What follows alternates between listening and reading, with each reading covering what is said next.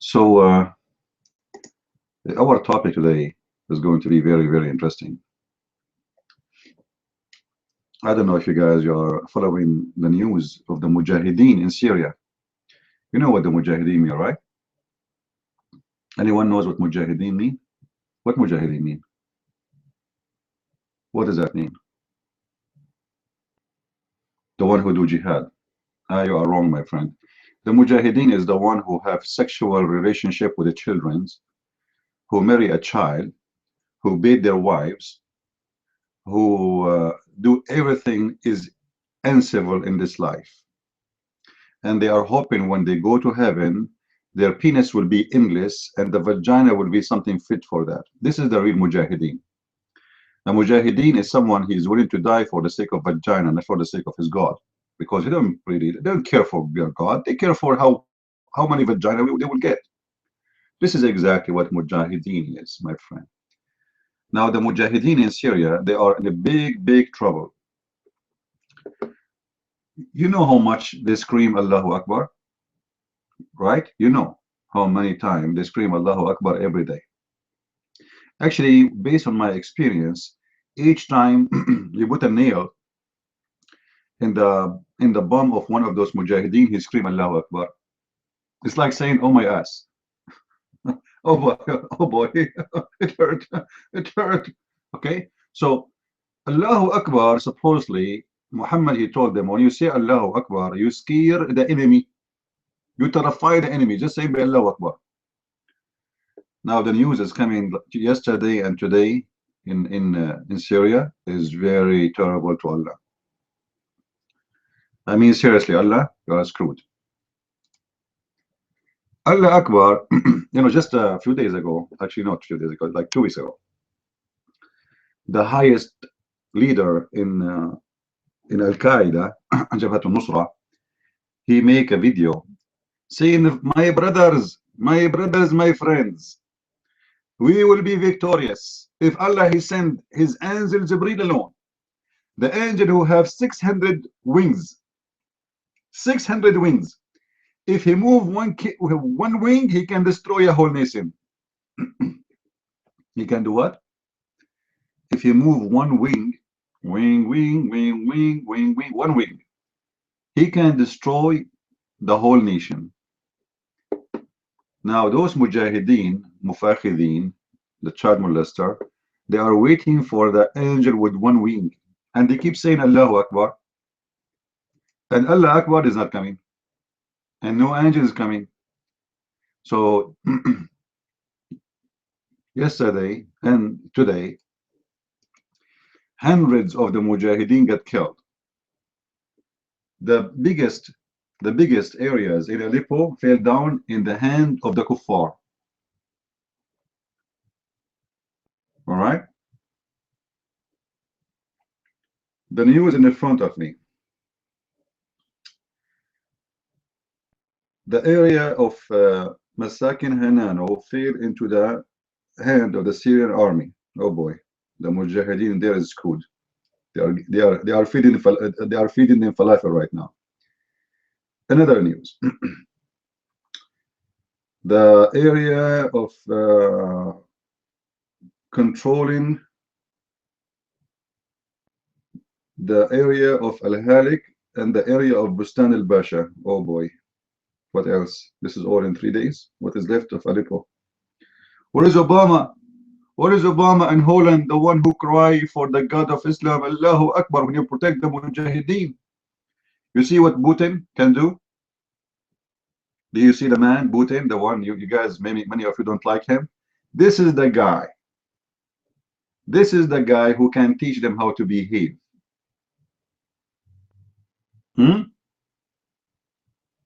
Those are really people fighting terrorists, not the filthy Obama who is feeding them. Look how filthy Obama is. He go to the Kurdish, he say, I wanna support you. The Kurdish says, hey, he wanna support us, the American is on our side, we will win. And then Obama, he armed the enemy of the Kurdish. Using the Prince of Qatar and Erdogan, the Turkish.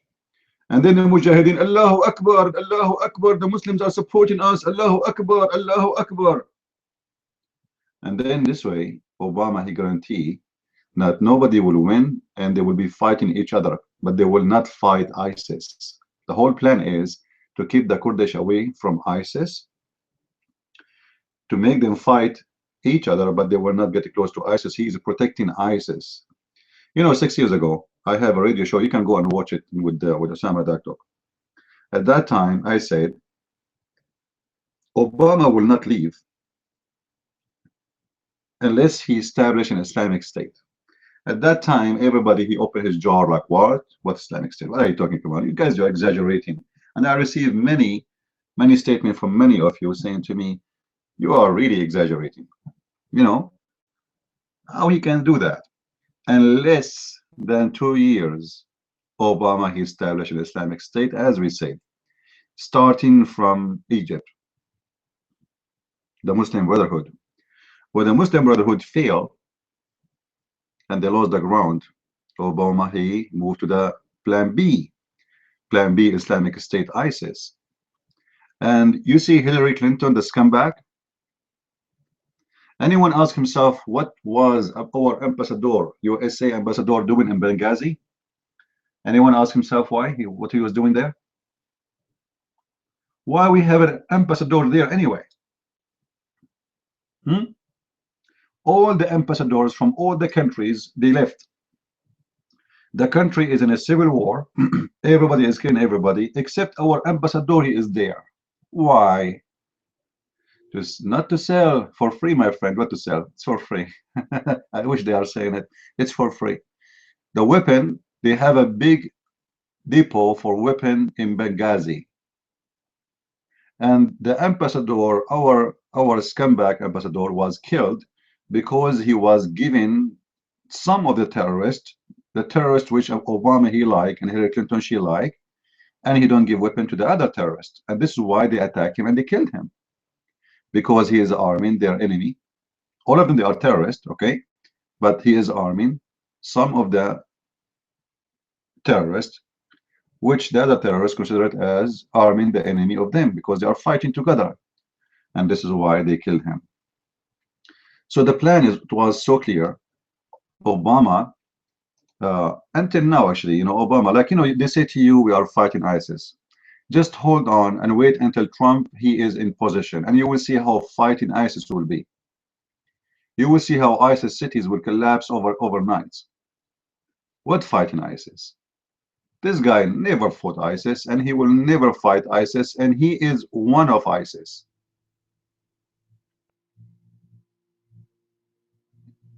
For them, all is about money. And those naive Americans, they think that this Obama is fighting ISIS. You know, even the killing of Osama bin Laden, if Obama, he will not let it happen. But he have no choice.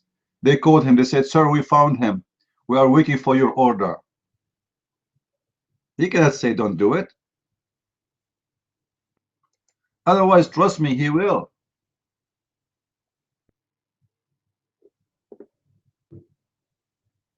He don't want Osama bin Laden to be killed. The same they do in Syria. Each time the Syrian army go advance against the terrorists, Obama, he goes so crazy. Not Obama only, by the way. There's certain names, they work for the Muslim Arab. Obama, Holland, the guy who, if you get him inside your room, he don't know how to find the door to get out. And the Prime Minister of England. And the stupid Miracle, you know. Now the Miracle, she's not getting paid. The rest are getting paid. The rest are under the influence of the money. They are corrupt for real. But the most I like between those leaders is Holland. This guy is amazing. He can't even find the door of the car when he get out. You get him inside the car, he didn't get out. He tried to open the front window to get out of the car. And the best scenario, you ask him to get in the car, he'll try to open the door of the trunk. Those people, they are the one who protect ISIS because they are leaders in the Middle East, especially Qatar. Qatar is the head of the snake. All the evil things you see happening, it is done, planned, and paid by Qatar. Qatar is the biggest enemy to the West, but Western leaders, all what they care for is how to make money, and those people have a lot of money. No, Obama is the puppet. He is not really an enemy. He is just a work employee for them. This guy is nothing. You know, this guy, he have look at this guy, just to show you how stupid he is, and his and you know, those who vote for him and they made him president for 8 years. 8 years happened. He is leaving. He did nothing.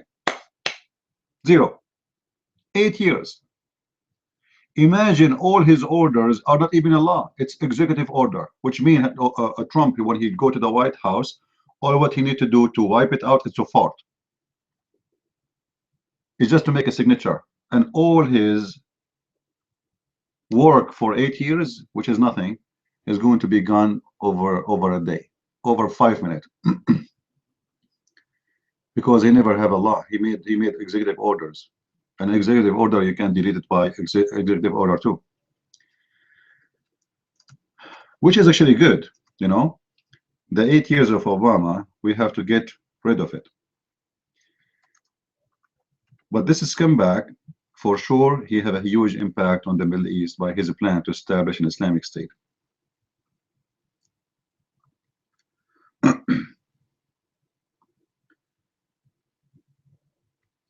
And I guarantee you, by the end of the day, all the Western leaders, they will be screaming, asking to stop the Syrian army from killing the terrorists. And the excuse is, they are destroying hospitals. Did you see the videos, the fake news they make? They make fake news.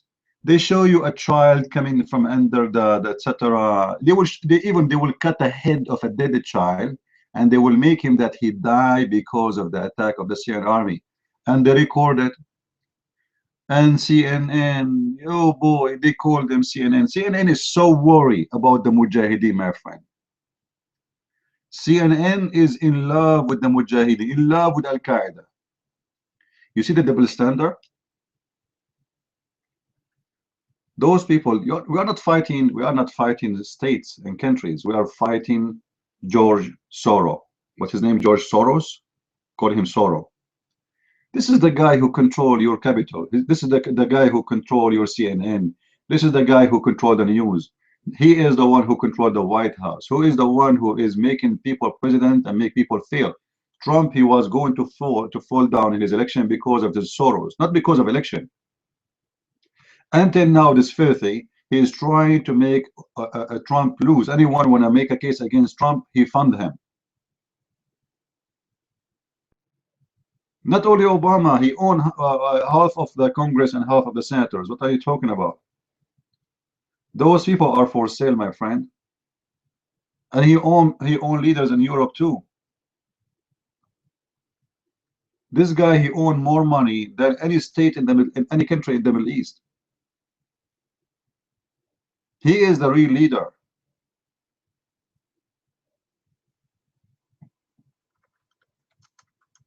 He is the one who decides where war is going to happen and where peace is going to happen.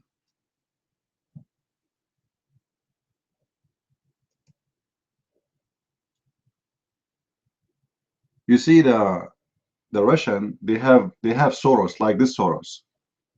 They have Soros like this Soros. But Putin was so smart. You can't play with Putin. He put him in jail. He took all his money, give it to the government. And he made him the joke of everybody when I tried to play with Russia. They have won, but he did not survive for long. I think 6, 7 months. He was able to play with the Russian for 7 months. They stripped him from his money, and later he died with sorrow.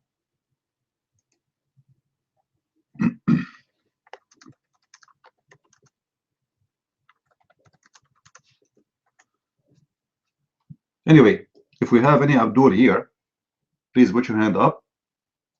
And don't worry, you can say Allahu Akbar and Allah will help you. All right? I mean, seriously, why Allah will not help you?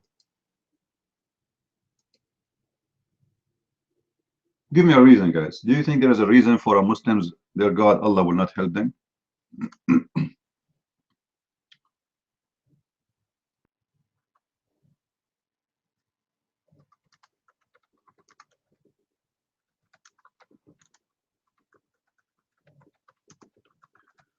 Let us see.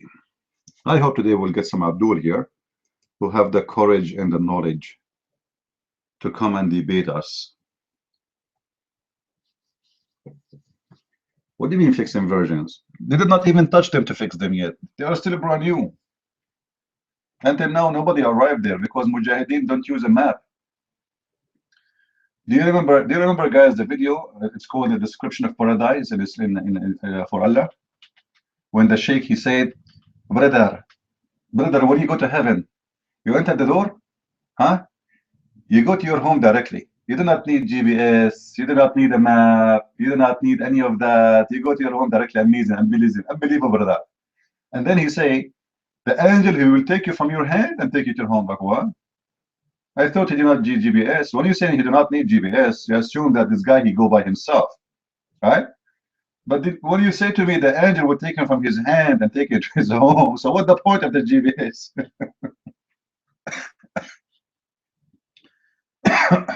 Unbelievable. So do we have any Abdul here?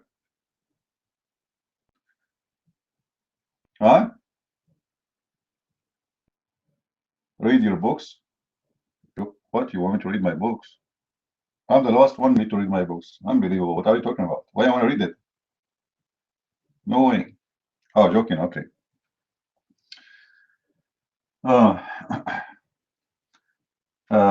Anyway, actually, my book, the one is going to be about the roots of the Quran, is taking too long because it's hard to concentrate. You know, there's too many things happening, and you know. But still, I'm happy that this election was, you know, it come this way. Because seriously, if this has come back, Clinton, she won, USA and the West will suffer a lot, especially from the Muslims. And look, Trump is already, he is not even a president, he is just, he won. And Muslim leaders are acting like puppies around him. All those who used to insult him, who said bad words about him, now like they are meow, meow, meow, and Trump like, get away, meow, you know, all of them now in the stage of a meow, but before they were in the stage of ow, ow, ow.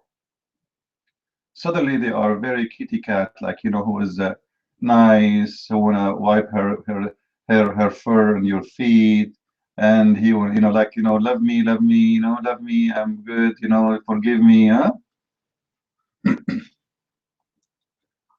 This is how it is.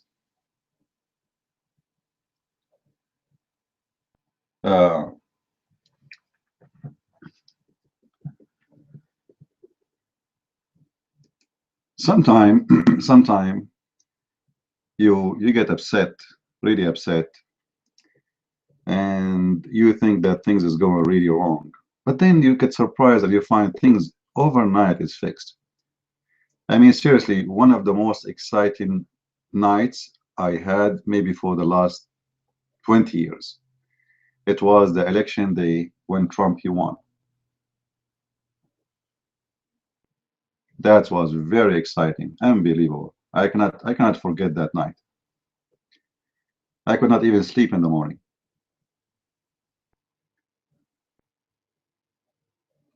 Because, you know, what happened, it was really a miracle. And we are very thankful that this is what happened.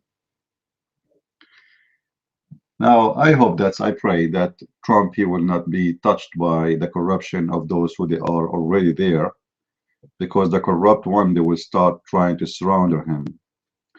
You know, that position is the same as a piece of cake, and everybody will take a bite. So all the corrupt, they will try to join the wave to take advantage of it. So I hope you will be smarter than them. Maniok, the mic is yours. Go ahead.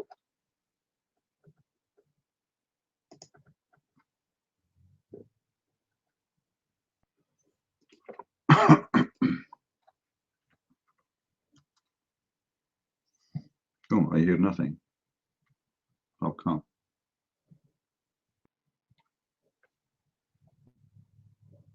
Oh, no voice. Maniok is no voice. I thought I am like only me, but look like everybody can't hear you. All right. So fix your mic.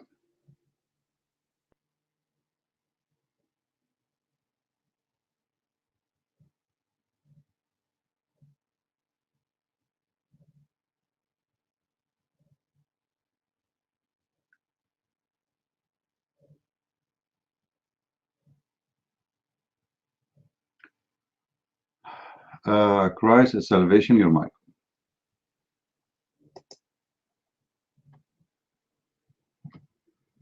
Hello, Sophie. I would like to ask you, since you can give me a guidance on a matter of the Surah 3, verse 7, Surah 3, verse 7.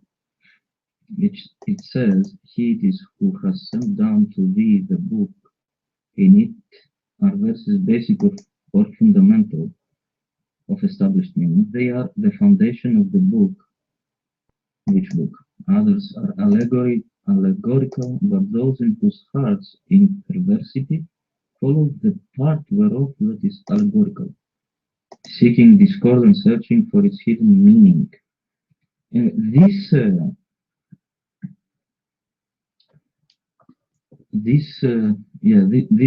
verse, this surah, this paragraph surah, I don't know how to say it. How could you say who is he?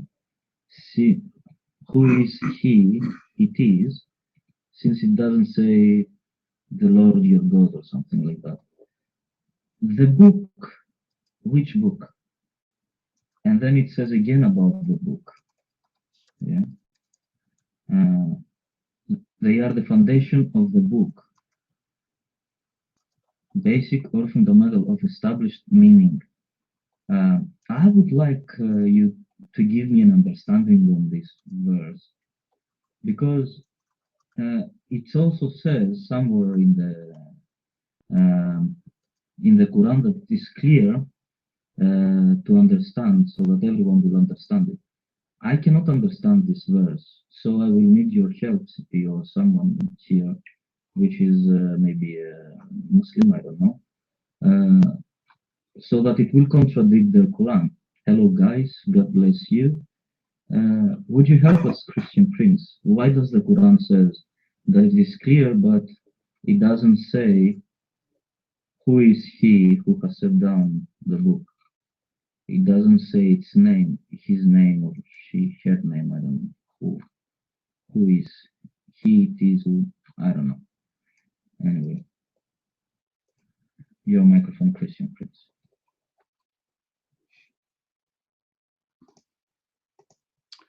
Come on, guys, don't be picky. I mean, this is very embarrassing.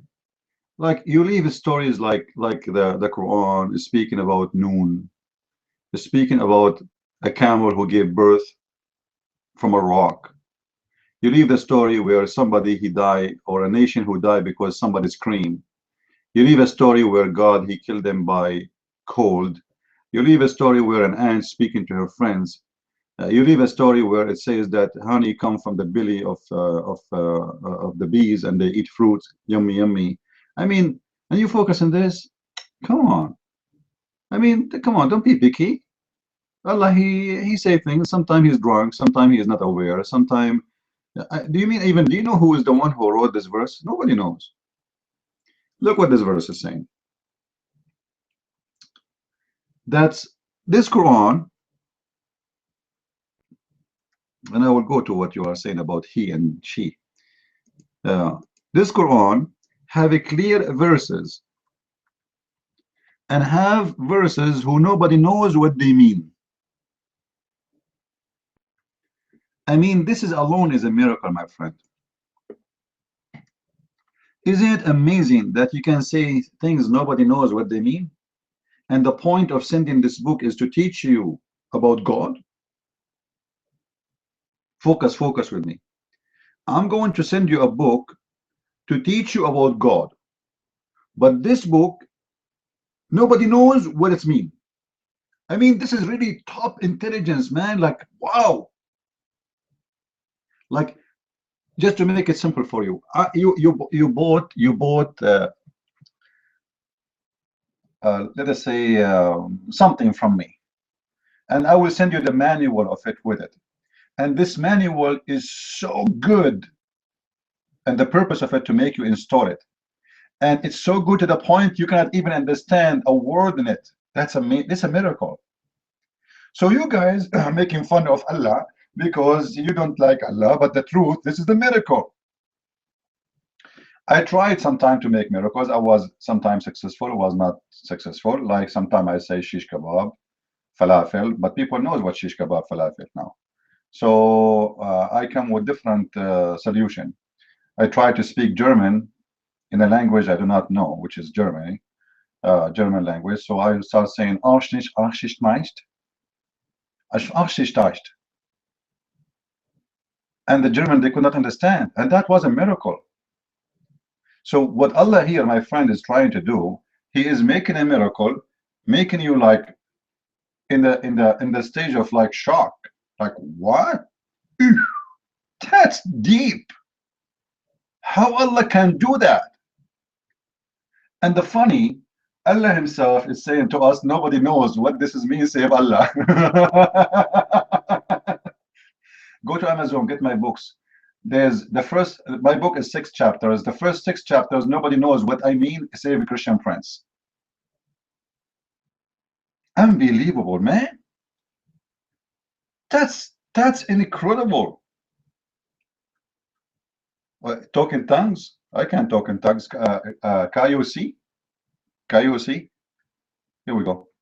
This is easy, you know. So the book of the Quran is, this is actually one of the proof that this book is made by someone is divine, my friend. Okay, compare between this verse and the Quran, and Hillary Clinton, she is saying to you what different at this point will make. I mean, come on, it's the same. What different at this point is going to make? So always remember this, what Hillary, she said, you will get better understanding of the Quran. What difference in this time is going to make? Nobody will understand it anyway. Like, you know, the funny, this verse saying there's verses in the Quran which are clear, and verses nobody understand what they mean save Allah. Now my challenge to the Muslim to tell me which is the verses which is clear. I cannot find one verse is clear in the Quran. What verse in the Quran is clear?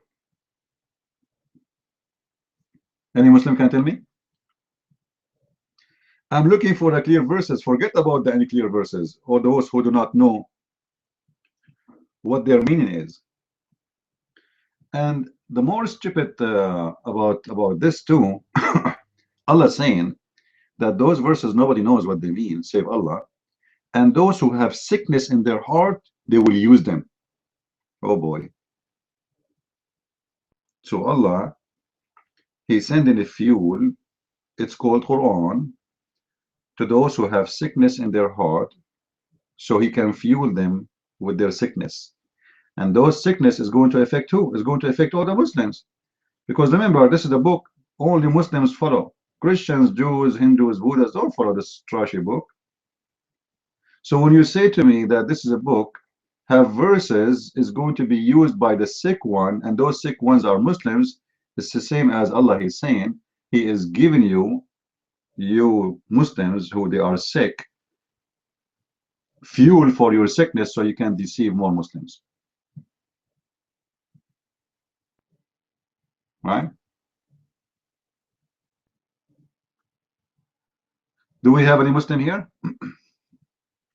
And then, and look, you know, we always will say a Muslim scholar, right? Muslim scholar, like, are you a Muslim scholar? He is Muslim scholar. In chapter 3, verse number 7, it says, والراسخون في العلم يقولون آمنا به. So Allah is saying, who is the scholars of Islam? The scholars of Islam is not someone who knows what the meaning of the verses. No, it's someone who say, I believe. What a crazy religion. All what you need to say, I believe, and that will make you a scholar. That's it. This is what the verse say. Read it, read it. I'm not, you know, read it. Guys, pause the verse again, chapter 3, verse number 7. And those who be, and nobody knows what the meaning, save Allah. And those who they are strong in knowledge is the one who say, we believe, the scholars. So the scholars are not the one who know the meaning of the verses. No, it's those who say we believe. You believe it blindly. That's it. And you are a scholar.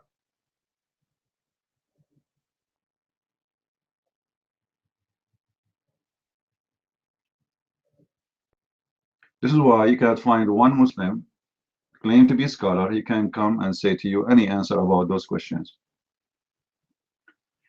Do we have any Muslim here?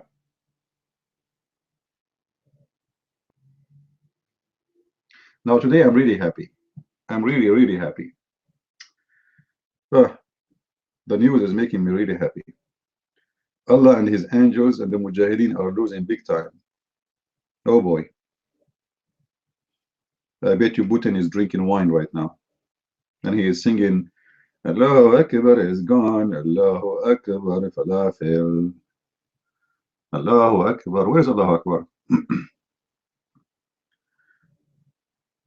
I wish you guys you speak Arabic, because you can watch the videos of those who call themselves Mujahideen, speaking about Allah will send them angels who have 600 wings and they will destroy the enemy of the infidels. And then no angels is coming and Allah is not doing anything.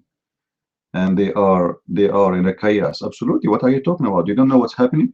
Maybe I should show you some videos of those terrorists crying and asking the Muslims from around the world, saying, brothers, you left us alone. The Russians, they are killing us. You know, just a few months ago, they were saying to Putin, we will destroy you. We will teach you how to behave. You don't know you are fighting who? Yeah, right. You forgot what happened to you in Grozny, my friend? In Chechnya? Anyway, by the way, anyone knows what the reason of Chechnya war? Why the Russians, they have war in Chechnya? I want to share this with you because you Christians been taught a lot of false information about Russia, because the Western media, they want you to hate them. George Soros wants you to hate them for no reason. The Russian, they went in war in Chechnya to save the Christians in the Middle East. Another way to save my people.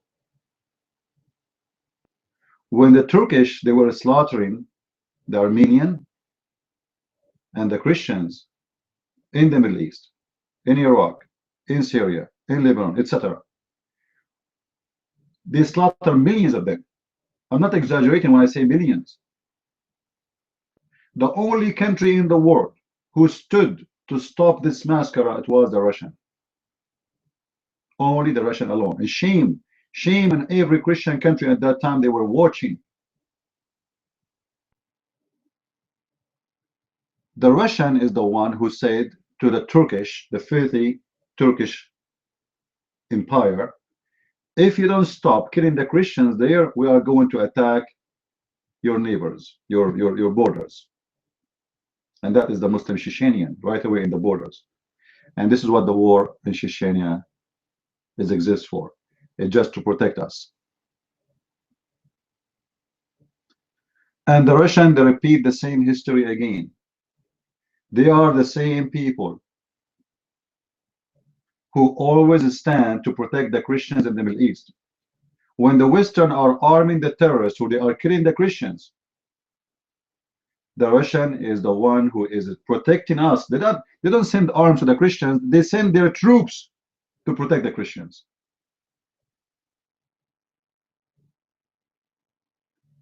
If not Putin, all the Christians right now in the Middle East, they will be slaughtered.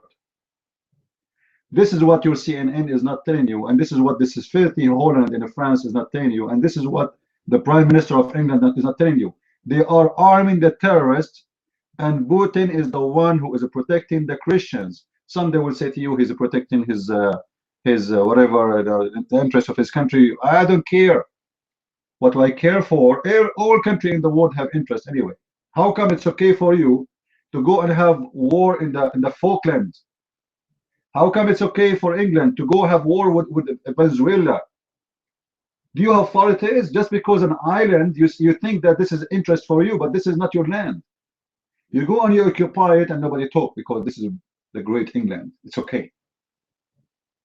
When it's come to Muslims, because they are paid by the Muslim leaders, they are potatoes. Muslims can do whatever they want. As long there's somebody putting coins in the holes of those Western leaders.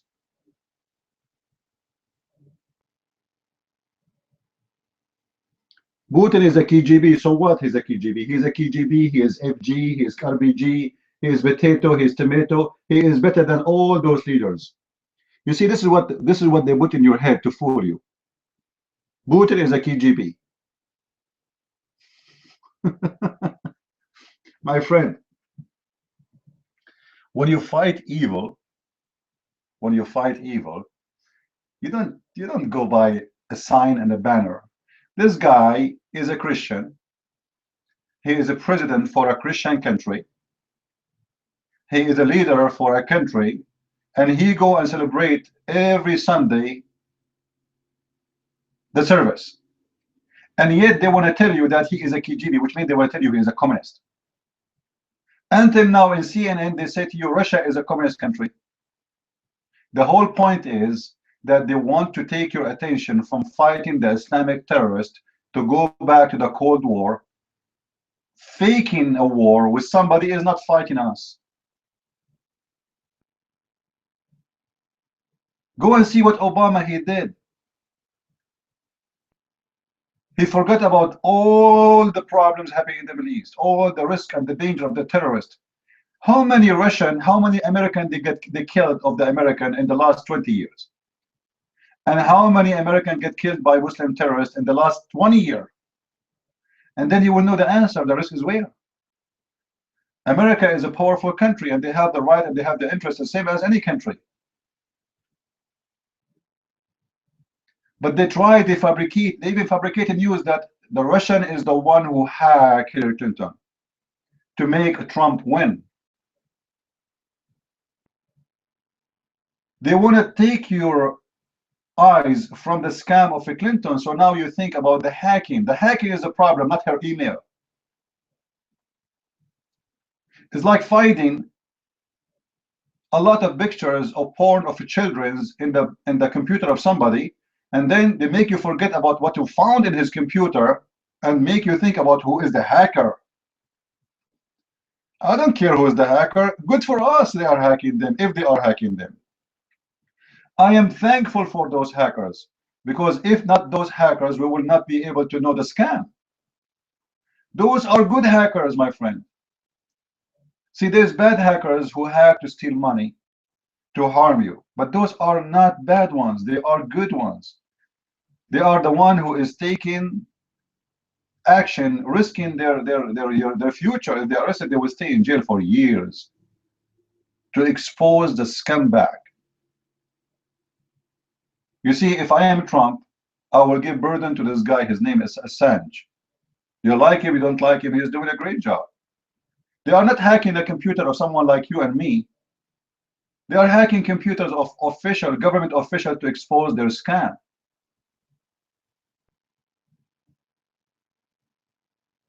Many of us, we believe for a long time that those people are good guys and etc. And then suddenly we find that everything is wrong.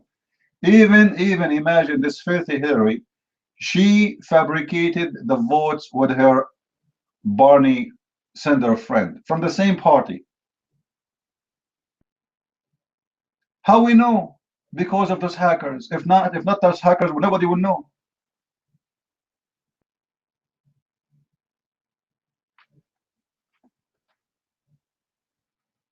So don't make them fool you and don't make them drive you in the wrong direction. The Messiah said, from their fruits you shall know them. Who is helping the Christians in the Middle East right now? The Russian and the Russian only. Look, the American regime, I call it regime because Obama, he is not my president. He helped only certain people for his own interest. He helped the Muslim Brotherhood. He supported big time the Muslim Brotherhood, same as Hillary Clinton. They even defended the Yazidi. They armed the Kurdish just to fool them, not to help them. But nobody of the Western countries who speak about a human right and value speak for one day about what happened to the Christians there. You believe it or not, all the refugees who come to USA are Muslims. Christians are forbidden from coming. The filthy Obama, he stopped an organization, Christian organization was trying to take Christians as refugees to USA. He said, oh, we cannot take by religion. But all of us, we know that the one who need asylum big time is the Christians, is the minority, not the majority. The Muslim is a majority. A Muslim, he is a majority. He will not be killed because of his religion. Christians are raped, killed, tortured just because they are Christians. Still, the filthy Obama, he never do anything to help them. Why? Because he is one of them, and he is anyway a slave of his master. The same as John McCain is a slave of his masters. The same as all of them, they are scumbag. All of them, they are slaves of money.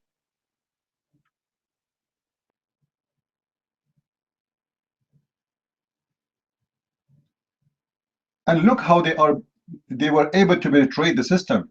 The first assistant to Obama is a Muslim, and the first assistant to Hillary Clinton is a Muslim. I mean, how they can get to such position unless somebody is paying for it.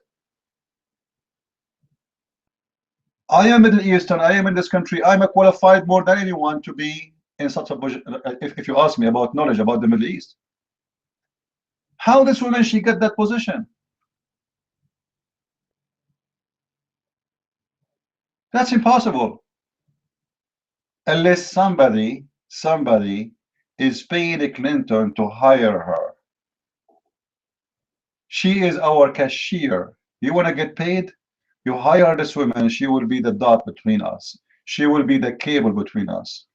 And this is why she have her, because all her money is coming from the Muslims.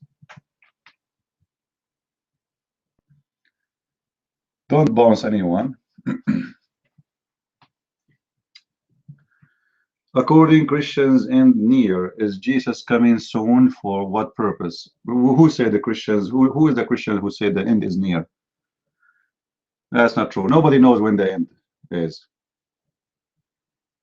Correct, guys? Jesus says it clearly, no one knows when the end is. Anyone, he claimed to be Christian, he say that, he is just making you excited. He's fooling you.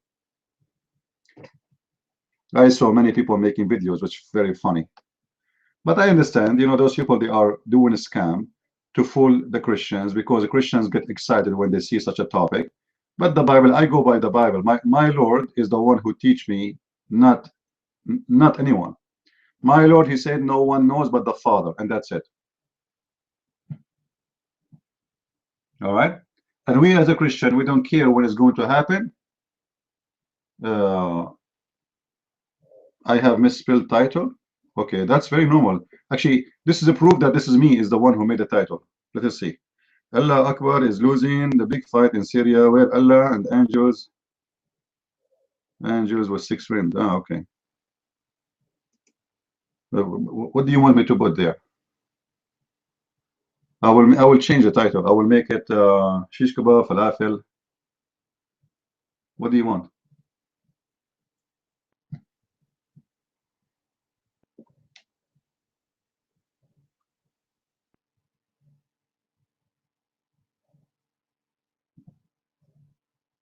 Yeah, you know, this, you know, you see the first, you are just stupid. I just answer you. You are exactly a Muslim who contradicting himself. Bismillahirrahmanirrahim, shish kebab, hummus, amin. But what the connection between Shish Habab and Kummus and Amin, nobody knows. He kept repeating the same question, but he have no idea. I just answered you, you idiot. You Muslims, your God is the one who said that the judgment day is near, but never happened. The scumbag Allah, he said, that is our shaq al-qamar. The moon is split and the judgment day is near. But there's nothing happening. Chapter 54, verse number 1. The scumbag Allah, he promised the Muslims 1400 years ago, saying the judgment day is near. And here we go, actually started, the moon is split. And then we found that nothing happening. Are you there, the first? He will play dead now. The first, are you there? Can you answer me what kind of God he claimed that he knew that judgment day started and the moon split and nothing happened? Hello? The first, are you there? He will play dead now. How are you, teacher? Paul, he was a false prophet. Thank you very much.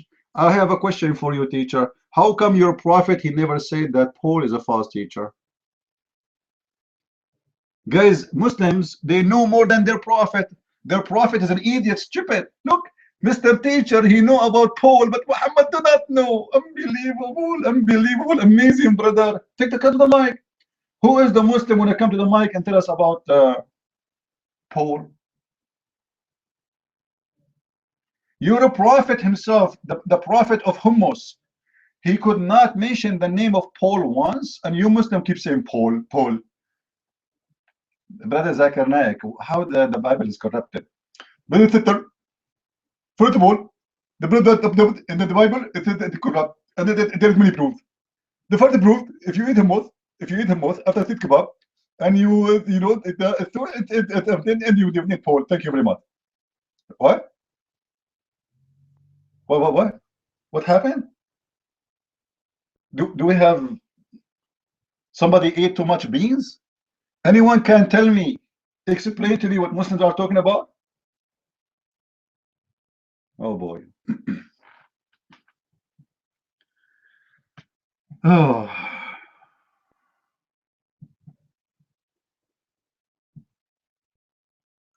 You know, teacher, what about you come to the mic and we answer you about what you are trying to say? Do you dare? Do you have the courage, teacher? I will give you a chance. Your mic.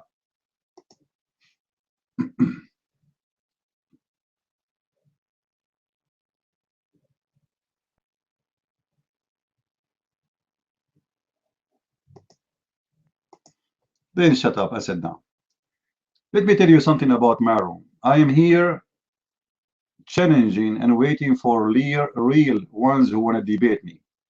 A bunch of text terrorists, they have no place in Maroon. You want to debate me, put your hand up.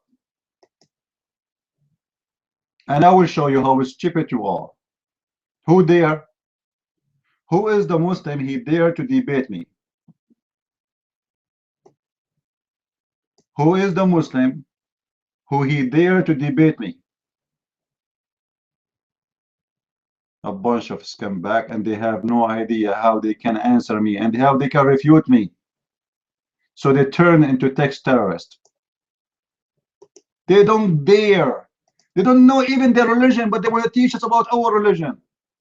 We just were reading chapter 3, verse number 7, where Allah himself, he said in the Quran, nobody knows what the Quran means save Allah. And those stupid idiots, they are teaching us about our Bible. Go and find your book. Your God in your book saying no one knows what the Quran means save Allah. What a stupid book. So why you send this book for? If nobody will know what it's mean. How stupid this God can be? Your God is a breathed with gas. His belly is big, but it's a balloon. All what we need to destroy your God Allah is just a needle. Now who is the Muslim have the courage to come to the mic? We want you to talk. We want you to speak loudly. Who is the brave Muslim when I come to the mic? Put your hand up. You see the cowards? I'm trying to force them to come to the mic, but they are cowards. They don't, you know, they cannot make it with me. Okay, let me encourage you more. Allah will give you virgins if you debate me. Imagine, my friend, this is jihad. If you debate a Christian priest, do you know how big the virgin Allah will give you? Allah will give you women with the 3 nipples. 3 nipples, my friend. Don't you want to have women with 3 nipples? If you debate me 7 times, Allah will give you women with 7 nipples. Don't take me wrong, this is not a dog. Have seven breasts, huh? This is a woman, she's a human being, but she has 7 nipples. And Abdul, cowards. The prediction about in the Bible about the coming of Jesus, this is not about tomorrow Jesus will be here and today Jesus will be here. It's about when Jesus is going to come. It's not about the timing, it's about how to be, how his coming will be. Be ready. The Messiah, he taught us that he will come the same as a thief. What does that mean? Thief, he will never inform anyone when he will come. He will come when people are unaware. What the Bible is speaking about is getting ready for his coming. We are always going to be ready. You remember the same as you guys the story, but here the Bible used the word virgin, but the word virgin in the Bible have nothing to do with the virgin in the Quran. Do you remember the virgins who they are waiting for the Lord? Anyone remember the story?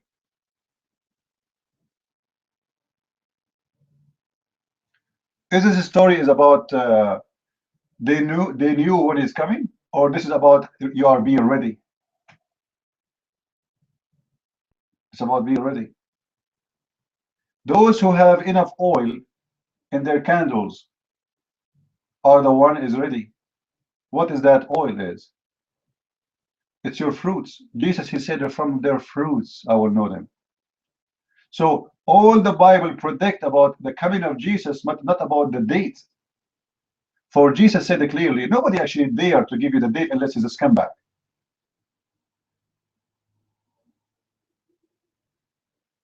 Unless he is a false church, false priest, trying to fool you. So you take his words over the words of Jesus. Jesus said it clearly, nobody knows when the day will be, not even the Son, but the Father. That's it. And I believe strongly, Jesus, he said that because he knew there's many scumbags, they will try to use us and to fool us. And even after he said that, which make it very clear, still some of you are naive and you believe in some scumbag who try to fool you, trying to say to you, we can predict when the judgment day will be. Like Jehovah's Witnesses, who they are false believers.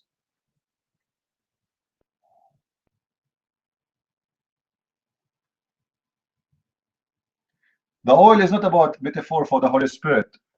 I don't believe in that. I believe that it is about being ready. Being ready for the Lord. It's your fruits, how much work you did, how many people you brought to Jesus, how many acts as a Christian you did in your life. This is about how ready you are. The Holy Spirit is always there. Jesus said, every 2 of you mention my name, I will be between them, I will be the third.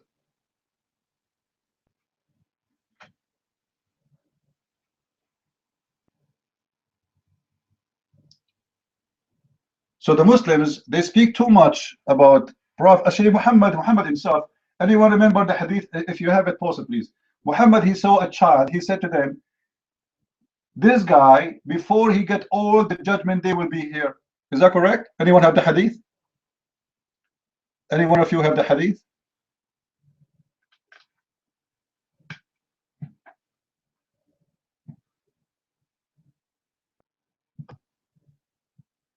If you have it, post it. Muhammad, he saw a child, and he said to his followers, this child will not get old. Before he get old, the judgment day will be upon you. Any Muslim want to answer that? How a scumbag like Muhammad, he come with such a thing, and you still follow him? He put a date. He put an age of a human being. He's a child. He was 11, 12 years old. So before he get old, the word kahl present the age of 30 and above. So before he come 30, before he arrived to 30, the judgment day should be here.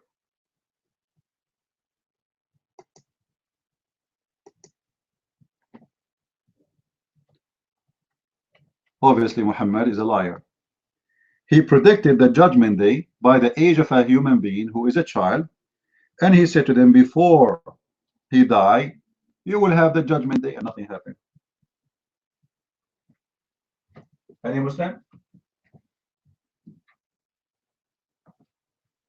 The same as he predicted that one of you can fight 10. The Muslims went to war, they lost.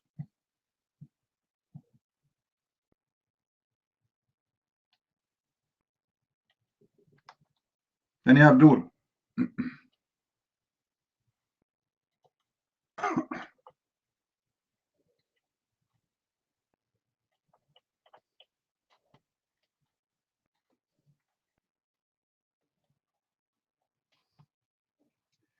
I'm trying to find the hadith in English.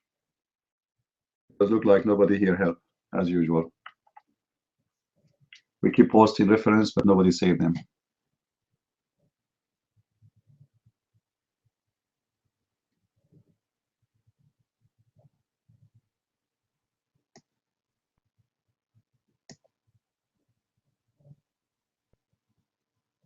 Nobody helped.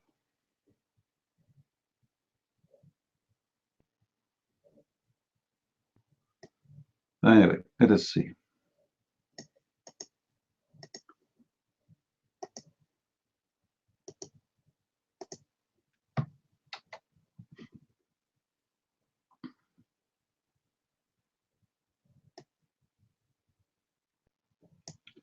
There we go.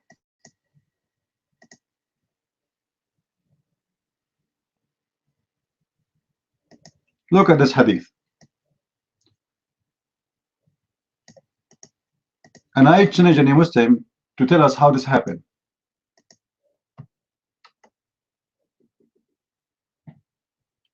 Do you see it, guys? Do you see it? Isn't it obvious that Muhammad is a scumbag? He prophesy that this boy, before he get old, the judgment day, the hour is going to be. But nothing happened. And this is the reference, because I know nobody will save it, right? Thank you very much for not saving and not helping. Any Muslim can explain to us what kind of a prophet he predict and he prophesied? And look here, he is speaking about an age of a child, a human being. It's not metaphorical. It is something all of us we have. We are, one day we are children, the other day we are youth, and then we are old, and then we are older, and then we die. So how Muhammad he says such a thing? That this kid, and he point his finger at certain kid. A kid is walking by. It happened that he is passing by, which means that the kid is not important really. It is his age. It's just a kid passing by. Do you see it?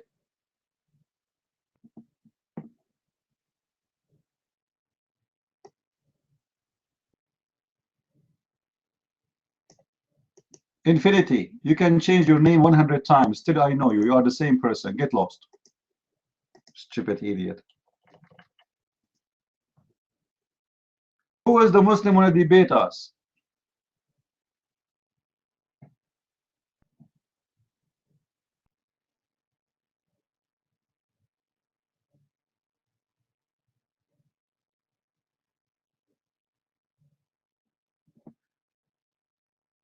Just to show you how stupid this guy. He said, the Pope, he cannot marry, the nun, they cannot marry, and the pagan, Sanasasayaya, cannot marry. So prove that they are a stupid idiot. And who said to you that they cannot marry? This is a choice, you idiot.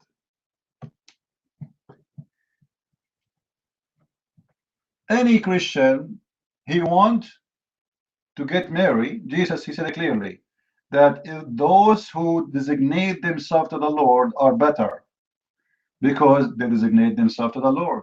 They designate all their life to the Lord. That's what the Messiah, he said. And he himself, he did not get married as any human being. So when somebody said, this is doesn't get married and this is doesn't get married, this is mean we are the same. That's a stupid idiot. No, Christians, even priests, they can get married.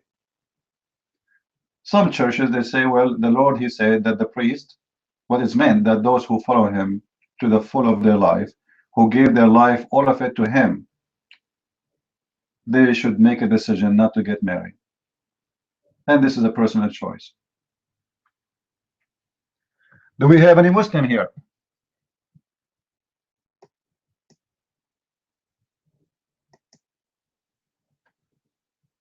Yeah, depend. It's a personal choice about what position you want to take. However, I believe that it's better for priests to get married unless you are very strong with your faith and you will not do any mistakes. Because, we saw some priests who do child molestation and etc. and are doing evil stuff, which means they have, they are not really Christians and they are taking over the job to get an access to community. Because when you are a priest, people respect you and they trust you. They open the doors for you.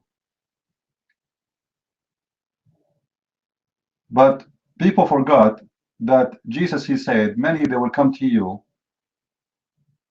in my name, but they are false teachers. They will come to you in the clothes of a sheep, but they are wolves. Right?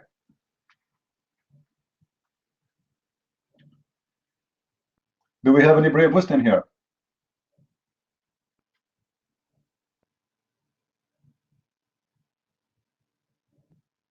Any Abdul?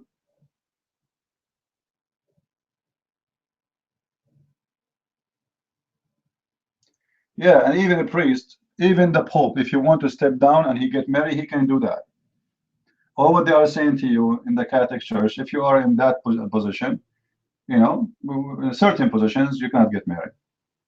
But you can leave.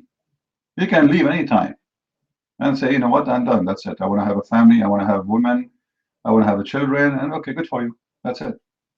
Actually, me, myself, I know some who they used to be priests and they decide to leave because one day they found a woman. They like her. They love her. She love him. He decided to have a family. He married her and he decided not to continue. It's a personal choice. This is not a jail. Any Abdul here?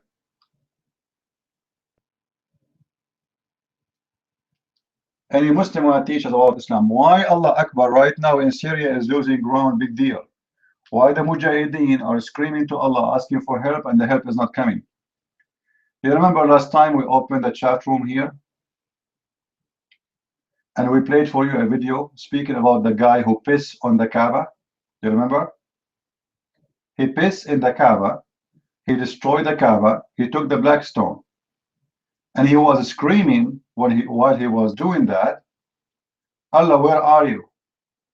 Where are you? Where is your birds?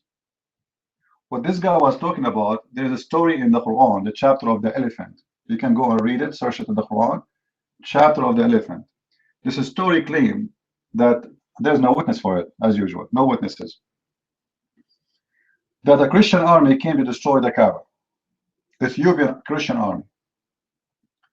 And Allah, he sent birds to destroy the Kaaba, to destroy this army. And those birds are carrying rocks, and they throw rocks like M6, like F-16, or so this is Allah flight jet. They shoot missiles at the enemy and they destroy that army. So this guy, he wanted to prove to them that this is nothing but a scam and Muhammad is a big fat liar. So he went to the Kaaba, he destroyed the Kaaba, he took the black stone, he pissed on the Kaaba. Imagine, he pissed. And he slaughtered 35,000 Muslims in Mecca. 35,000. And he was holding his sword, and the blood is coming from his sword, and he said, screaming to Allah, "Hey Allah, where is your birds, huh? Where is your protection for the Kaaba, huh?" Because Muhammad told them that the Kaaba is protected by Allah. That's it. So he wanted to expose Muhammad and his religion. And actually, after that, for a long time, nobody go to Mecca no more, because people, they lost their faith in this religion after they saw what they saw. And this guy, he took the black stone, he make it a poo stone, he pissed in it for, according to Muslims, 22 years only. And even when they got back the black stone, they paid him to get it back. Not for free. Allah could not get it back. They paid him. And even I believe that the black stone which the Muslims have right now is not the same stone. If you go and look at the picture of the black stone in details, you will see it's broken, it's pieces, they glue it together. What they say that he broke it too, he did not give it to them one piece. But I believe, I believe strongly that this is not the black stone which they have there. I mean, not the original. Why? The Muslim, they said that when he took the black stone, it was heavy, and when we get back, it was so light. How this happen? How the weight of the stone? Because even if there are pieces, still the weight will be the same. Let us say he broke it to 3 pieces. It's going to be the same weight. Nothing will change. So obviously this guy, he did not bring the same stone for them back, even after they paid him.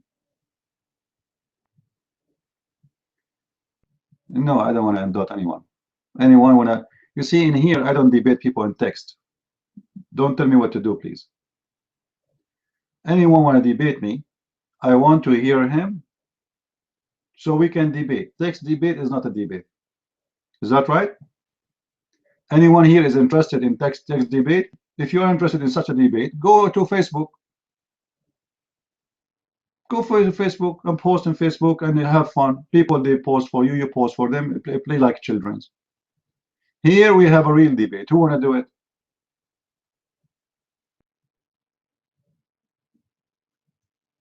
The question is, why somebody he is so strong in text, but he is so quiet when we ask him to come to the mic? Obviously, those guys, they have no idea what they are talking about. They are copy-paste from websites. You are not debating him. You are debating an article or a claim made by someone else. Well, if he is at work, this means he's a scumbag. Because if he is not a scumbag, why he is coming to a chat room and he is getting paid to be at work, but he is chatting? Isn't this is a proof that he's a scumbag and he want to debate us about God?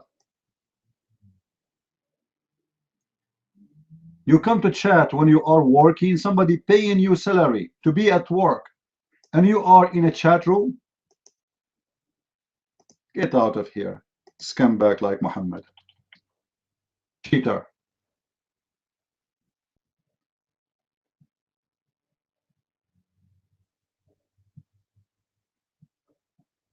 Imagine you hire an employee and you pay him a full salary, and you pay for his insurance, and you pay whatever it's things for him, and then he go to a chat room.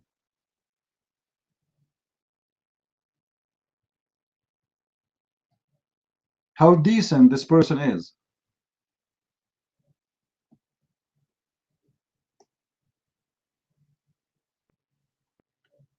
Do we have any Muslim here? What is the Abdul? What happened today?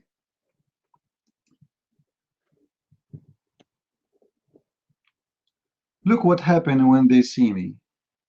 They are so quiet. They are so polite. What happened?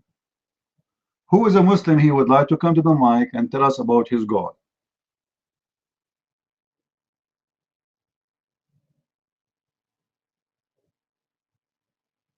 Anyone?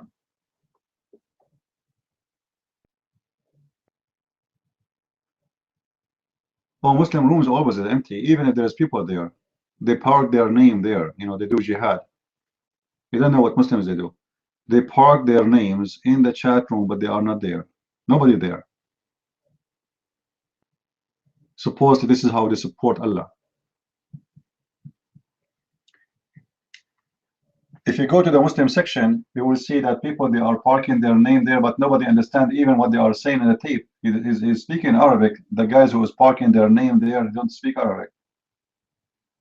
They are playing a tape by Arabic, but none of those who they are in the room speak Arabic. It's amazing, isn't it? Imagine somebody play for us a lecturer in Latin, and none of us speak Latin, but we are just here. That's beautiful, my friend.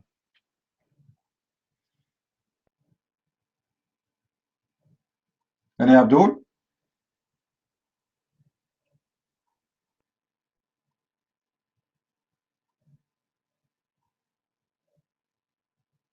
Sometimes we are lucky we get Muslims Abdul to debate us immediately. Sometimes we are not. And look like today we are not getting any Abdul yet. I was thinking to allow especially women to open their cameras, because that alone will bring a lot of Muslims here. But I'm afraid that they will not be listening to me. They will be just horny, a bunch of horny people if we do that. You know, they will not be focusing with me at all. You ask Abdul the question, he will say, huh? I am with you. Yeah, what the question? Uh-huh. Yeah, actually, I like it. She's white, and I like her hair. Abdul, I'm talking about Quran. Come on, this guy is an idiot. Give me the room for me. Allah himself, he made a room for me. What are you talking about? I have a room in his house. He go and he bow down, ask for forgiveness. Say, Christian friends, can you speak to your Lord so he maybe forgive me? And I say, no. After all the crimes you did, I will never speak to my Lord to forgive you. Don't try. Right?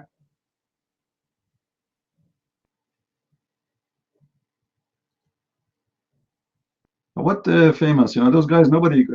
I told this guy, he opened a room having my name. I told him, nobody will go to your room unless you have a bunch of Muslim women opening their cameras. If you do that, Muslims will come from all around the earth, especially the Mujahideen. And I advise you to call them like version 1, version 2, version 3. And doesn't matter if they are version or not. Trust me, don't care really. You know, Allah will fix them anyway.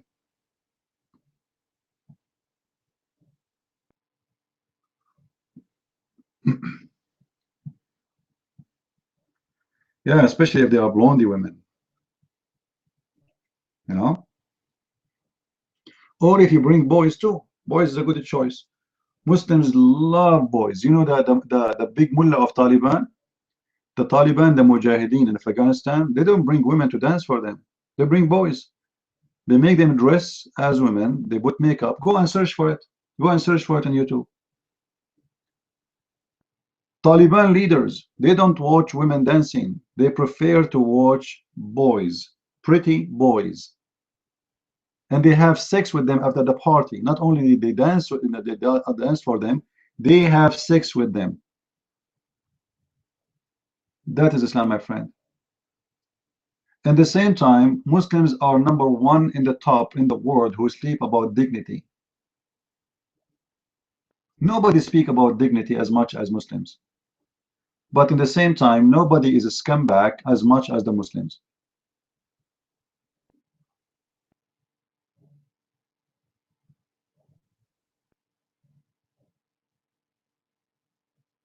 Did you see what happened when Israel have a fire? The Muslims, they are starting fires in the wood, in the dry grass to make fire everywhere. And then the Muslims, they were so happy saying, Allahu Akbar, Israel is burning, Israel is burning. What burning, you idiot?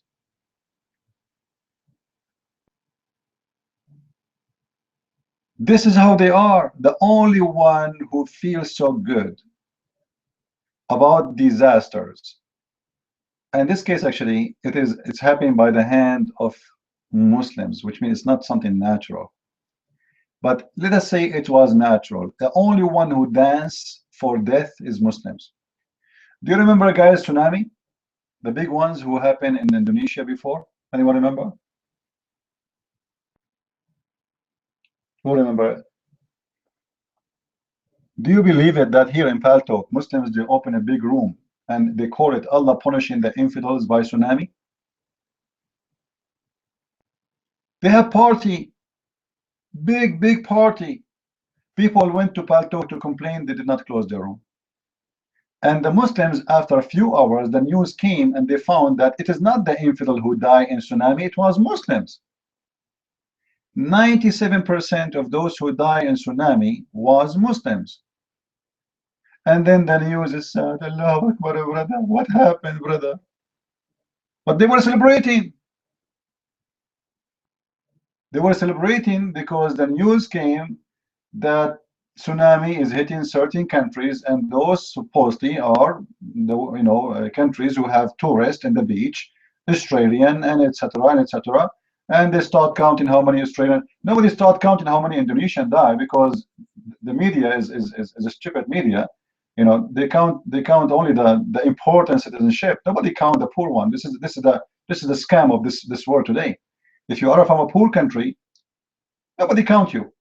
They say to you, there's 10 Americans, they die. Even though there's 1,000 Bangladesh person die, they don't name them. They count only the American, as if only the American are the human being. Anyway, so the Muslims were so happy, celebrating Allahu Akbar, Takbir, and this is showing you how evil this religion is. This is the only religion celebrate death of others. Same as they did in 9/11. In 9/11, they were dancing in the street. The videos is in YouTube. You can go and search it. Search for Muslims celebrating 9/11.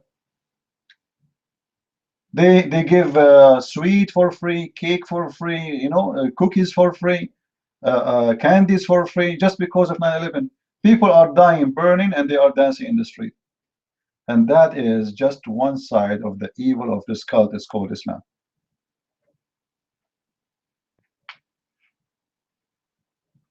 We as a Christian, we don't celebrate the death of anyone. We did not open a chat room to celebrate the death of the people in Indonesia. Actually, we pray for them.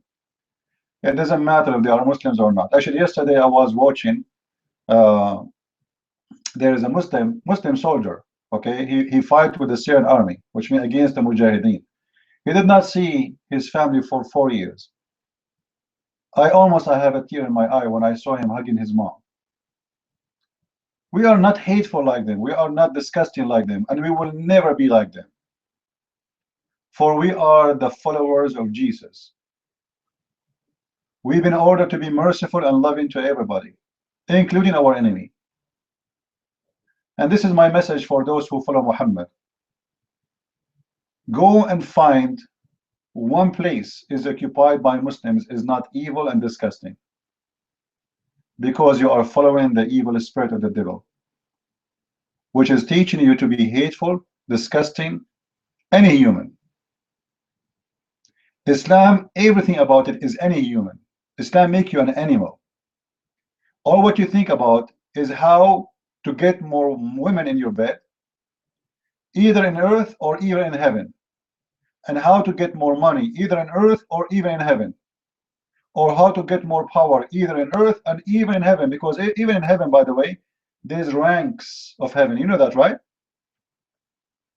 How many of you knows that there's ranks in heaven in Islam? But what the ranks do? What if you are rank number 1 or rank number 2 or what is the difference? Anyone knows?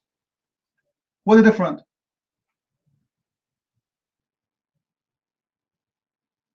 The difference is how much money you get and how many women you will get.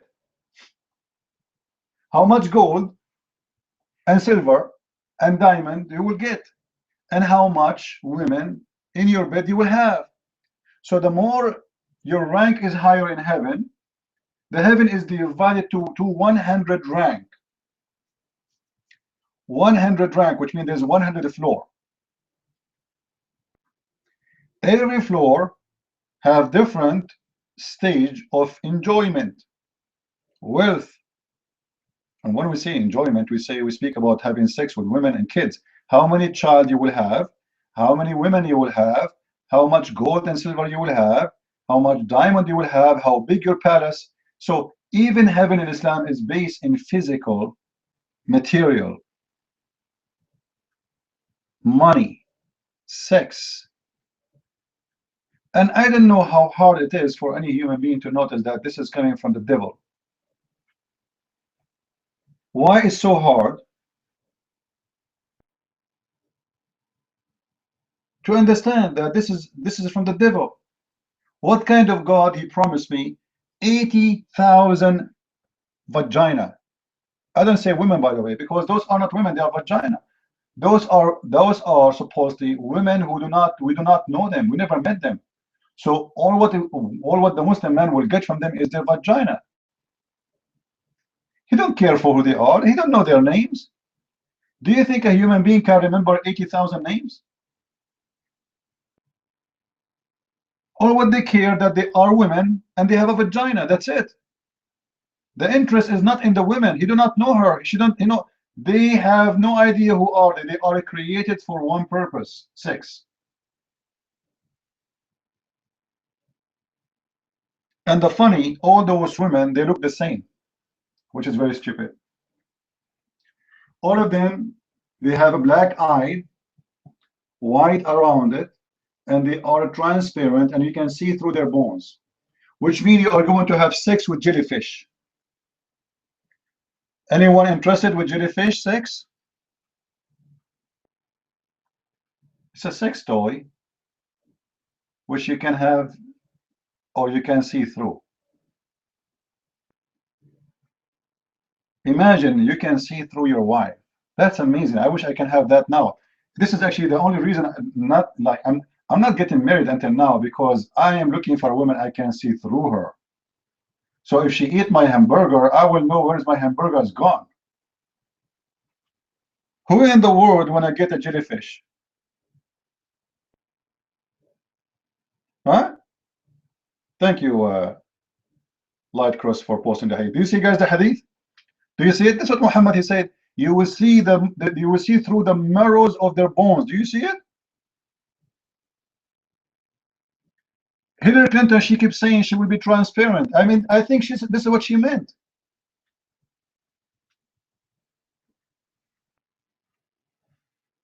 Because she don't hide the money she take from the Arab in her belly.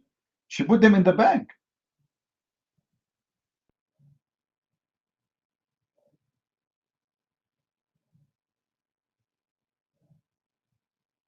But we have to be honest here. I think this is very, very sexy. Imagine a woman, she's walking to you, walking down a street, and like, your eyes is closed, and then she said to you, open your eyes, and you open your eyes and you see an X-ray bones. Like, wow, it's a Halloween day. Allahu Akbar, what is that? Is that a Halloween? You will see through their bones. You will see the blood running in their nerves. And this is supposedly so exciting.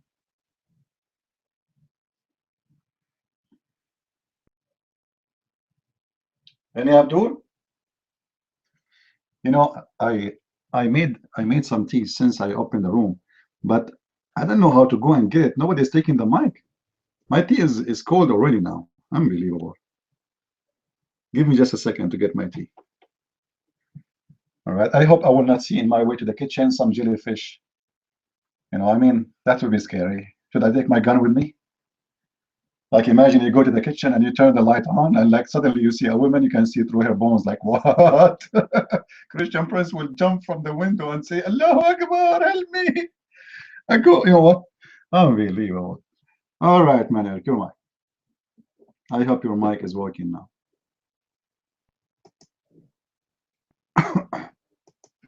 Yeah, thanks, EP. I hope it is for your sake because of your tea as well. Otherwise, it would have gone cold and you'll be able to enjoy it. Can anyone hear me? Can someone give me a one if you're hearing me, please?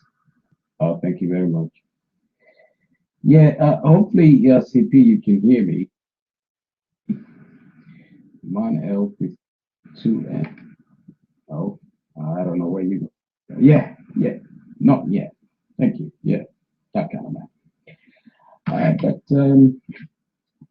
yeah, the comment I really wanted to make, and it's comment stroke question, and it's for us, especially the Christians. Um, yes, that kind of man. Especially as Christians, because we believe in the Bible of this true revelation of God, and the only true revelation of God that there is. And the problem that I get is that when I'm out there and I listen to my fellow Christians, and perhaps they end up having to debate with Muslims and so on, and the concept of the Quran come into question, and the Christians then I want to say stuff like to this Quran by saying that it's all copied from the Bible anyway. And the problem I have with someone saying such a thing is that when people are actually saying that the Quran is copied from the Bible, do they just mean that yes, you can open the Quran and you'll find names like Noah, Adam, Abraham, Jesus in that book? Or do they actually mean the substance that you will actually find within the book itself? Because once you start perusing the substance, once you read the Quran, obviously being from a Christian background, that means you'll have already read the Bible, and you won't find any similarities. Yes, you will find Moses, but Moses is involved in activities that you've never heard of before. Abraham is involved in activities you've never heard before.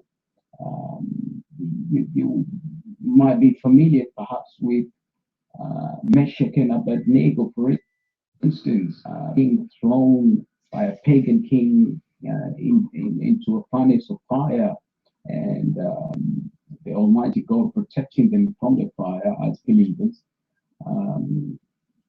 And you see these being applied to Moses and to Abraham, and being applied on the wrong date, because it's being applied at the time of Nimrod, who existed many hundreds of years before Abraham.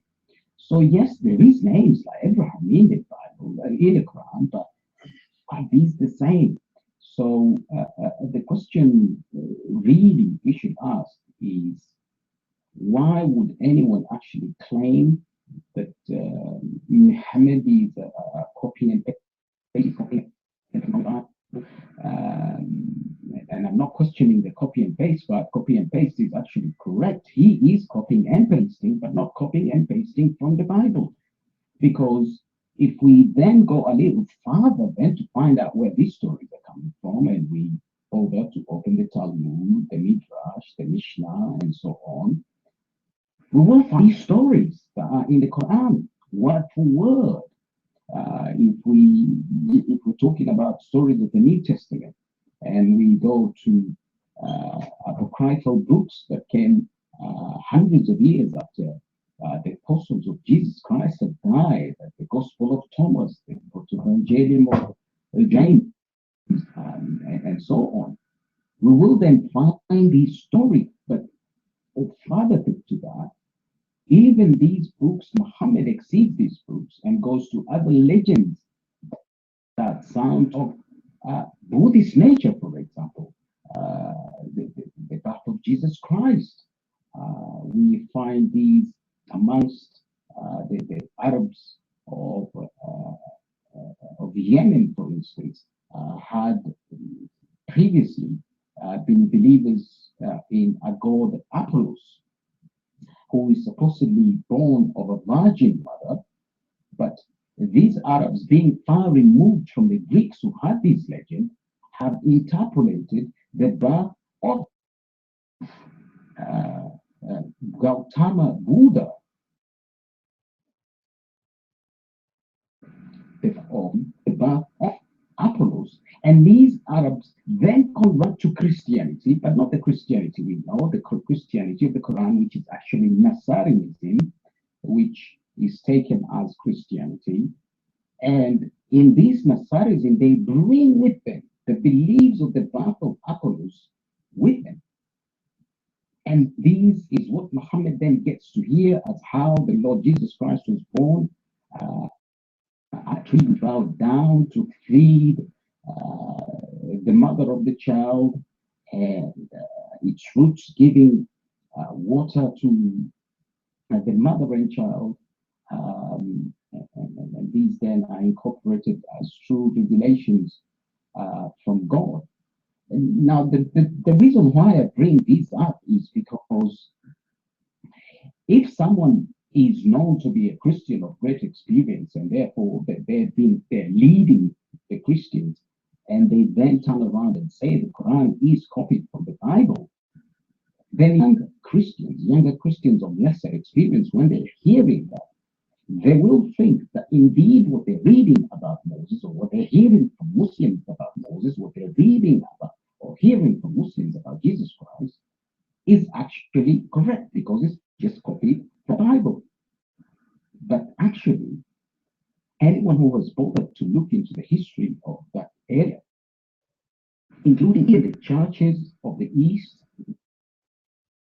the church who dominated that area, they had deviated from the use of the scripture and were creating legends. For instance, a legend that we would find in the Quran of the ancient sleepers who slept for 300 years and so on, and canonize these as their teaching. And that hence Muhammad's total rejection of Christianity, because the kind of Christianity that was being practiced at that time, not Christianity, and in fact, they're not actually Christians. It is just in the same way as today, when you look up Gnostic, you will find Gnosticism being referred to as Christianity, whereas it's not. And these Nasara, they were not Christians. They were, in fact, if we go back to the book of Acts, infiltrating Christianity, infiltrating Christian congregations, trying to act like as if they were Christians, and then bringing their false doctrines, which included the man dying of Christ on the cross, but only appearing as an image or as an illusion to the followers of Jesus Christ as having happened. And I think we make it harder for ourselves when we're trying to inform the Muslims that they are actually following a doctrine that is purely man-made, and yes, partisan, mostly Gnostic, but really not only Gnostic. When you read the Quran, you will find it talks about the people of the book, and a lot of us understand the people of the book of the Quran. What the Quran is talking about when it says the people of the book, we understand it to mean the Jews and the Christians. But it not only includes the Jews and the Christians. Muhammad understood the Zoroastrians to be people of the books, because the Zoroastrians had a book. Muhammad understood the Sabians people book because they had a book. And because Zoroastrians and Sabians also incorporated some of the stuff that can be found in the Bible, Muhammad not tell the difference between a Jew, a Christian, a Zoroastrian, and a Sabian, which is something very important. So some of the stories that you, as a Christian, you would be referring to as being plagiarized from the Bible are actually not even from Christians or even false Christians like the Gnostics and so on, but actually from Zoroastrians who have taken something from the Bible, or from the Sabians who've taken something from the Bible. And of course, in the process, Muhammad would have taken a lot more of the stuff that was seen, for instance, to the extreme that the Muslims were seen by the Arabs, the early Arabs, as Sabians. Muhammad himself was being referred to by the Arabs as a Sabian. And if after the death of Muhammad, when Khalid and Walid is the who have apostatized on behalf of Abu Bakr, and he's fighting even the other tribes who have nothing to do with Islam and bringing them by force back to Islam, then glance down some of their villages you can find in the books of Islam, and they're saying, okay, we have bowed down and we are now Sabians. We have accepted Sabianism because there was no difference between Islam and Sabianism. And Khalid al-Walid accepts them as part of his Ummah. So I would say, for me, and I don't know what everyone else thinks, and perhaps if you're back to hear me, I do not think it is accurate for us to actually say that the Quran is plagiarized from the Bible, because it gives the impression that there is some words therein within the Quran that you could find, that you could actually find. And therefore, when we then end up with communities or some Christians who are now coming up with Islam or Christianity, a combination where they share the church, and perhaps it's derived from these beliefs that what can be found in the Bible can also be found in the Quran. But really and truly, we will be going against our Lord Jesus Christ, because all along the history of the Jewish people, especially their leaders, they had always been going against God. For instance, even in the time of Jeremiah, he's saying that now you're no longer even using the scripture, and you're using books written by your own hands. And it's the same issue that the Lord Jesus had with such Jewish communities as the Pharisees and the Sadducees, who were teaching their own teachings outside of the actual revelations by God that could be found in the Torah, the law that was given to Moses, and other teachings by other prophets. And further to that, we find that then in the third, fourth century after Christ, but then these even proliferated even more amongst the Jews. The Talmud, the Midrash, the Mishnahs, and whatnot. And these are almost to the dot, all copied into the Quran. Obviously not well copied, because Muhammad doesn't appear to be copying from written documents. He's copying from from hearsay, because even the books of Islam itself tell us, the Quran itself, he's telling us itself. Yes, you're right, that the Mishnah and Midrash are in the Talmud, but there will be some of the Mishnah's comments and Midrash that are not all incorporated into the Talmud. That's why I mentioned it in that way. But in the end, what we find is that it is all a mishmash of all these Jewish beliefs and systems and conjectures, really, that Jesus Christ our Lord was against, that Islam really is about. And I would say that where we have, for instance, even if we open our room in a Christian section, a lot of the Christians will be fighting against us. I believe that a lot of those Christians would have been misguided through sometimes actually saying that, or giving the impression that the Quran could have contents that can be found in the Bible, whereas that's really far from the truth. And we have to put this out and actually make people understand. And of course, one other thing, Christian Prince, I would like to congratulate you on, is because on many occasions I have heard you clarify regarding the Ismaili issue, because the Ismaili issue actually comes from Christian sources. In churches, people being taught that the Arabs are actually descended from Ishmael and Muhammad, and they normally confirm that Muhammad is descended from Ishmael. And even though Ishmael is not in the line of prophethood, is even as confirmed by the Quran itself. But these does amongst those who are weak, those who do not understand the scripture quite well, they're still young, they're still learning the Bible and so on, they might see some authenticity towards that as an extension of God giving his message still amongst the children of Abraham, giving it to Ishmael. But once the matter is fully investigated, one can clearly see that there isn't any chance whatsoever that Muhammad could have been related to Ishmael.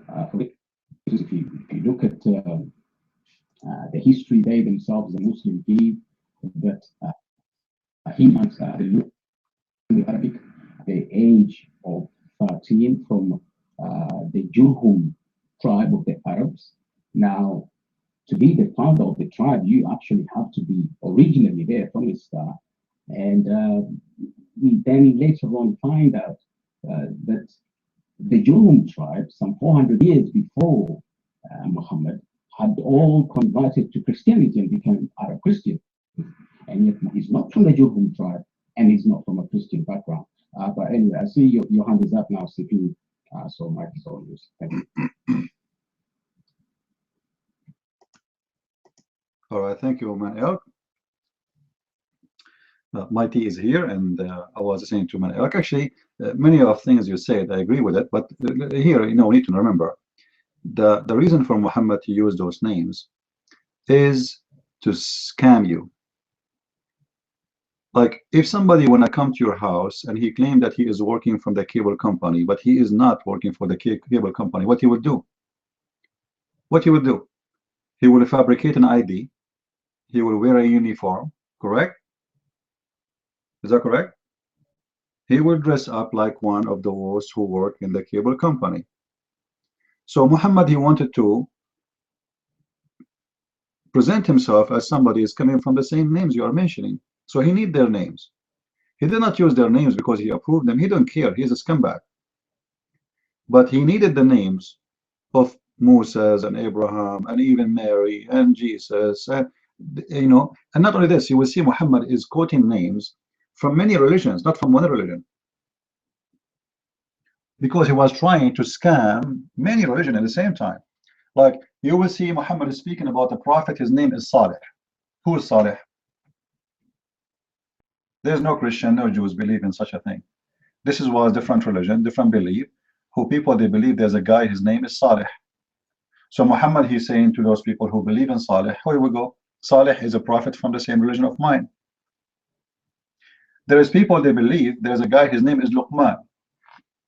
Luqman. Who is Luqman? Luqman is a very famous name and exists in many legions, and supposedly he is a very wise man. Actually, there's a book, you can search for it, it's called the Book of Luqman. Right? Now, this guy, supposedly he's a real person, but there's a stories made about him. Some of it is even taken from the Bible, from the Old Testament.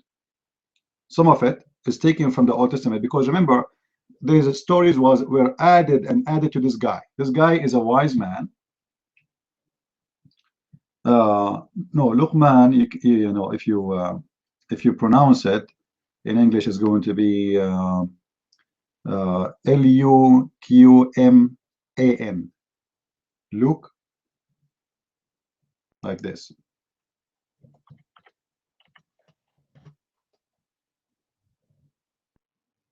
All right. Oh, sorry. Take the this way. Sorry. It depends. Like, in Arabic we can pronounce it many ways, but this is how it's coming in Arabic. However, but Luqman is a very famous name. There's many legions speak about him, and then generation after generation they add wise stories to him. But the fact those do not belong to him. So anyone he wants you to believe in a wisdom. Let us say I come to you with I want to give you a wise story. But in order to convince you that this is a very wise story, I say Luqman said. You know what I mean? because that will make you give it high credit. If I say to you, I said, you might not take it into consideration as a wisdom. But if I say Luqman said, then you will take it into consideration. So here we go, Muhammad, he add Luqman in his book. But what the story of Luqman in his book? It's very stupid story. Very, very stupid story. If we read it, we will die laughing.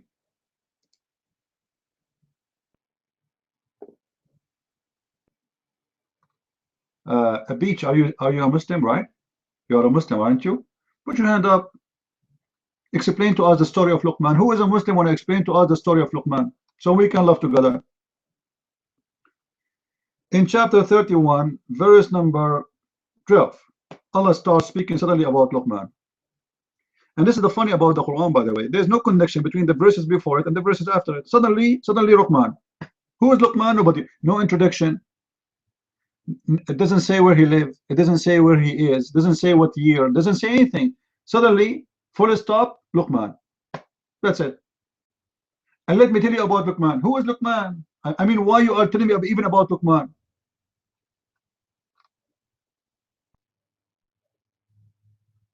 Just to show you how stupid the Quran. Somebody post for me, guys. Chapter 31, verse number 10. Can somebody help? All right, thank you. Look at this, guys. Jafur is posting. Can you make it? Can you make your text red, Jafur, so people can see it better? They can notice your text. Make it red. As long as you are posting Quran. Post for me verse number 10, please. In verse number 10, Allah, He created the skies without any column that you can see, which means there's a column, but we cannot see. And He is the one who put in the mountain, in the earth, mountains, which will stop the earth from moving, which is false. And He made it from every animals in the ground.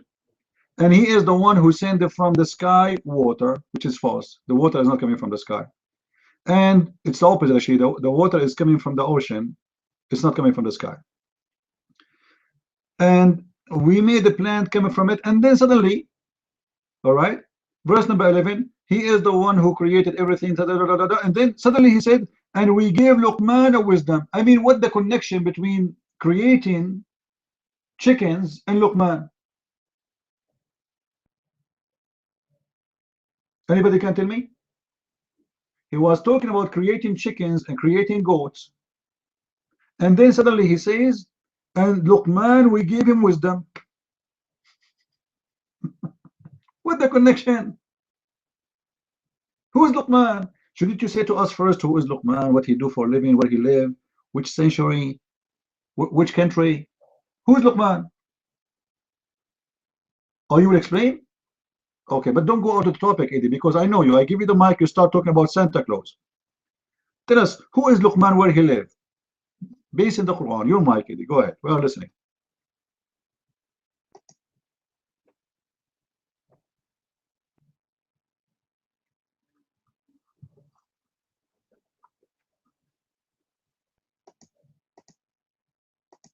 Come on, Eddie, go to your room. Open a room. Open a room. Open a room. It says, who is a Christian prince? And you are the only one who will attend the room. And you can talk to yourself and prove yourself right. What's wrong with you?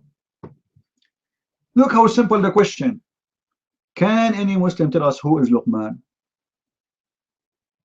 There's a video made by Abdul. They say to you, the Bible is written by Luke. Luke who? By John. John who? Huh? Who? John who? Luke who? Mark who? Abdul. Luqman who? Any Abdul want to tell me who is Luqman? 90%, there's 25 prophets mentioned in the Quran. Most of them, they are unknown. We have no idea who they are. Now, who is Luqman? What Luqman mean? Do you know even what Luqman mean? And then Luqman, he speaks to his son in verse number 13. So he said to him, my son, don't associate God with God. That's a great sin, my son. And my son, be nice to your parents. This is wisdom. This is everybody teaching. And my son, everything is stupid. And then he reached the point. And look, guys, look.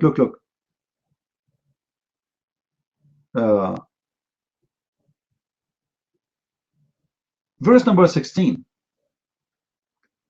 Verse number 16.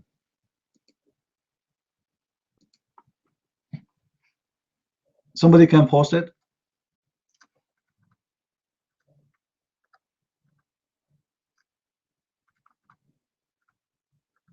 Do you notice there is somebody copying from somebody here?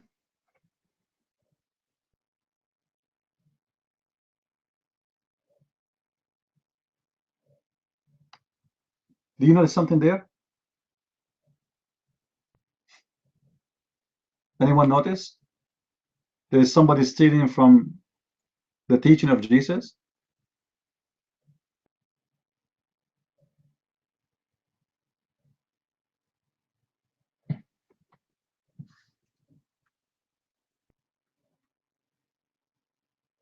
Muhammad, he said that this guy, he said to his son this.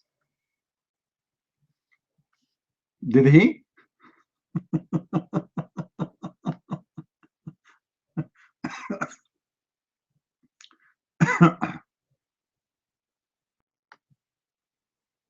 It's obviously, it's a theft. This is a theft. And then this is story, when Jesus he speak about the growing this kind of seed in the rock and etc. And Muhammad he copied it. This is coming from Matthew, the book of Matthew. He copied it and he put it in the Quran, and he claimed that this is Allah teaching this guy to say that to his child.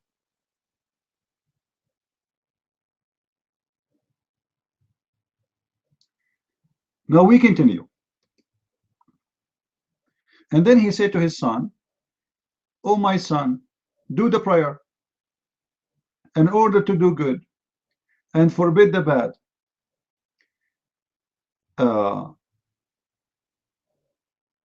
And then he come to the top of his wisdom, which is verse number 19. Somebody post for us verse number 19.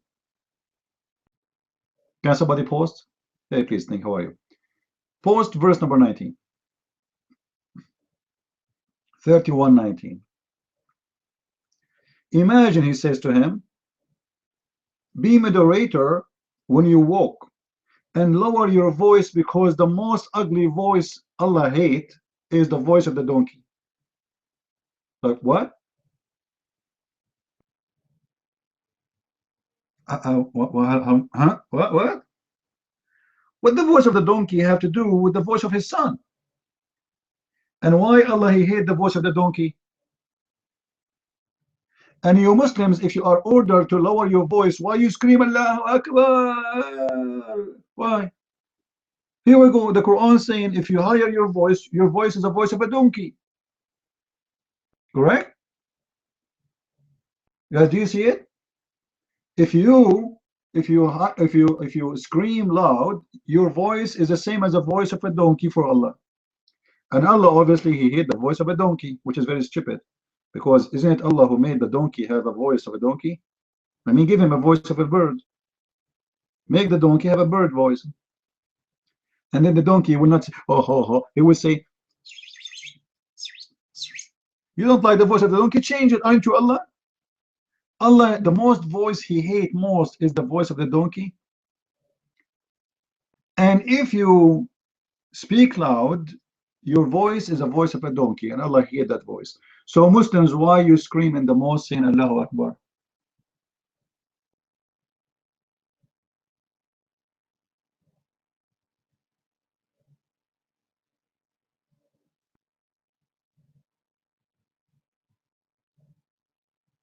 Obviously, the story of Luqman is taken from old legends. Muhammad he added in his Quran, and he add to it some verses from the Bible, and he make it as his own book or his own God speaking.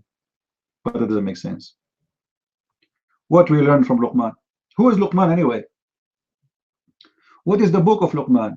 Is he a prophet? Muslims, is Luqman a prophet? Idi, get out of here. I gave you the mic once, you did not take it. Go. Don't come here without your parents, Idi. All right? Don't come here without your parents. I don't think you should be allowed to be in the internet alone. You need a supervisor.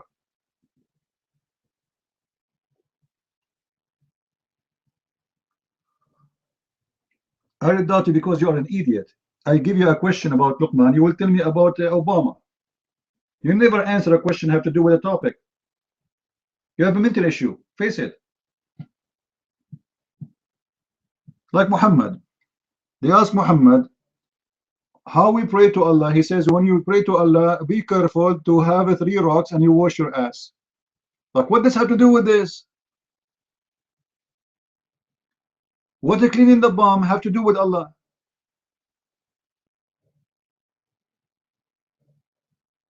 Even cats, they clean their bum. What's wrong with this religion? This religion, because it's empty, they focus on the stupid things. My friend, don't shake your penis 4 times, shake it 3 times. Like, who cares if it's 3 times or 4 times? What the business of the prophet to tell me how many times to shake it? This prophet, he want to put his nose even in the penis of a human being. Like, it's your penis, not his penis.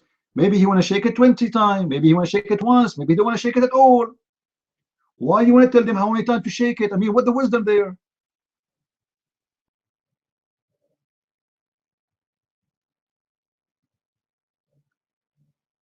You Muslims, you follow a stupid, dumb prophet, and then you come to us with all your wisdom, the wisdom of your prophet, which is amazing.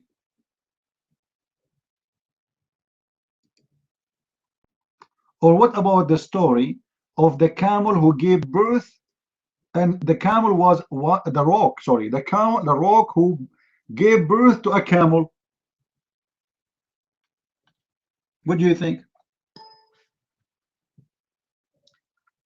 There's a group of people, my friend. They are the people of Saleh. What? Who is Saleh? Huh?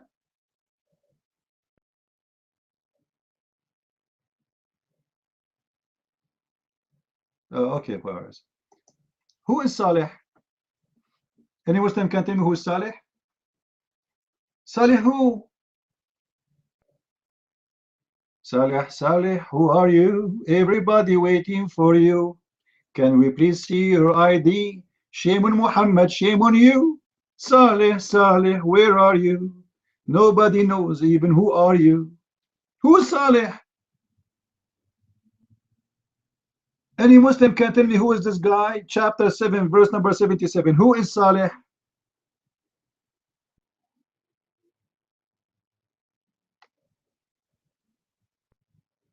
I will give you 70 versions. I will leave 2 only for me. I will give you 70. I have 72. I will give you 70 versions out of my 72 versions if you tell me who is Saleh. Who is Saleh? Allah knows best, my friend. Allah knows best. What is the story of Saleh? Where he was exist? Which country? What language? Who is his people? Where we can find them, and why he have an Arabic name?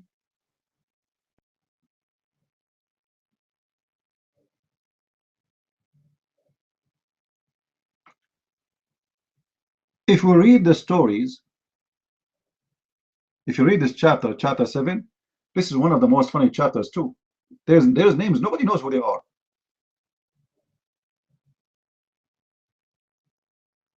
Anyone want to tell me who is Saleh? Okay, forget about Saleh. Saleh, his people, they said to him,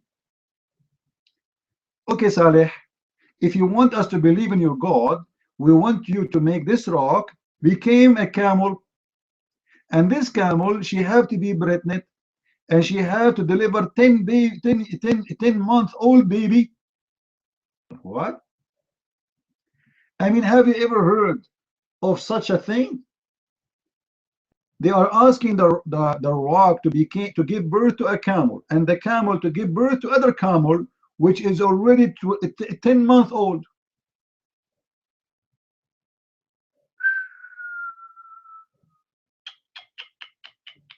That's deep. And then Saleh, he prayed to Allah, and Allah, he made the rock, gave birth to the camel, and the camel saw so pretty and so sexy. When you see it, like you go crazy. And this camel, she gave birth to 8-month-old camel.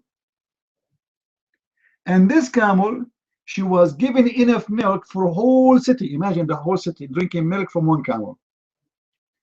I mean, come on. Abdul, let me, please, how this camel can give milk non-stop? Even if you give non-stop milk, will not be enough for a city? One camel giving milk to the whole city?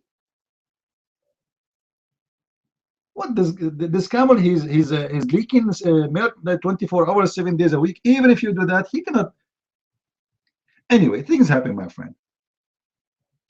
And then the story said that the Prophet Saleh told his people, okay, Allah, he designated one day for the camel to drink from the water, that spring of the water. Don't drink from there. So the people of the Saleh, they killed the camel. I mean, what? Why the city, when I kill a camel, is giving them free milk?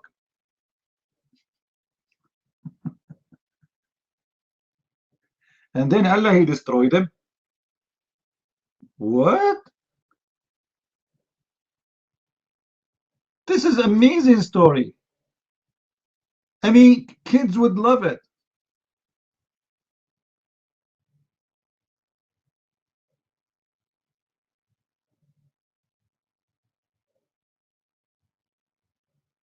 And after they killed the camel, what Allah did to them? Allah destroyed them.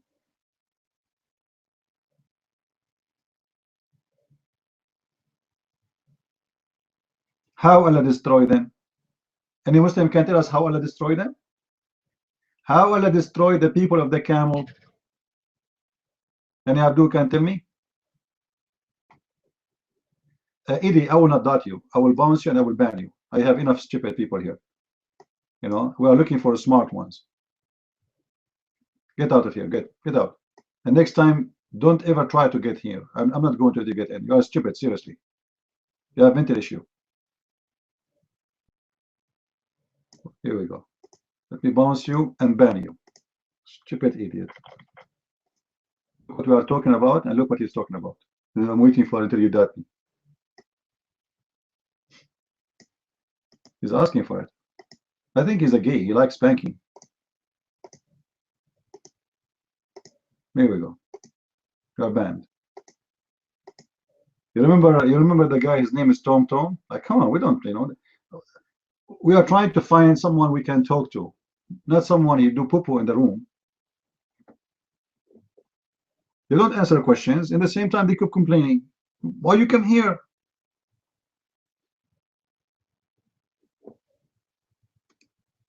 Any Muslim?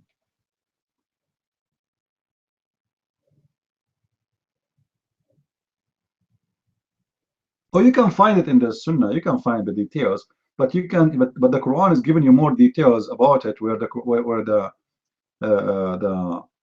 this camel is amazing and etc. And then they killed the camel, you know.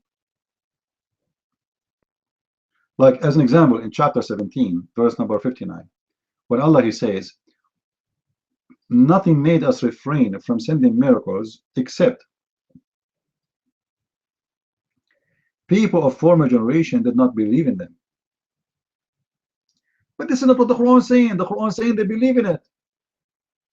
But still they killed the camel because they were angry. The camel is taken one day to have the water. What do you mean they did not believe it? They did.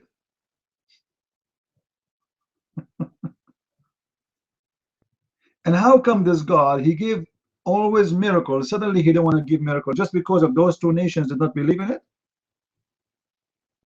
Are they before Moses or after Moses? Moses is after them, supposedly. But yet he gave Moses miracles.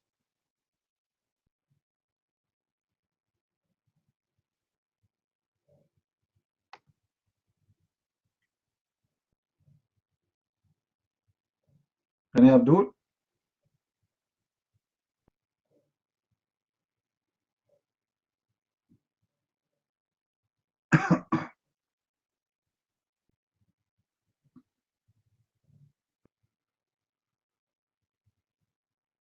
Any Abdul here? No, please don't insult Muslims. Don't say Muslims are so stupid. That will hurt their feeling. Okay, it's enough you are calling them Muslims. You want to call them stupid twice? That's too much. I mean, seriously. You call him Muslim and then you say stupid. It's not nice to say that. You are saying stupid, stupid. That's double stupid. It's enough to insult someone is to call him a Muslim, because being a Muslim is officially stupid. You cannot make him stupid more than being officially stupid.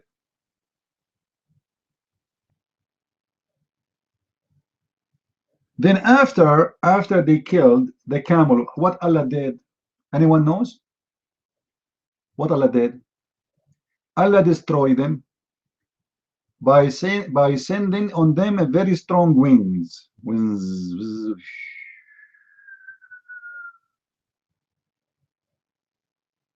can find that in chapter 54, verse I think 19.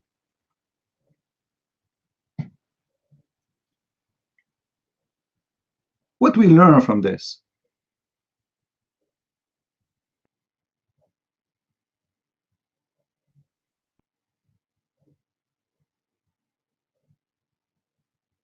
Any Abdul?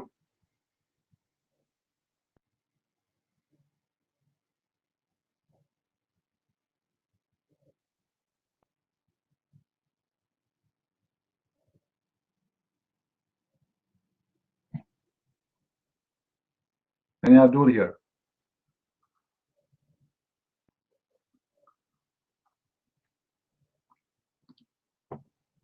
Well, you have to add a sound effect, man. Like, you know, you want to work in Hollywood, you have to add the sound effect.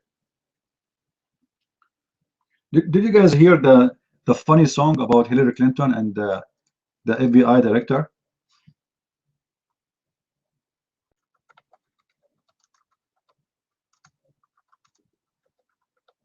No? Oh boy, you are missing a lot.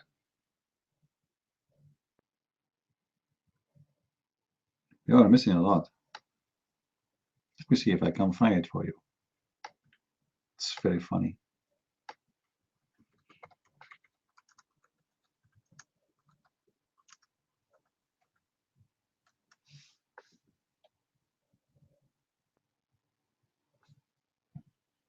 You want to hear it?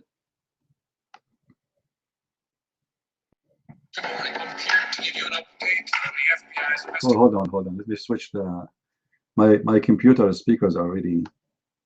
I'm using my other laptop. My speakers are bad. All right. Now, suppose this is the FBI director speaking. All right. Good morning. I'm here to give you an update on the FBI's investigation of Secretary Clinton. What I want to do is tell you what we're recommending. But first, let me tell you what we found. 110 emails in 52 email chains have been determined to contain classified information. What difference at this point does it make? 8 of those chains are top secret. 36 of those chains secret. And 8 contain confidential information. What difference at this point does it make? Everything I did was permitted. There was no law, no regulation. Secretary Clinton should have known that an unclassified system was no place for that conversation. I did not email any classified material to anyone on my email. None of these emails should have been on any kind of classified system, not even Gmail. First of all, nothing was marked classified. To the contrary, Nothing was marked classified. there is evidence that Nothing was classified. Now let me tell you what we found. Oh my God. 110 emails. It was not the best choice. 52 email chains It was a mistake. have been determined to contain classified information. What difference at this point does it make? 8 of those chains are top Was secret. the best choice. 6 of those chains I said secret. it was a mistake. 8 contain confidential. I like it. This song, beautiful. Scumbag. You know, this song, it make a lot more sense, more than the Quran at least. Like, we can't understand a word from this book. This is a book have no introduction. We do not know who are those people they are talking about. And suddenly it's in the middle of the book. How, why, nobody knows.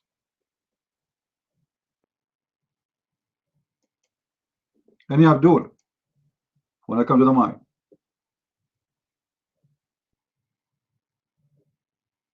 Anyone?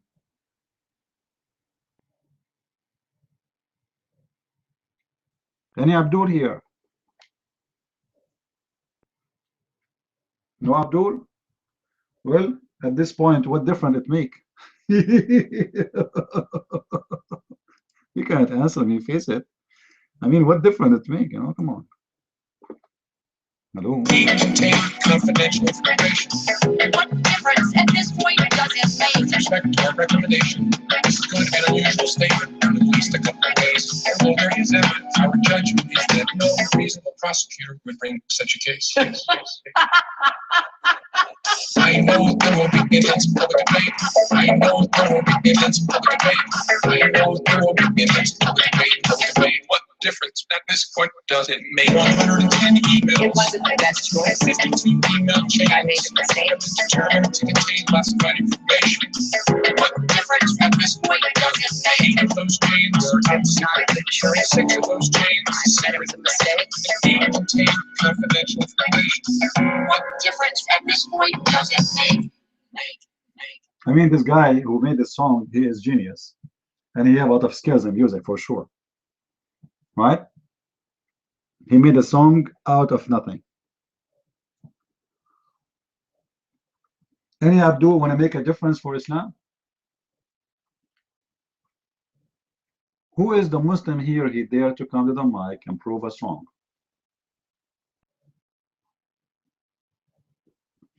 Who is a proud Muslim here? What is the proud Muslims?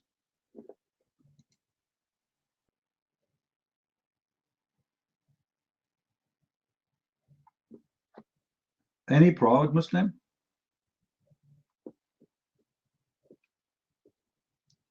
And you know, seriously, I'm trying to help them. You know, guys, do you remember I just told you? Just to show you how stupid the Quran maker. Oh boy. In the previous verse, we mentioned to you that Allah, he destroyed this nation who killed the camel by what? Anyone remember?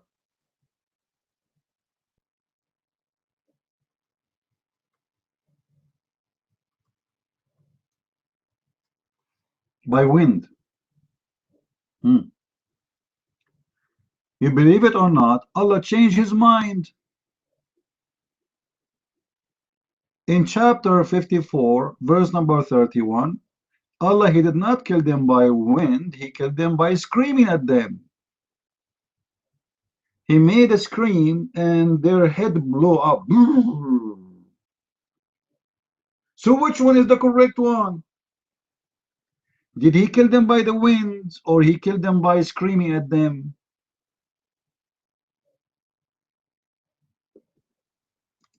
Abdul. Any Abdul wanna tell us? I mean, what's wrong with your God? He can't remember how he killed them. There's a huge difference by killing them by cold wind, ريح صرصر, very cold wind, and killing them by a voice. Which one is the correct one?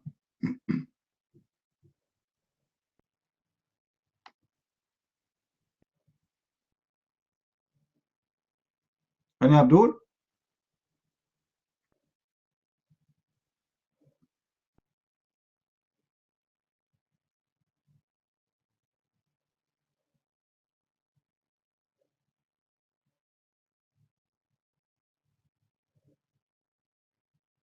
Any Abdul here?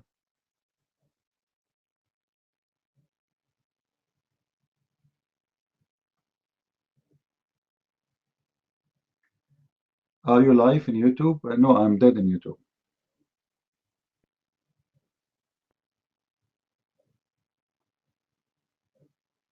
No, in YouTube we have different name. The name of our room in YouTube is called Allah Akbar, losing the big fight in Syria, where Allah and his angel.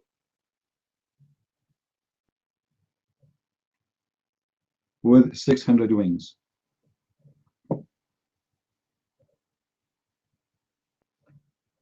why images are not allowed in Islam. Pictures, videos. You know, Muhammad, he's trying to be a Jew. The Jews don't allow images. All right. In the Old Testament, it says you don't make any image from what is above in heaven or down in earth. Correct? But Muhammad, he got it in the wrong way, and he started fabricating stories about the images. So he said things which is very stupid, that angels will not come inside the house if there's an image inside. All right.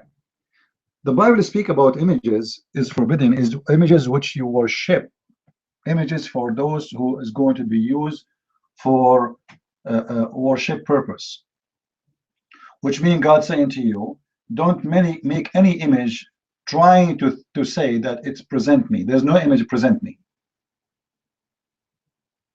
No image present me. All right.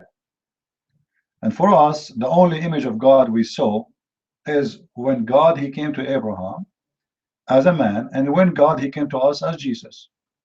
So he came in the image of a man, but he's forbidding us from making images in the purpose of worship. This is why making images should not be lawful of any church. Like some people, they make images for Christ or even Mary or statues. This is not a right behavior. Especially there's some naive people, they will start praying in front of them and believe that those are images of Mary or images of Jesus. Those, nobody knows how those, the names we are talking about look like. And the Bible speaks clearly that we should not do that.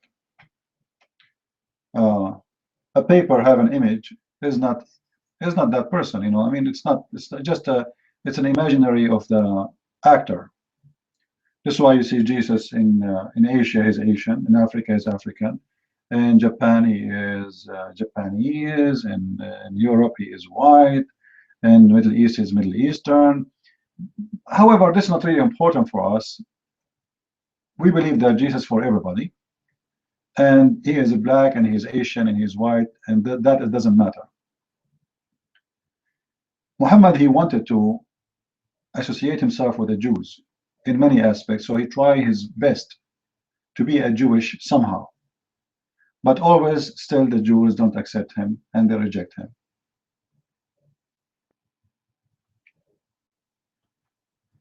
Ramadan have nothing to do with Islam. Ramadan is something that exists before Islam, all right? And actually, the month of Ramadan never been called Ramadan as a month of fasting. But just to show you how stupid Muhammad is. You know that Ramadan is the name of a month too, right? Is that correct? No, before we talk about the fake fast, before we talk about that, Ramadan is a name of a month, correct? Month of Ramadan. But the fact this is not really a month. It is the moon of Ramadan. The moon of Ramadan. The Arab before Muhammad,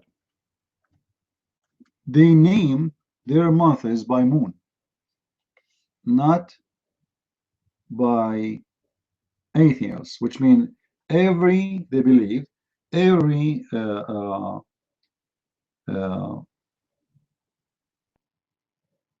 month have its own moon. It's not the same moon. All right, it's different moon. So every month have its own moon, and this moon is the one who present to us the date. But in the time of Muhammad, when Muhammad he came, the same months was exist. As an example, there's the month is called Muharram, Safar, Rabi'ul Awwal, Rabi'ul Awwal. Rabi'ul Awwal means spring the first, spring the second, and then Jumada the first, Jumada the second, and then Rajab and Sha'ban and Ramadan and Shawwal and Zulqa'dah, etc.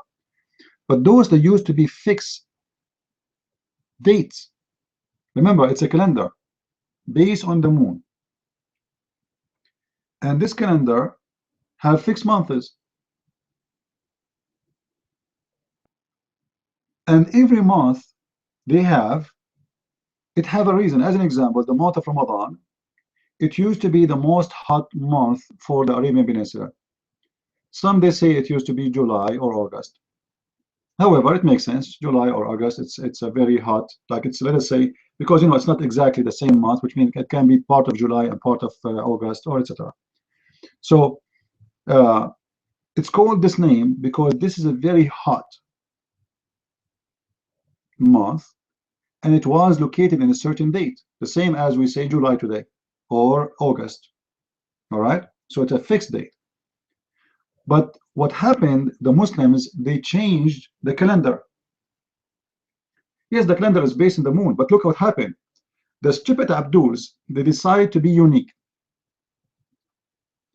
So they change the date of the new year. You see, for us, the new year start when? Every year in the same date, correct? Is that correct? Every year in the same date. We don't have a new year, different date, the same. The Muslim, they change. So what they did, they said we will make the new year start from the day where the Prophet, he immigrated from Mecca. So they played with the calendar. And because they did that, they messed up the moon calendar. And because of this now, Ramadan, he keep moving. Ramadan sometime come in August, sometime it come in January, sometime it's come in February, sometime it's come in March, and in May, in April. It keep going around the year. Because the stupid Abduls, they messed up the calendar, trying to create a calendar, but because they are naive, stupid, they are not educated, they come with a messed up calendar.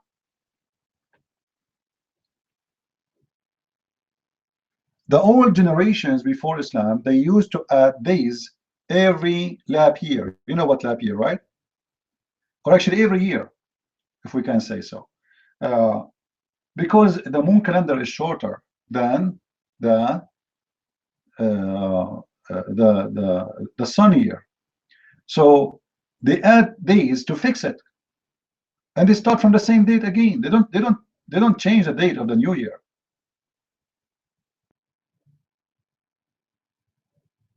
Like we see that the Jews, they have Nisan as an example, the month of Nisan, which is April, is where they fix their day to start with. So the Jews, they knew that this calendar have a problem, and we fix it. How we fix it? We add days to fix what is missing. The Muslims, they did not add the dates no more. They don't add days. They just keep moving on. So every day, every year, the year is going to be added to it. Like let's say the year will be moving, not added. The year will be moving. So Ramadan is moving. This year is in August. Next year is going to be the month after, the year after, etc. So it's going to be always moving and moving and moving, never stop. And this is why the calendar is messed up.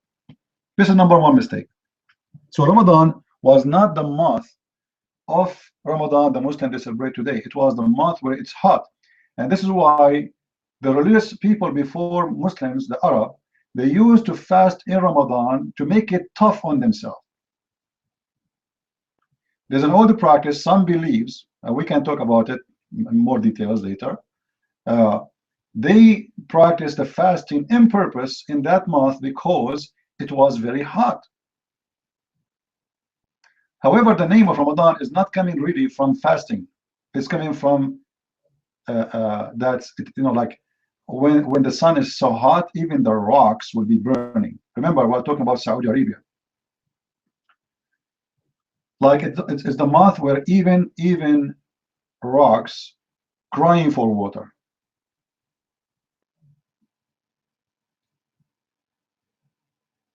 And the month of Ramadan, it should be in the tough month where it's very hot. So either it's going to be, people, they have different theory about which month it was. However, it's obviously it was a very hot month in the year. But now Muslims, you see them, they're fasting. Sometime Ramadan is in December, and the fasting in December is a lot easier because there is no hot. You do not need to drink too much water. Now we talk about the fasting. The fasting of Ramadan. Are they really fasting, guys? How many times you heard me saying I eat once a day? How many times heard me saying that? Right? I eat once a day. Seriously, I eat once a day. I'm fasting every day. And if I want to say to you, we don't drink water. Many times, you know, you stay without water for 8 hours or even 10 hours. And the Muslims, what they do, they spend the whole night eating like goats until the morning, and then they sleep. And by the time they open their eyes again, sunset, they start eating again. Actually, in Ramadan, people, their weight increase. They get so fat. Because there's no real fasting there. They eat like goats. They eat everything. They eat actually more than usual. This is why the price, go right now to Google and search for fasting in Ramadan, the price of food in Ramadan. You will see that the price of food in Ramadan double, 3, 4, 5 times. Why? Because they are not fasting, because they are eating more. You see, if people are fasting for real, which means eating less, the price of food should be dropped. Is that correct? Do we agree? Because food, you cannot save it. You know, food will be damaged. Vegetables will be damaged if you don't sell it. So you make it in any price so you can get rid of it. Otherwise, you can save it for 2 days, 3 days, and then after that, it's going to be damaged. And even today, with the technology of freezers, even vegetables, if you put in the freezer for 15 days, it's going to be damaged. Doesn't matter how good the freezer is. So it should be cheaper, but it's not cheap. It's a lot more expensive because Muslims are eating like crazy, and they get fat. And actually, a lot of people die in Ramadan just because of food. Cholesterol increase, diabetes increase, madness, heart attack. I don't know if you have some studies about heart attack. There's a study actually about why the number of heart attack increase in Ramadan.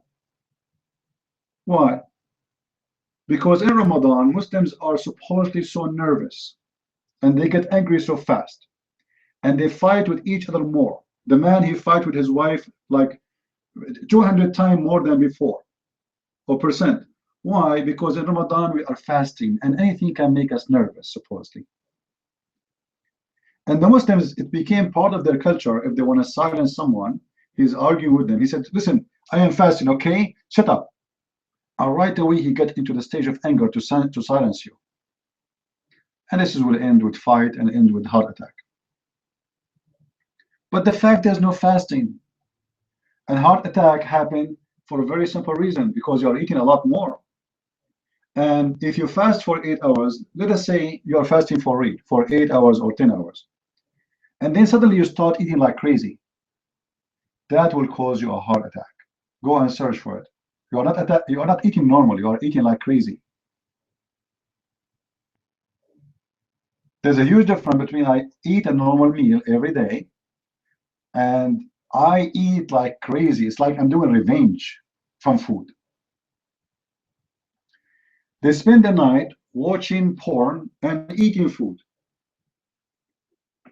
The good Muslim who don't watch porn, he watch belly dancing. I remember when I was a kid, they have a program. It's called Fawazir Ramadan. Fawazir Ramadan, like it's like I don't know what translate the word Fawazir. Like if somebody asks you a question and it's hard to answer, what happened, how this happened, I don't know. It's like you have to solve the issue, right? But the whole program is a belly dancing girls who they are almost naked. And the whole night is belly dancers. Women are naked in the beach, and the TV is going crazy with nakedness of women. But this is the month of Ramadan. However, they have a logic for that, because you fast all day, my friend, and now Allah will reward you, which is very beautiful, right?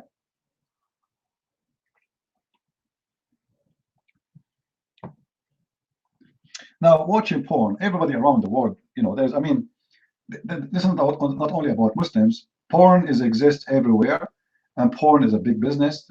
I don't know how many billions. I think they said that the porn business is like $300 billion. So this is a huge industry. Not only the Muslims are involved with it, we don't want to be hypocrite. But the Muslims, their religion is porn.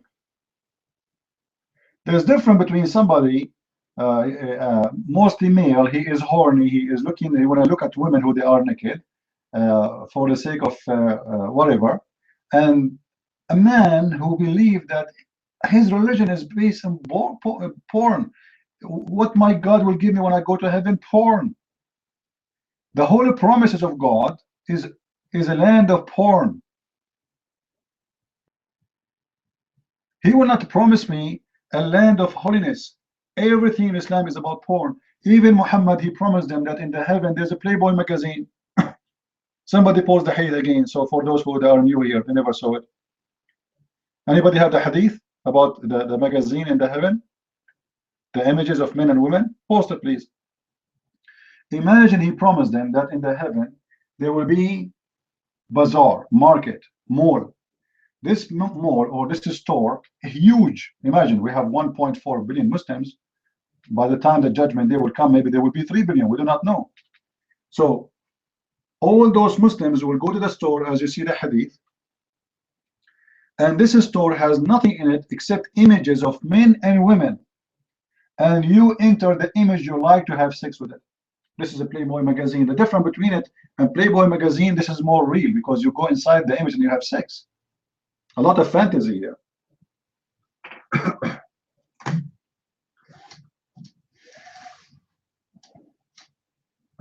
You see it?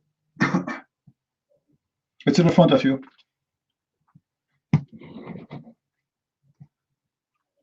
Porn is the core of Islam.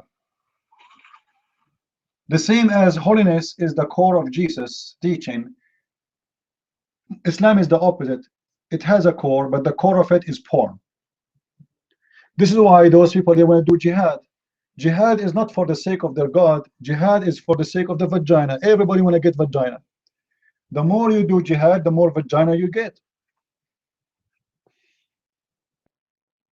Islam is based on how to seduce you into such a reward. And the reward is either going to be food or it's about your penis. And you will notice Islam focus on the man penis, don't focus on the women, which mean he don't promise the women like, oh, hey women, we will give you a man who have like a big penis. No, the big penis promise is a promise for the man, not for the women. To make the man happy, not the women happy. The women is not important.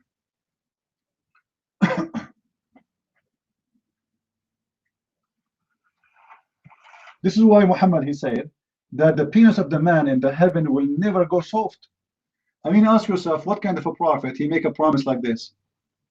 Why it's concerning us in heaven too much to the point Allah want to send the prophet to tell us that your penis in the heaven will be never soft? Who is worried here? Muhammad is speaking to who? And worrying about what? And worrying about who? Why it's so important that this God, he will take that worry from your head. Where you will go, you do not need a Viagra. You know, Muhammad, he knew exactly what kind of people he is talking to. He's one of them. They are obsessed with sex, and all the promises is about sex. So you do not need a Viagra. You're suffering that you cannot have sex forever. No problem. Allah will have a solution for you. You know, don't worry. Here we go with the hadith in front of you. Allah will never make your penis go sleep.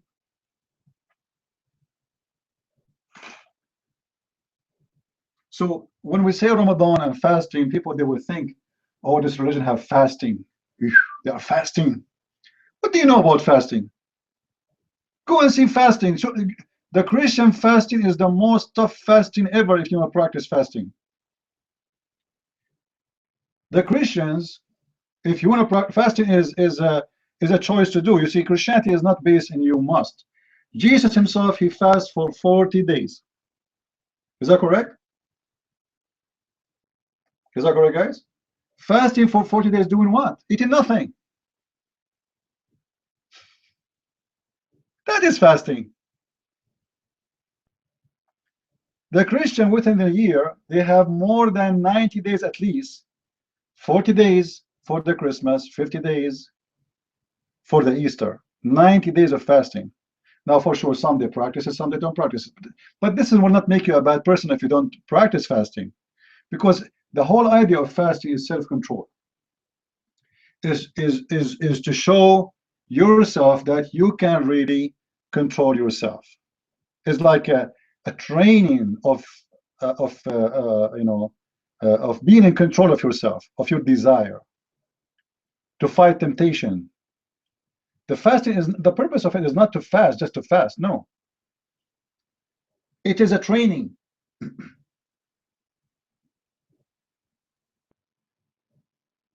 So the Muslim fasting is a joke. They eat all night until the sun's morning, and then they sleep, and then they wake up afternoon, and go in the Middle East. The Middle East in the month of Ramadan is dead. There's no businesses. There's nothing. Nobody open the store in the morning. They open afternoon for 1 hour, and then they go home to eat, and then they spend the whole night eating, drinking, and watching belly dancing. You see, Muslims, they have many things which sound like the same as many religions we know around us. Prayer, the prayer. What about the prayer Muslims they pray? Do Muslims really pray? I challenge a Muslim to show me where the prayer of Muslims. There's no prayer. They recite a chapter of Al-Fatiha, which is very few verses, and they repeat it, but this is not even their prayer. This is Allah saying that supposedly. Where is the prayer? A prayer is you speaking to your God, not you repeating what God said.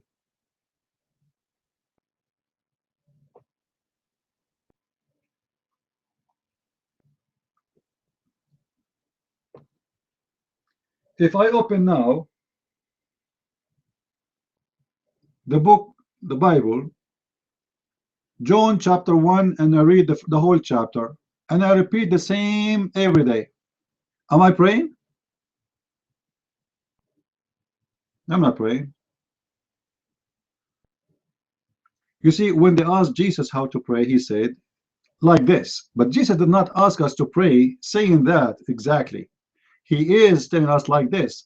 This is what your prayer is about, to ask God for forgiveness the same as you're forgiving others. So Jesus is teaching us that if you want to pray, all right, you have to be ready for the prayer. How you can be ready?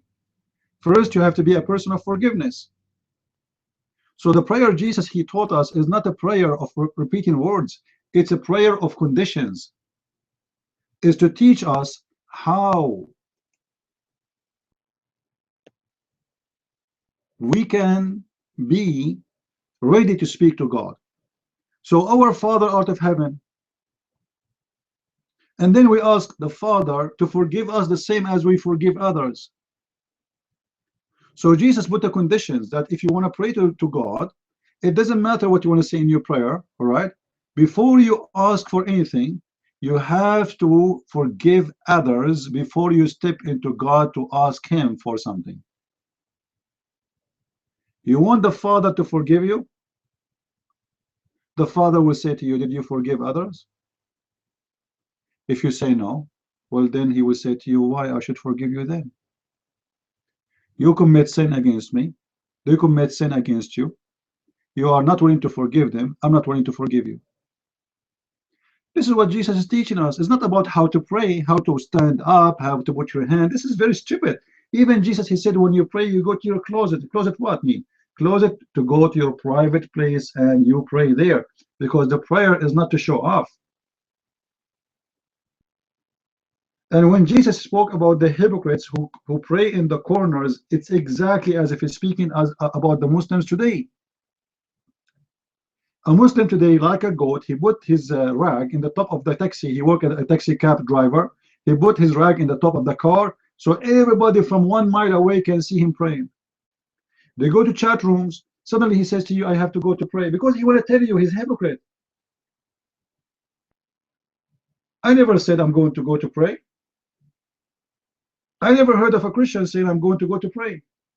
But doesn't mean Christians don't pray. Absolutely they pray. But saying I'm going to pray, it's a sign of hypocrisy.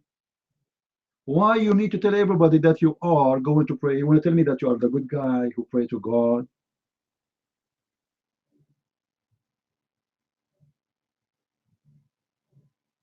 I have to go to pray, my friend. Okay, this is something private. This is something personal. Same time, the timing of the prayer. You remember the hadith where Allah, he said, supposedly, or Muhammad, he said, Allah is God. He come in the third part of the night to collect the prayer. The idea that God, he come in a certain time every day to collect the prayer. That is a clear proof that there is no prayer in Islam, and this is a fabrication made by Muhammad. If the God of Islam is real, thank you, like Cross, for helping us. If you can make your text like cross red, so people they can notice that this is a quotation we are posting. Your Lord, he descends every night at the lowest heaven. What night? In the third and the last part of the night. And what he do?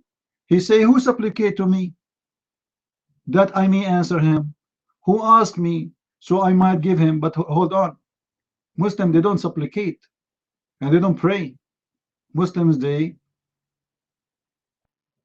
repeat themselves. Same time, when Allah, he come in the third part of the night, and he have to come to the lowest heaven to do what? He have to come to the lowest heaven so he can hear the Muslim prayer.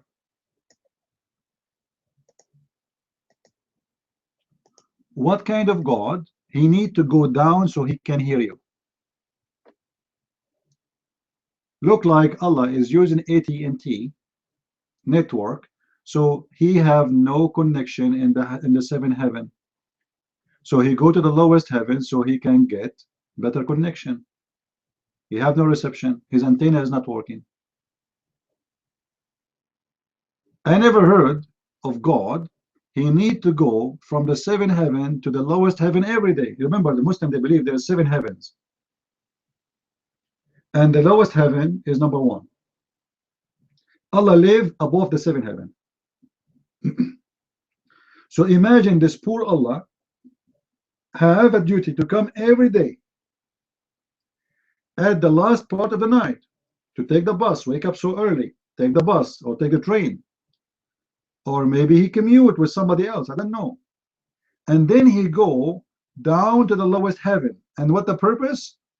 So he can hear you. The funny Muslim, they say to us, Allah can hear us, but this is not what Muhammad said. Otherwise, I challenged a Muslim to tell me why he coming down.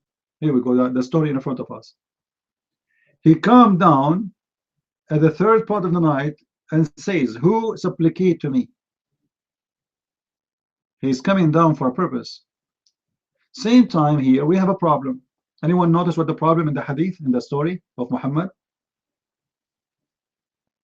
There's a problem. There's a serious problem there.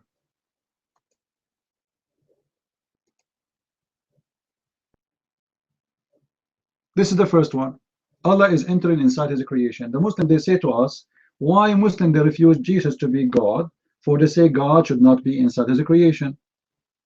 So how Muslims accept that Allah is inside the heaven, the first heaven, the second heaven? Those are his creation. Number 2, what is the second problem? What is the second problem? Different time zone. That's good. Allah, he is telling us that there's only one time he come, assuming that the whole earth have one timing. What is the problem number 3? Problem number 3. Read carefully with me. What is the problem number 3?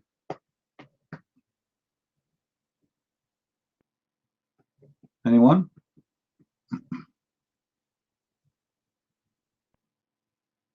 Why Muslims have to pray in certain time? If Allah will come and collect in that time only, which means He don't hear them anyway. Okay, what the problem number 4? Problem number 4. Something serious. Very serious. He does not know who is praying. Problem number 5. There's something more serious than all of those.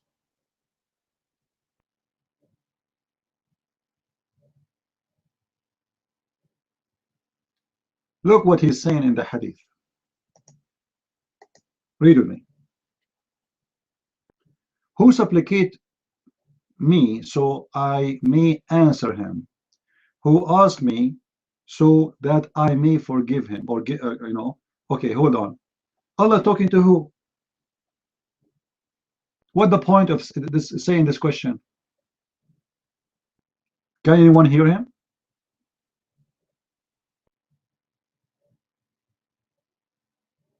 What do you mean? What do you mean he would say that? Why he's saying that? Allah speaking to who? Supposedly to the Muslims, but nobody can hear him.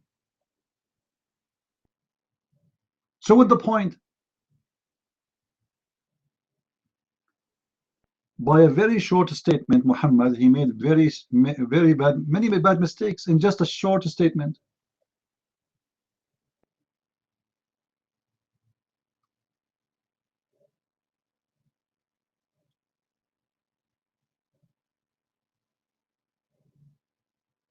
Crazy religion.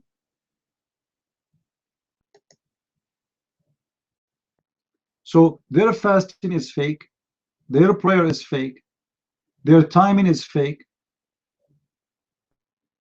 And you know, you heard Muslim saying to you, I don't want to miss the prayer, right?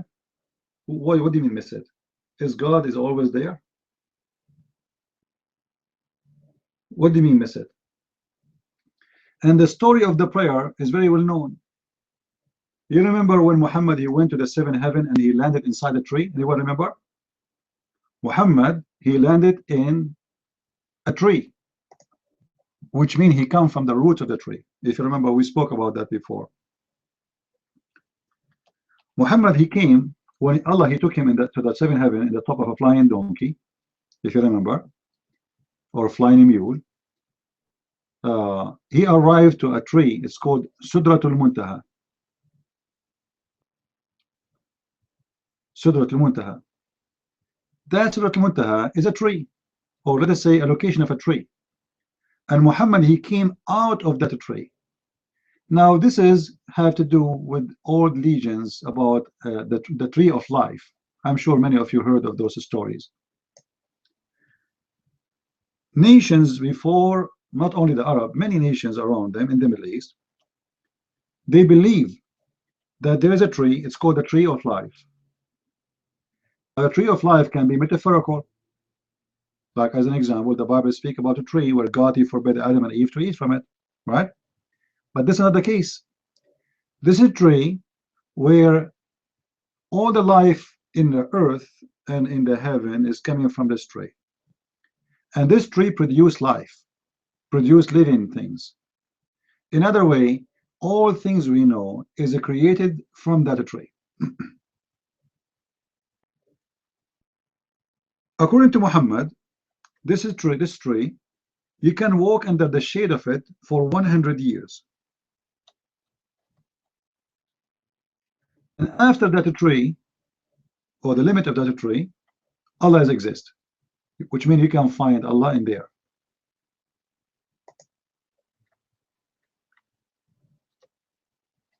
In other way, this is the borders of Allah.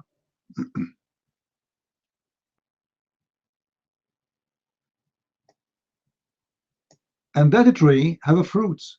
The fruit of that tree is anything, including women, children, clothes, gold, silver, watches, shoes, anything you want.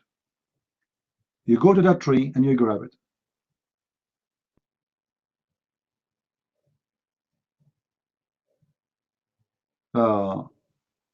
Actually, even the Quran, by the way, mentioned that tree.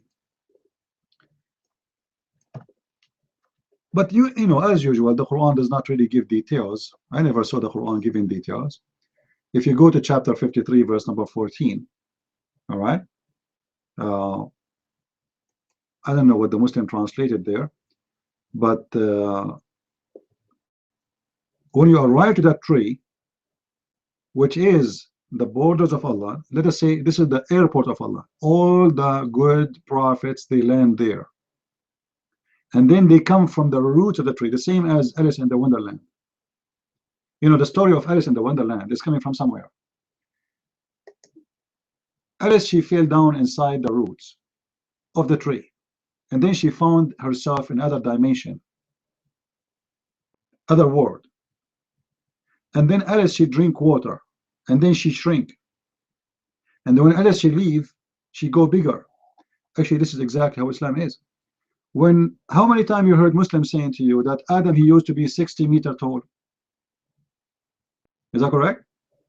Adam used to be 60 meters tall, correct? Okay. Well, Adam today is in my height. Actually, he's taller. I'm 3 foot tall. So Adam, suddenly he shrank. But he was actually not 60 foot, sorry, 60 meter tall. I'm sorry. It's not 60 foot.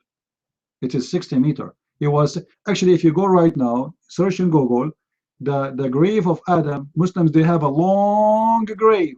It is 60 meter tall. I'm not joking. Go and search for it right now. The grave of Adam, the Muslim, they have the grave of Adam. How they get it, I have no idea. You tell me. And his grave is so tall. I'm not joking, guys. Go and search right now. Search right now in Google for the but just type the Prophet Adam so you can get a Muslim images. Prophet Adam grave or tomb, and you will see how long he is.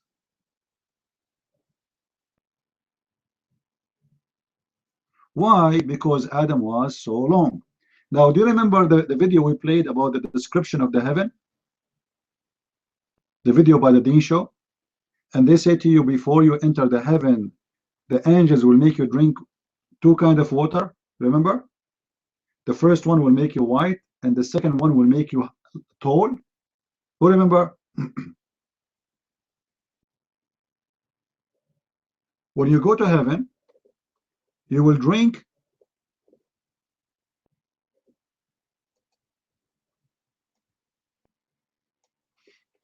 let us see if we can find the video. You will drink water, and that water will make you so tall.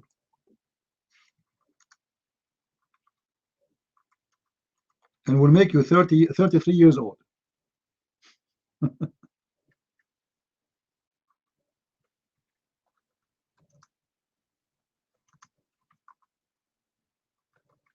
It's exactly as the same as Alice in the Wonderland. Let me see where I can find the video. I have it here. All right. Let us see.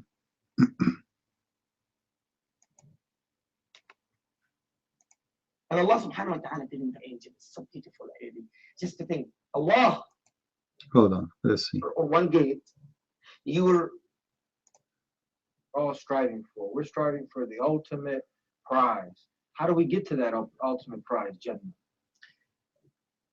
It is the key in your hand.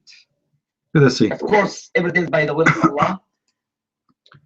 I will try to get to the point where he speak about drinking the water. They like start to see, because they see the dollar, and they can feel what they're going to do by the Jannah. You're not going to describe the Jannah the way is the Jannah is, because the Prophet ﷺ said in authentic hadith, he said, "Fil Jannah, in the paradise, ma la aynun ra'at." There is no such eyes can even see something like the Jannah. ولا أذن سمعت. Not even the ears, you cannot even hear about the true Jannah, because the Jannah is beyond what you are hearing. But then he described for you the size of your shoes. He described for you everything, and then he says to you, nobody can describe it. The whole video, the video name is the description of paradise, and he just starts saying nobody can describe to you the heaven. I mean, do you see how stupid this religion is? The Prophet said nobody can describe it, and now let me describe the heaven for you. You just said nobody can describe it. ولا خطر على قلب بشر. You not even imagine, you cannot even describe You cannot. or think what is the Jannah. Before, let me describe something beautiful about your castle. Look, do you see how stupid they are?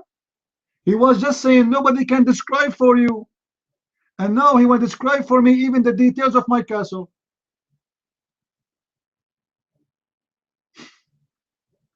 Do Muslims have a brain? How you just said nobody can describe to you the heaven, and not even a second after he said let me describe for you the castle, starting from the castle. Like, what? I thought nobody can describe it. But I want to find where they drink water. Hold on. Where they drink water? Live life according to how. The moment before we enter the Jannah, there is two springs. When you enter the Jannah, there's two springs, and there's like two rivers. One spring of water, you drink everything inside you, like hate, like envy, like a transgression, anything from you carry it with you from the life, from the dunya, from the lifehood, it will be removed. The second spring of water you drink from, that will make you so bright, so beautiful, and very tall. Very tall. You will be like 60 feet tall. Did you hear it? Did you hear it, guys? Did you hear it? I'm not making things up.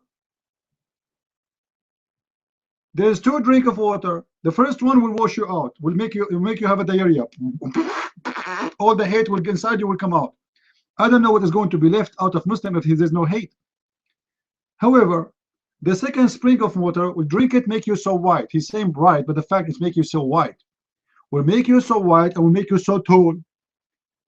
This is exactly what we see in the Alice in the Wonderland, and this is coming from the old legends. That when you are entering the other dimension, your size will change by drinking that water. Otherwise, you will not be able to get in. Same time, the water you are drinking when you enter the heaven, it's not only the water to make you tall. This is the water of life. This is the water will make you live for eternity. Do you remember before we mentioned the water of life in the Quran? Who remember? Who have the reference? Who have the reference? Anyone?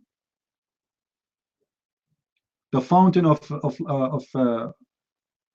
life. Who have it? Anyone saving reference here? You guys, you come to my room, you don't say reference. What I would do with you? I mean, seriously, where's my gun? You remember when we spoke about the prophet? His name is Al-Khadr, right? Okay, who said the reference for Al-Khadr, the fountain of life? Anyone save it? Nobody.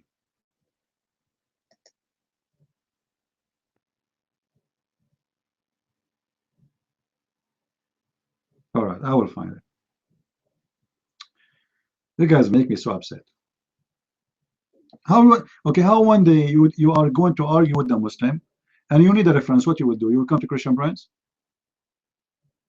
I might die tomorrow. I'm here spending my time to teach you.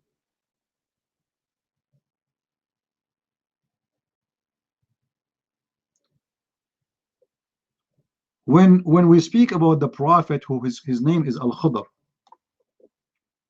Al-Khadr, which means the green. Why he was called the green? Because supposedly he drank from the fountain of life. The fountain of life, some translation they say the spring of life. Spring of life.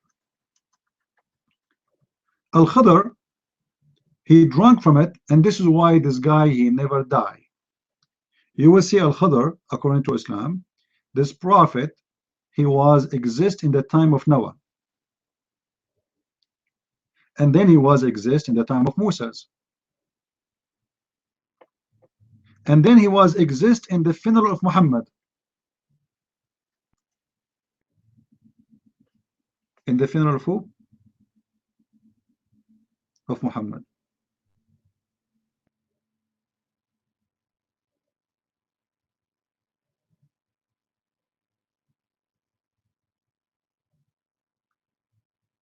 How he can be all over? How this guy, he can be in the time of Noah, and he is in the time of Moses, and actually even Allah, he sent Moses to learn from him, if you remember, if you go to chapter 18, and then this man is exist in the funeral of Muhammad, simply because he drank from the fountain of life. If you go and read the legends of Gilgamesh, you know what Gilgamesh, right? I don't know what the name in English would be.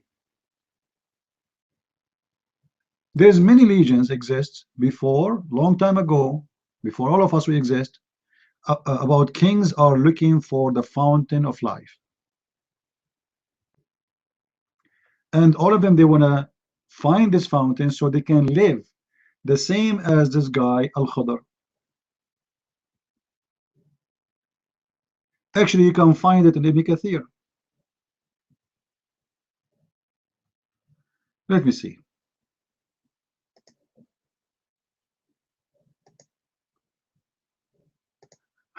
Let us see if we can get you Ibn Kathir.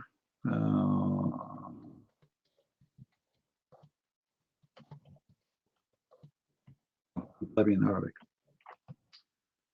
I get it in English.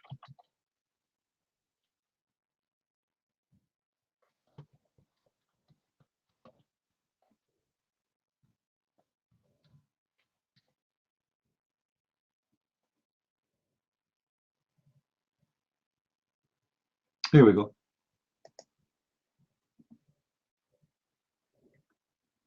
I hope this time you guys, you will say the reference, please. So next time if we ask for it, you can help us. All right. This is the book of Ibn Kathir.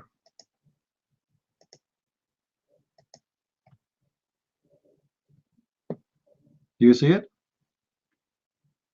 Save the reference, please.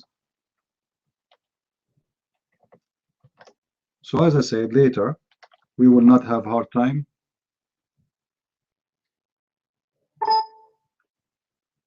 to find it.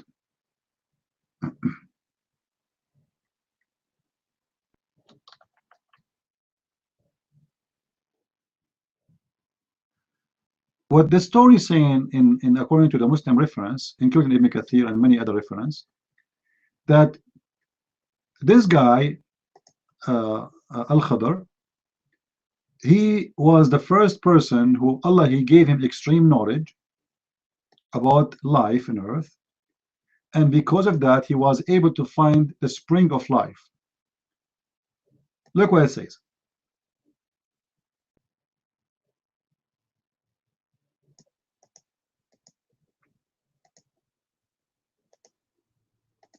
And then, but when they reached the junctions of the two seas, they forgot their fish. By the way, it's not a fish, it's a whale.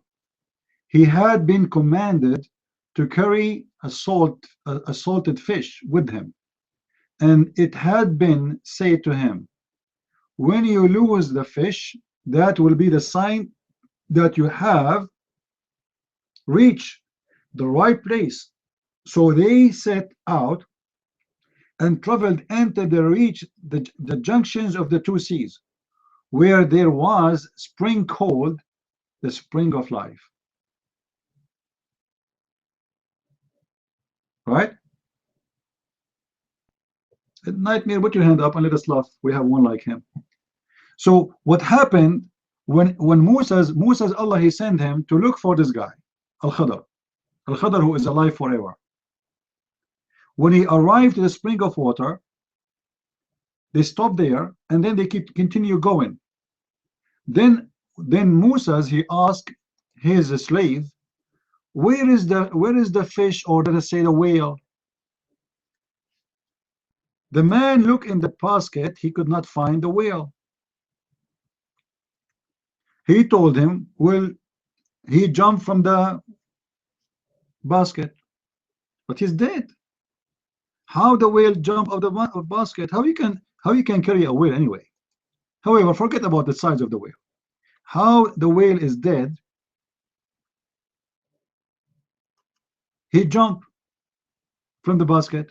If you go to chapter 18, read from verse number, maybe you can start reading from verse 50, if you want to start in advance, and then you will find that in verse number 61, when they arrived to the conjunction of the two sea, they forgot their whale, and this whale, he ran into the ocean, and when he ran in the ocean, he left a track of rocks. The ocean became a rock, imagine, which is amazing. In verse number 63, he says, you know what? When we sit in that rock there next to the spring, the shaitan, he made me forget the whale. So let us go and follow his track. So they follow his track. And this is how they were able to follow Al-Khadr. So what happened to the whale? How the whale came back to life? He was in the basket and he was dead.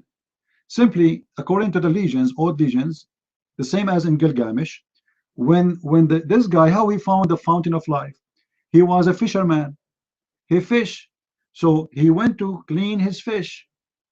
He found a spring of water. When he dipped the fish in the spring of water to wash it, the fish came back to life. So he noticed right away that this is the fountain of life. And he drank from it. And this is how Al-Khadr, he lived forever. The Quran adopt the same stupid story and make it as a real story coming from the real God. And here we go. Allah is teaching us how Moses, he was sent to the Prophet Al-Khadr, and he adopting the same exact legend as if it's true. And even the fish come back to life because the fish was washed with the water.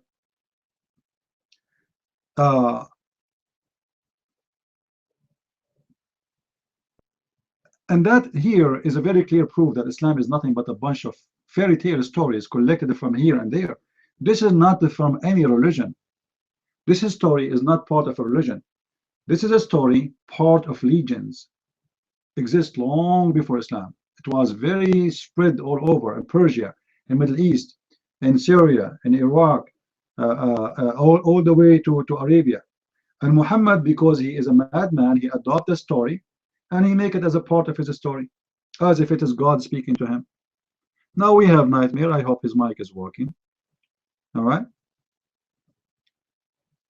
Nightmare. Who is Al-Khadr and why he was called Al-Khadr? The mic is yours. I think you already talked to them what is the Khadr. But tell me, who is this guy who had no genealogy and no beginning, resemble Son of God, who remained priest forever? Tell me, who is this guy? You get the same thing in your Bible.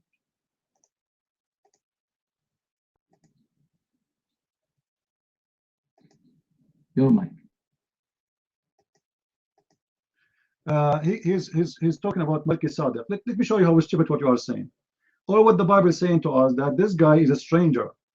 He have no beginning, he have no end, which means nobody knows who is his parents, where he's coming from, and nobody knows what happened to him. So they are speaking about a great person who was devoted to God. That's all. But there's no fairy tale story there. He did not drink from the fountain of life. He did not live forever. He is not a magical guy. What's wrong with you? Or what they are saying, he is not from our people. He is not one of us. He is a person we do not know, except that he is a man of God. Amazing, amazing person. That's it. But in your story, in your story, Al-Khadr is who? He is a person who drank from a spring of water and he became alive forever. He was exist in the time of Noah, and he is exist in the time of Moses, and he was exist in the funeral of Muhammad. The mic is yours.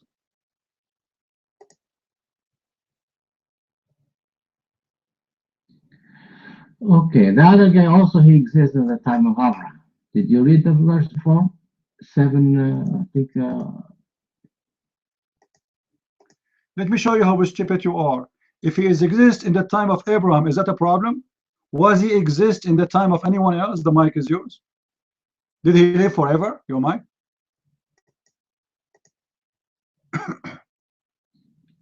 Yeah, according to Hebrew, he lives forever. That's what it says. Where it says he's forever? Show me. I want to see it. I want to learn from you. Your mic. Go ahead. Show me.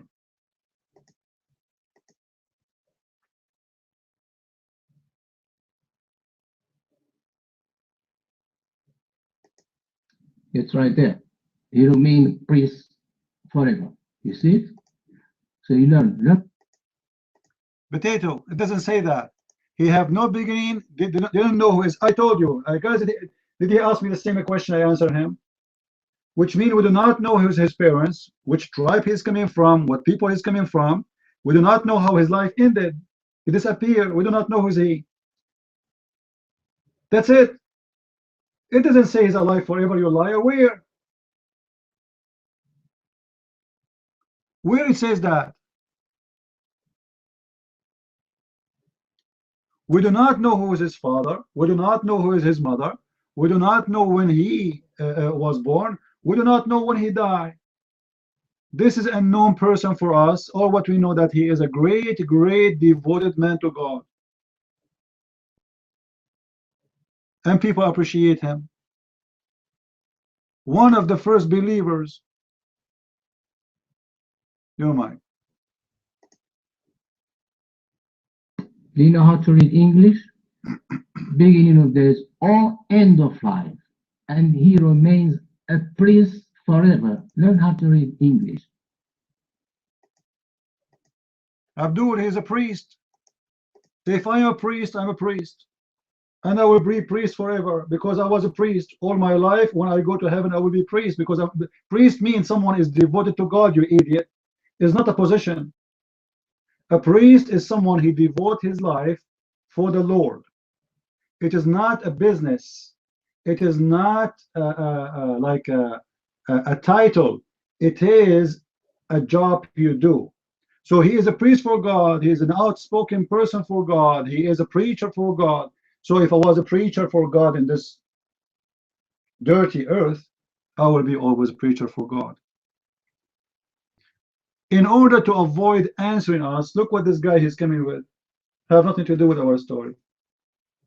Nowhere it says that this guy, he was drinking the water of life to stay alive, or doesn't even stay alive.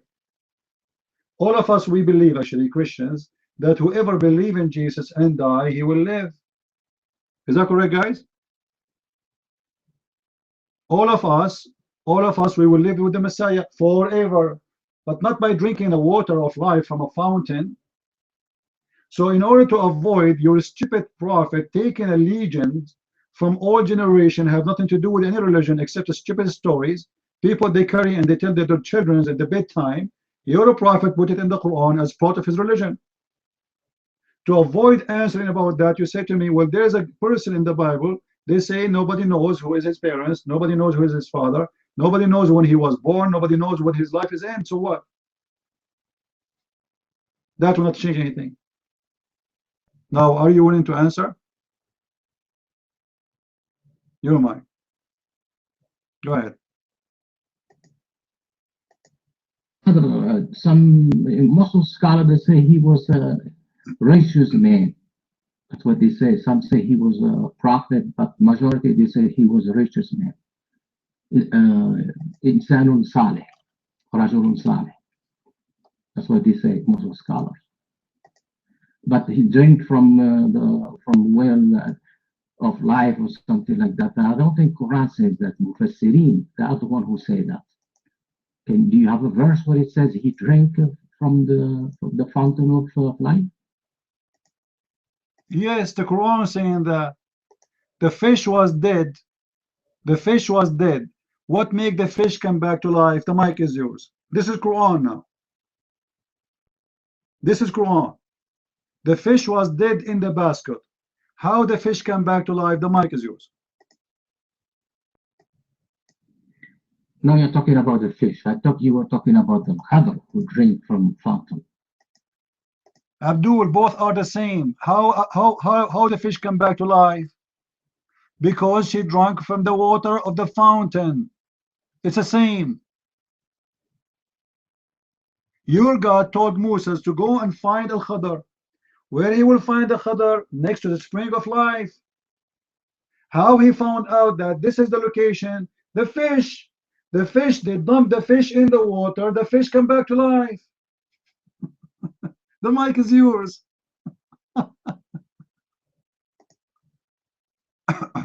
Man, now you're talking about the fish. You told me the Khadr, the drink from the fountain of... Abdul, both of them, they drank from it. This is why the fish come back to life. Al-Khadr come back to life. How? He stay alive all the time. Your prophet, he mentioned that Al-Khadr was exist in the time of Noah, and he was exist in the time of Moses. And the Muslims after that, they say that Al-Khadr was in the funeral of Muhammad. Focus with me in the Quran. Where Moses he will find Al-Khadr. Can you tell me where, according to the Quran? Where? What is the location? How he will find him? Your mind.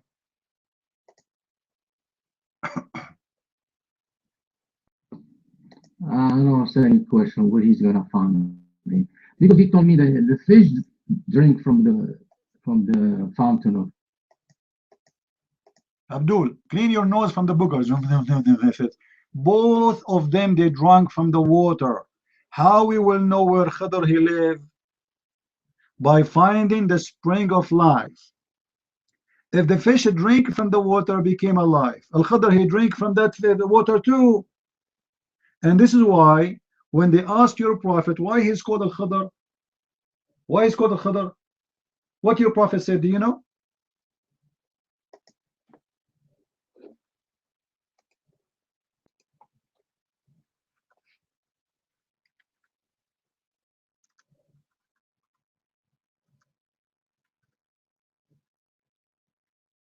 He's searching.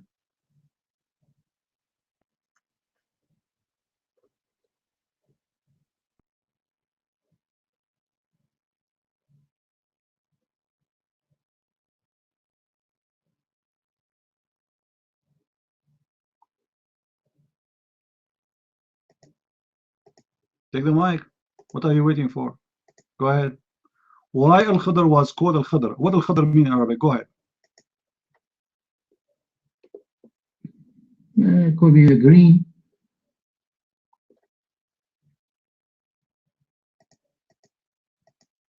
Have you ever heard of someone, his name is a green?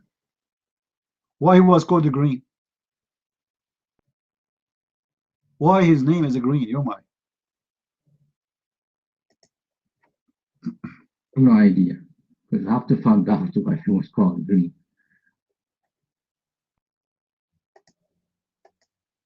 You have no idea? Are you sure? As I know, Al-Khadr, he was called Al-Khadr because he is drunk from the water of the life, the fountain of life, and since then, if he sit in any grass, the grass will come back to life and he will become a green.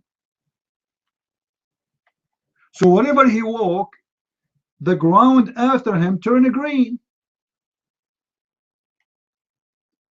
And don't tell me you do not know.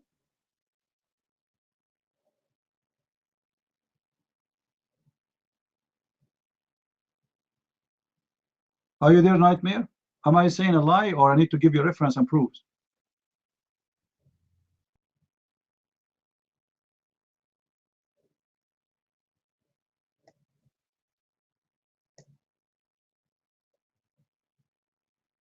Am I telling a lie?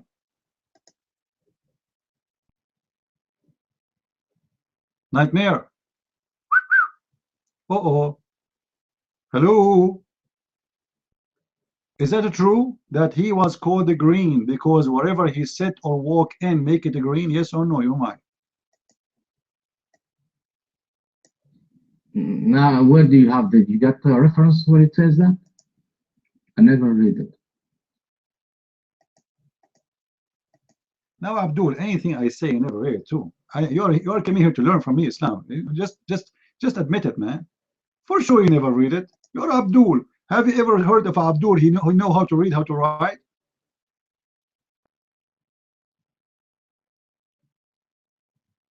Al-Khadr was called Al-Khadr because anything he sat on, he make it green. Here we go. This is Abu Huraira. Abu Huraira saying that. Do you accept Abu Huraira saying that? Or you don't accept Abu Huraira? You might. He heard it from the Prophet, or he just said it? Is it hadith? So if Abu Huraira he said that, not the Prophet, you will not accept it? You will accept it only if the Prophet said that? You might. Of course. Who told Abu Hurairah about the Khadr? Where he got this information? So Abdul, when I say I trap Muslims, I mean it. See guys, I told him Abu Huraira said that. And do you agree that Abu Huraira said that? No, of course I don't accept. I accept only the Prophet. Let me get you busted. It was the Prophet who said that. I told you it's Abu Huraira because I know if I say to you the Prophet he said that, you will say it's not accepted. So I told you Abu Huraira, so you say I don't accept it unless the Prophet he said. Now as long as the Prophet is the one who said, how you can deal with it? I know what you will do. You will say I don't accept the hadith. Here we go. This is Sahih al-Bukhari. This is Sahih al-Bukhari. Abu Huraira said that the Prophet said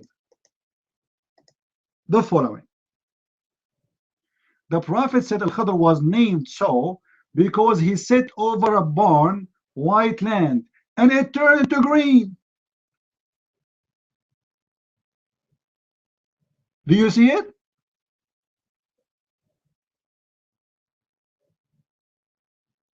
Anything this guy he touched, he make it green.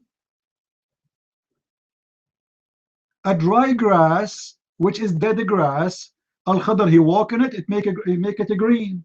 Why he make it green? The mic is yours. How Al-Khadr, whatever he touch, he make it green? You tell me why, Nightmare. It doesn't say whatever he touched, he turned it green. It says he said a white land, and that white land it turned green. Just that particular white land, not everything.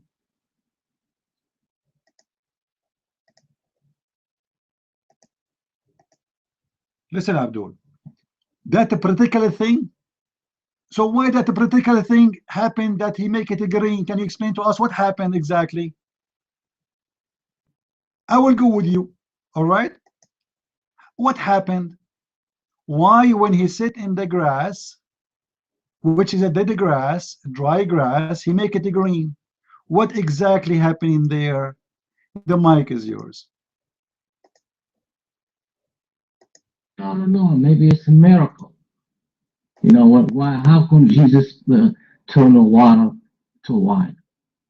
Oh, God! He turned the water into wine. That's a miracle. That's all. Abdul, but he was doing nothing. He just sat on it. He did not say, I want to show you a miracle. Or no, he just sat in the grass. He make it green. How the grass became a green? Because simply Al-Khadr, he drank from the fountain of life. The spring of life, it's a water spring. When you drank from it, you became eternal. And you sweat from that water. So his bum sweat and the grass turned green.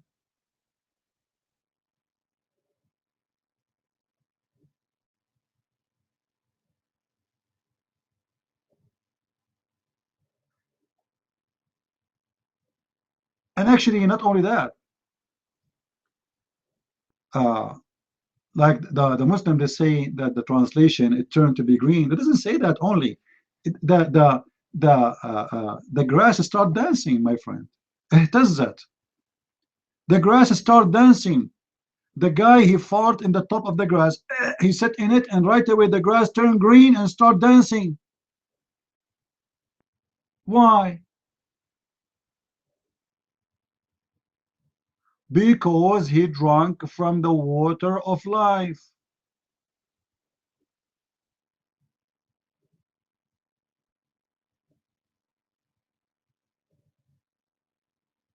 And where this story is coming from legends exist long before Islam.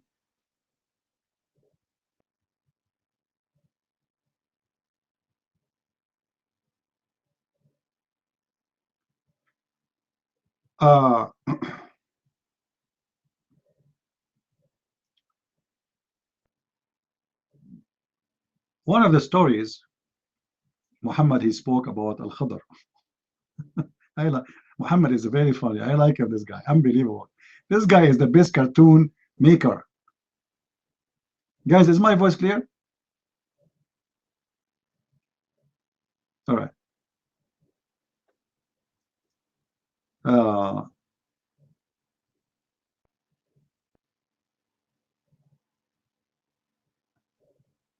Muhammad, he come with many stories about this guy. His name is Jibreel. And if you read it, you will find really how astonishing Muhammad with his fabrication is.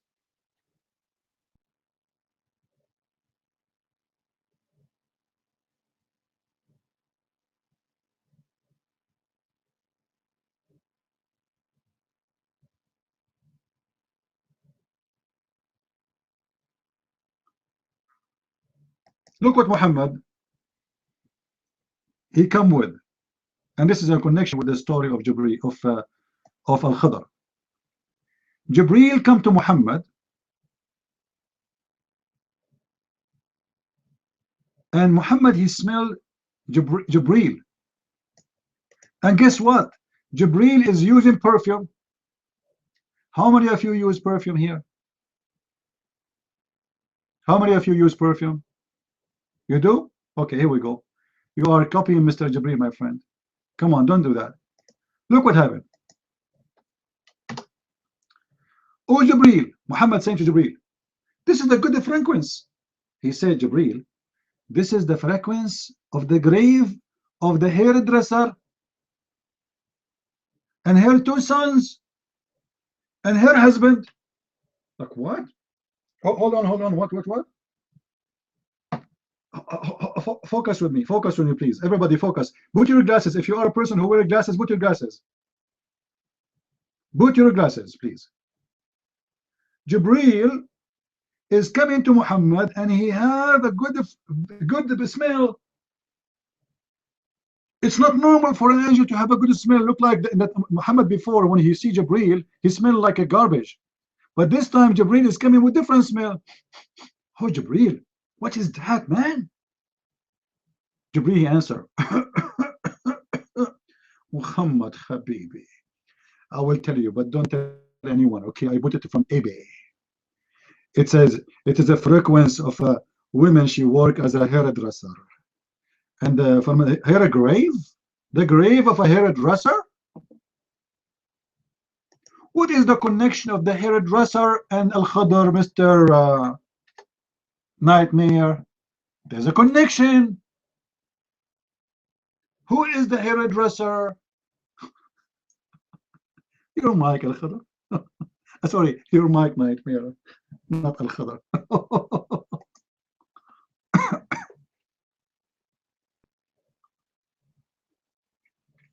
Okay, this is what I found about the Khadr, what they taught about in the scholars. Can you read it?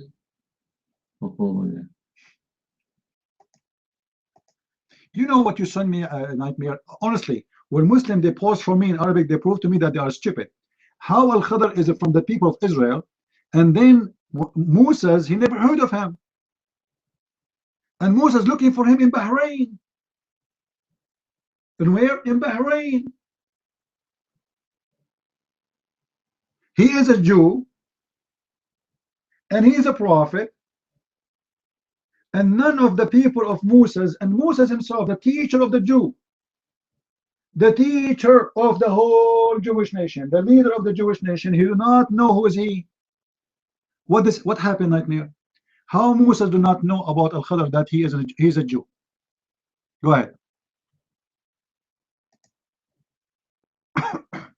Where does it say he was Jew? Where does it say he was sent to the Jewish people? You know, you have Abdul, do you know how to read? Post what you post for me in Arabic. You posted that he is from the nation of Israel. The nation of Israel, all of them, they are Jews, my friend. When you say he is from the nation of Israel, he was what? What is his religion? You might.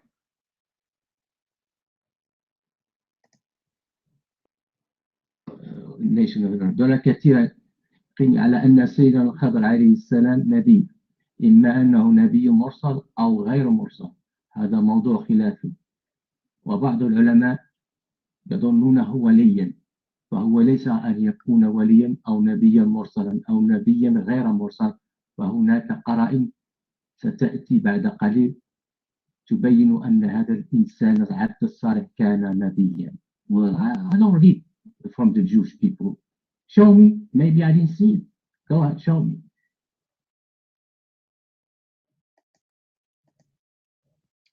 You got busted. So he is a prophet, he is not a prophet. He is a good man, he is not a good man. So what he is? If he was a prophet, he was a prophet for who? Your mind. If he is not a prophet for the people of Israel, he was a prophet for who? Go ahead. Well, you are the one who got busted. You're lying. You're telling me you were from the Jewish people. There is no Jewish people mentioned in what I sent you. So you're lying. This is number one. The prophet, who told you that all the prophets were Jews? Where did you get the... So let us confirm this. Are you accusing me that Al-Khadr, he is not a Jew? I am lying when I say he's a Jew? Are you saying the one who say that Al-Khadr is a Jew is a liar? You just said that to me. Confirm that, please.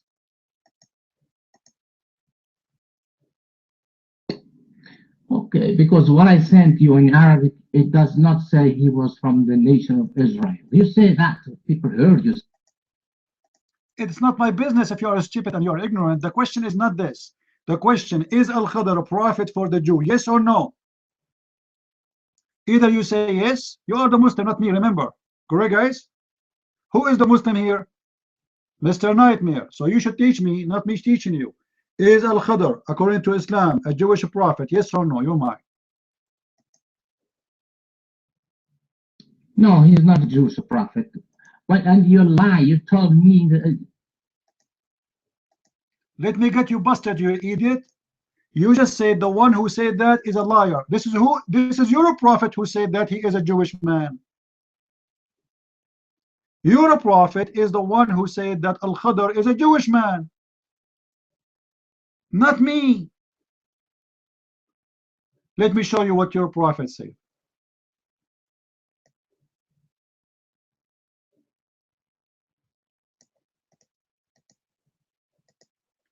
Read for me, Abdul.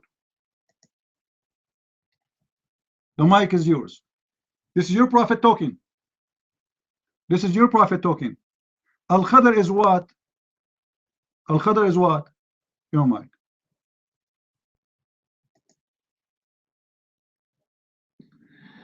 Okay, I'm not talking about this is what you said is something. I'm talking about what I sent.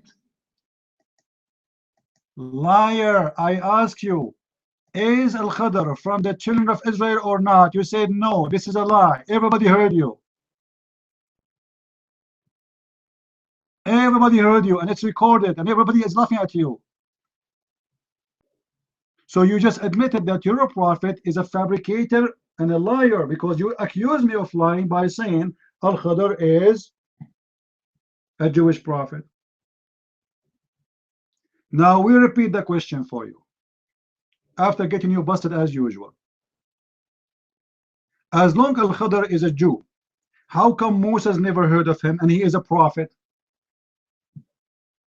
and he is a noble? He is a noble of the people of Israel,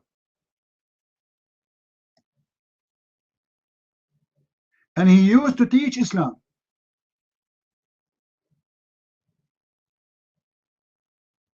How come Al-Khadr never been known by Moses, who is the prophet of the Jews? You're mine. Okay, you're gonna give me the link so I can go and read it, because I don't trust you. You are a deceiver, you know. Well, let me tell you the truth. I'm going to give the link at the end after I get you busted as much as I want. If you are stupid and ignorant, and I'm so knowledgeable, that's not my fault, correct, guys? It's not my fault.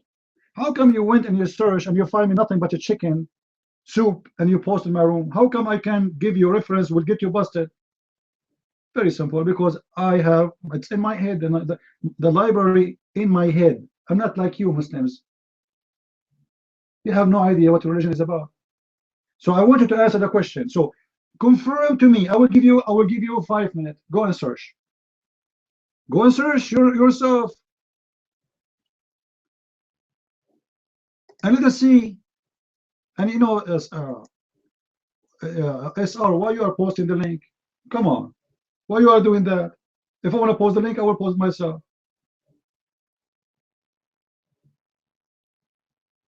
You are smarter than him. You copy my text, you search in Google, you found the hadith, right? Like, come on. If I want to do that, I will do that. Let us get them busted, guys. Learn from me. Nightmare. I was trying to help you. Do you know who is the hairdresser? Nightmare. Guys, did I say the hairdresser, she have a connection with Al-Khadr? Did I say that? And who is the one saying that? Muhammad.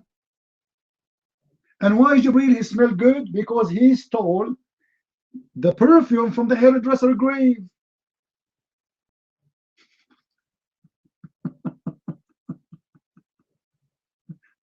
Guys, look at the connection in this story. Look how amazing the story is. Jibreel coming to Muhammad. Look at the door. Open, Muhammad. Muhammad. Hey, Jibreel, give me a hug, give me a hug. Oh, Jibreel, you smell so good. Muhammad, yeah, I smell good. Where do you get this perfume, man? Last time you stink. What happened? Well, I will tell you, but don't tell anyone, okay? Okay. Do you know the hairdresser? Which hairdresser? Okay, sit down, sit down. Let me tell you about the hairdresser story. Jibreel is getting his perfume from the hairdresser grave. Who is the hairdresser, Mr. Nightmare? Here we go. They give you the link. They gave you the link against my will. Who is the hairdresser? You're mine.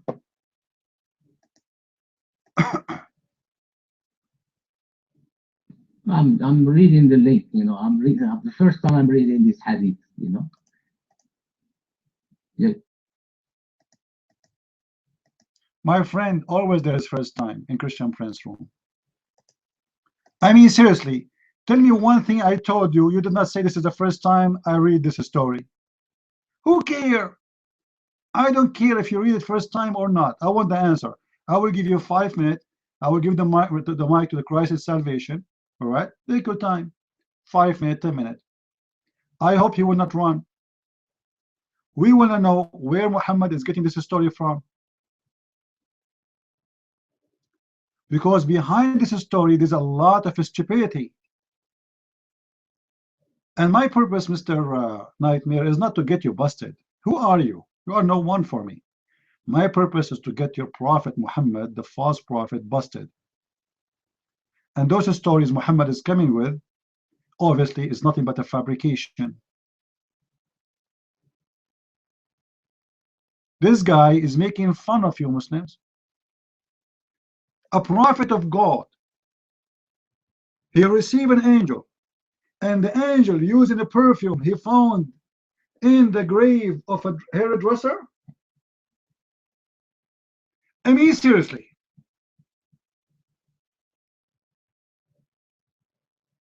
Who is the hairdresser? This is my question. I'm waiting for the answer. I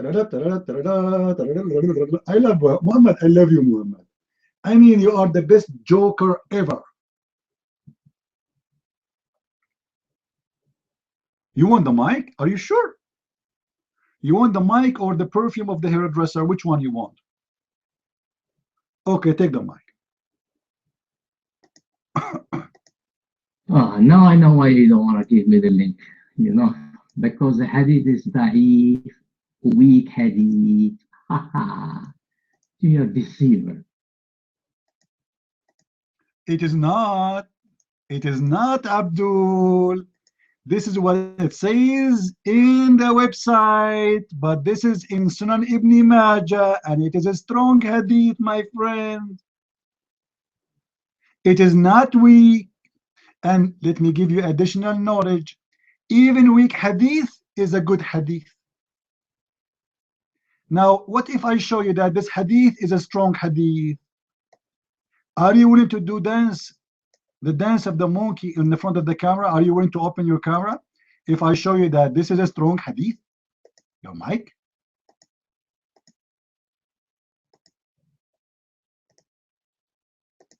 I read it in front of me. It says weak. I couldn't paste it. My friend, I see it too. But in the book of Ibn Majah, it doesn't say that.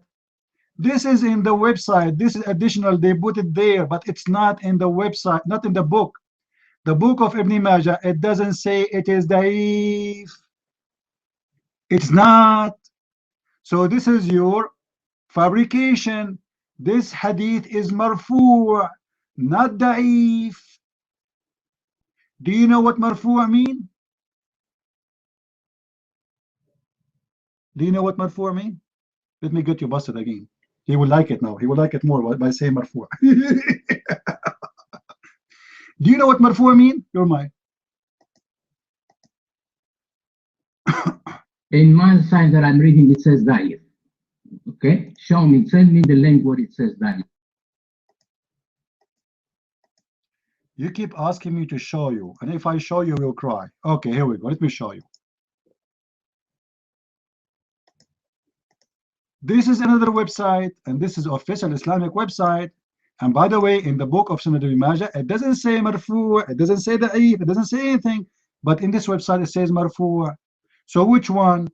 Is it da'if or marfu'? Which one you might? Go ahead. Send me the link. You know what is the marfu' mean? Go ahead, tell me what is marfu'. Abdul, the link in the front of you. And what do you mean? Tell me what marfu' mean. I thought you are the one who's teaching us. What marfu' mean? Tell us. Okay, go ahead. Your mic. I want to listen to you. Go ahead.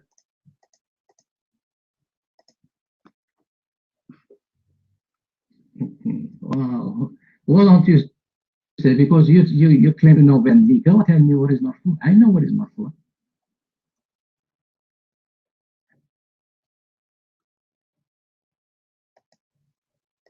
It's amazing prophet nightmare.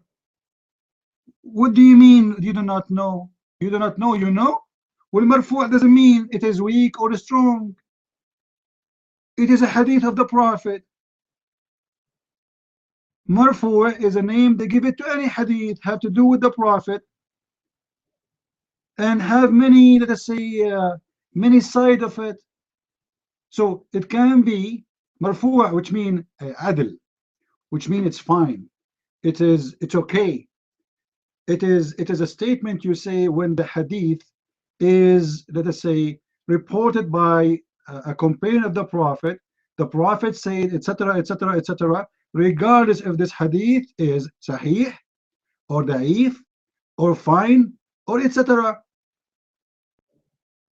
So how you confirm that this hadith is wrong? Your mind. Okay.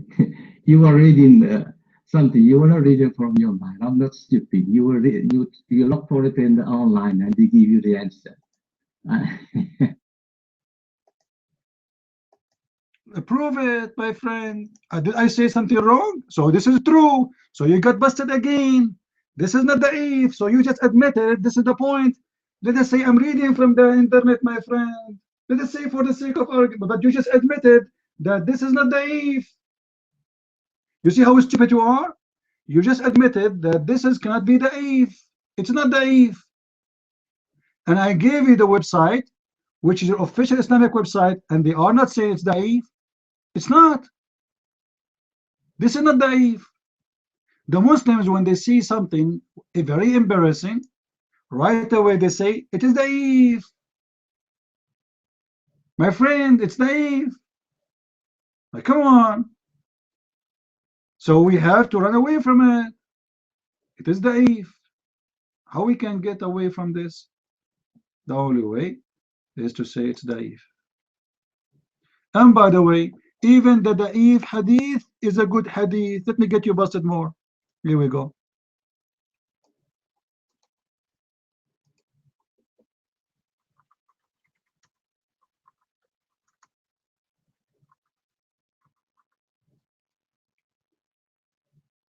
Let me get you Muslim busted with the lies of da'if.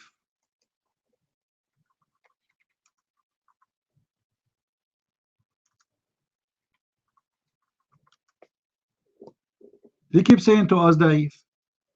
Anything they don't like, they call it da'if.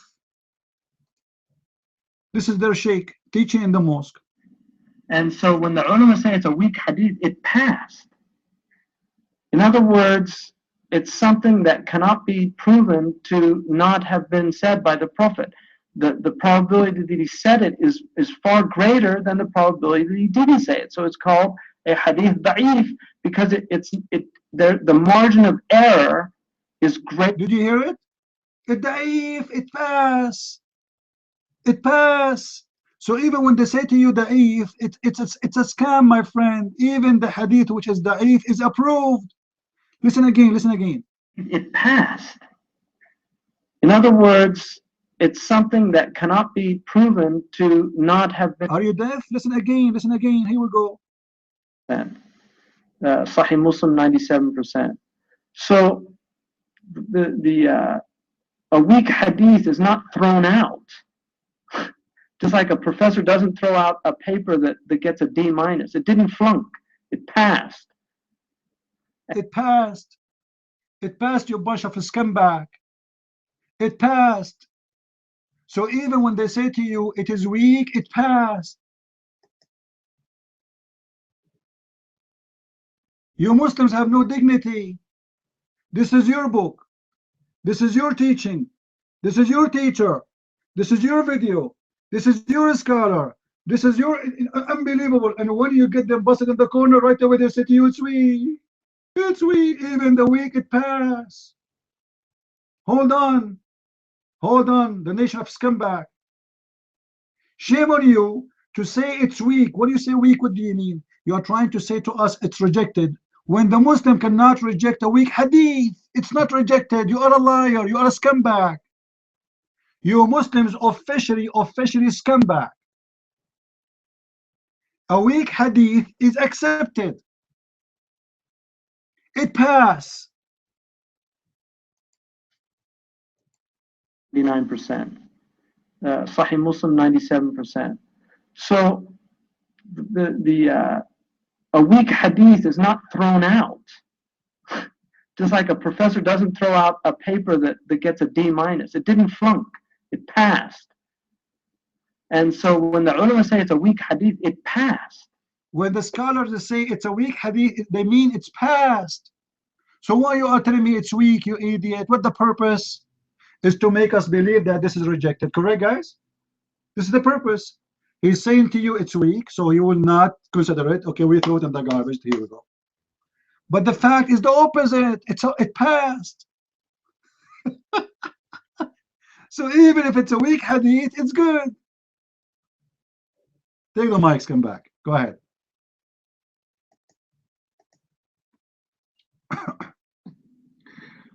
Hadith marfu, it could be authentic, could be hasan, good, it could be da'if.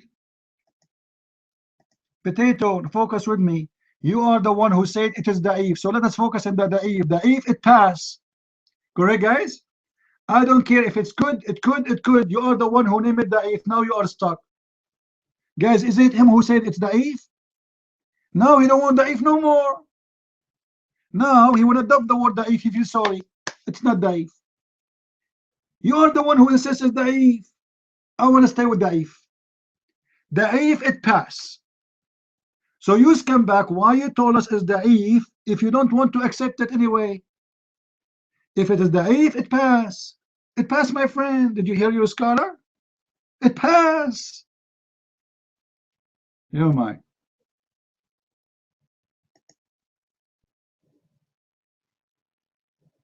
Why do you interrupt me? This is the reason why I'm to know. I told you it could be 4 things. Let's assume that that's not me who said da'if. The scholar says that. The link says it's da'if. And I can send you the link so you can read it. Okay, let me finish my point. Potato, who is the one who said it's da'if? Name the scholar who said that. Who? You are stupid like your prophet. Who is the scholar who said it's da'if? Can you name him for me? This is a Muslim website like you. Anything will make Muhammad look like an idiot. They put next to it da'if. Show me the scholar he said this is da'if. You're mine. Which means pass.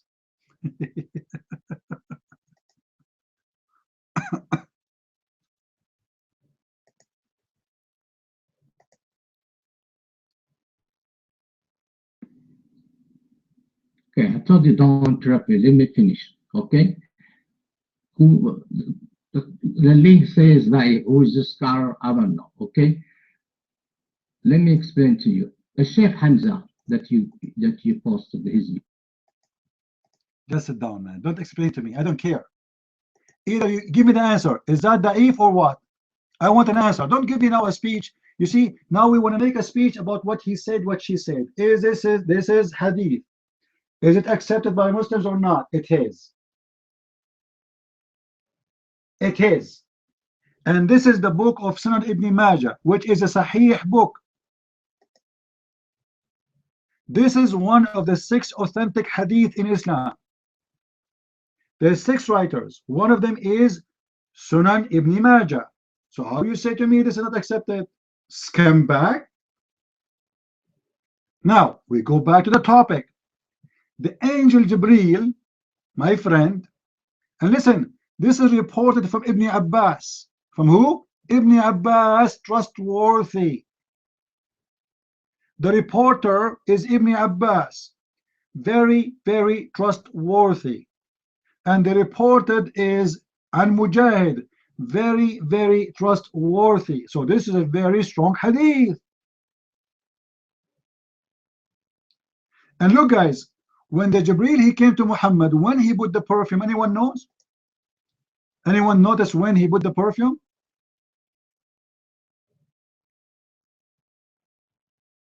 There's an occasion. Anyone knows what the occasion? Why this time Jibreel had perfume? He stole it from the hairdresser grave. Anyone? No, there's an occasion. This is when Allah want to take Muhammad to heaven. Jibreel he come with the flying donkey. So now they are going to go to Allah. So Jibreel he look himself, I smell bad, what I do. So he went and he found the perfume in the hairdresser grave.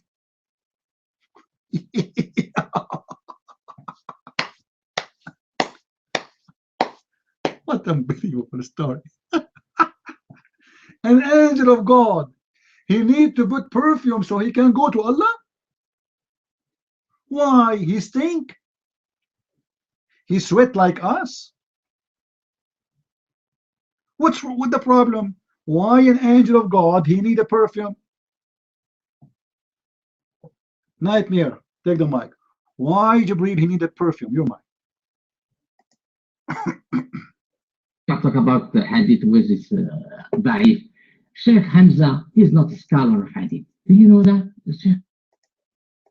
I don't care. Give me a scholar saying the if hadith is not accepted. Beat him. Can you? Show him that he's stupid. He go on your Islamic TV and you Muslim post his videos everywhere and he is stupid? We'll show him. The if hadith is accepted hadith. Sit down, Nightmare, sit down.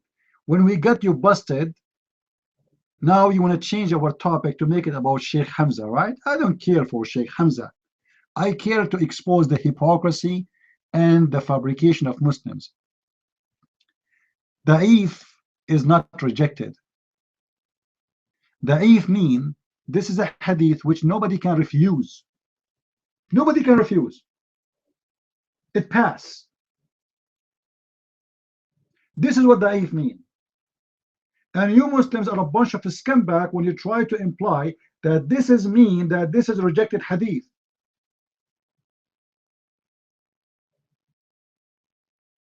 Nobody can reject the da'if hadith.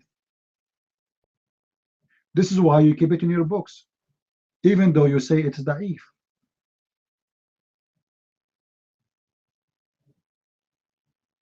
It is going to stay in your book forever because simply it's accepted, not because it's rejected.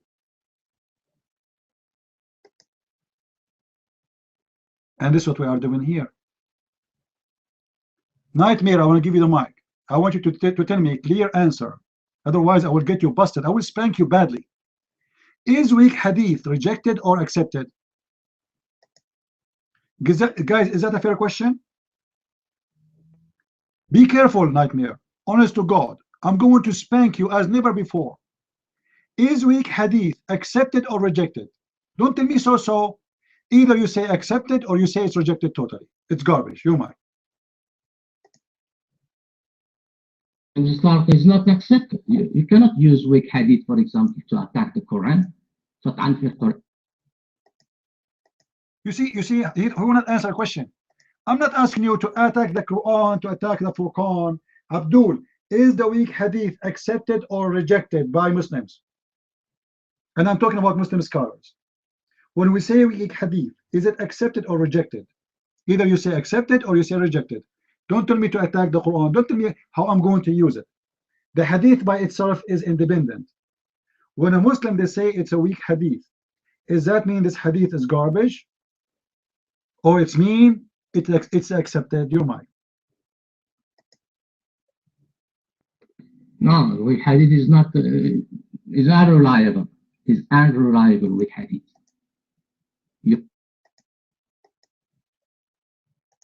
Do you have any proof? Do you have any proof? I want you to give me a link of your choice. You see how nice I am? Saying that what weak hadith is not accepted. Can you? You mind?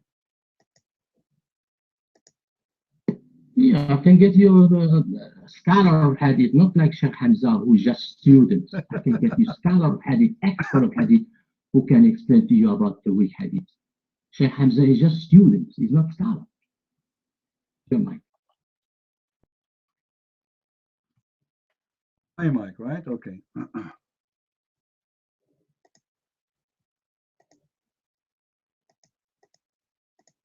You just said that Hamza is a student. Student of who?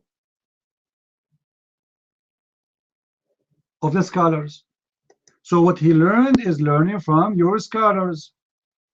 Now I'm asking you to give me a reference to say that weak hadith is rejected by Islam. By the scholars of Islam, not by you and me, right? You are saying scholars of Islam. So you supposed he is not, and me supposedly according to you not. So according to the scholars of Islam, who is the scholar of Islam? He says hadith which is da'if is rejected. Can you name him for me, your mic? Okay, the one that I know about is Sheikh Hawini. There was another guy, Albani. Al-Hawini is a scholar. I mean, this guy, he just died, man. I think he's alive. What are you talking about? This is a scholar? I thought you want to tell me Ibn Kathir, you want to tell me Al-Qurtubi, you want to tell me Ibn Abbas, you want to tell me, I don't know. Tell me something, man. Who is Al-Hawini? Who is Al-Hawini?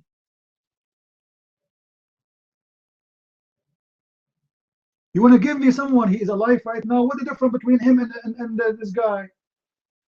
Those are from our generation. Those are your scholars? You might. You prove to me that you are ignorant. Al-Qurtubi, he was not scholar of hadith. He was a scholar in what? Guys, Al-Qurtubi was not a scholar in the hadith. He was a scholar in what?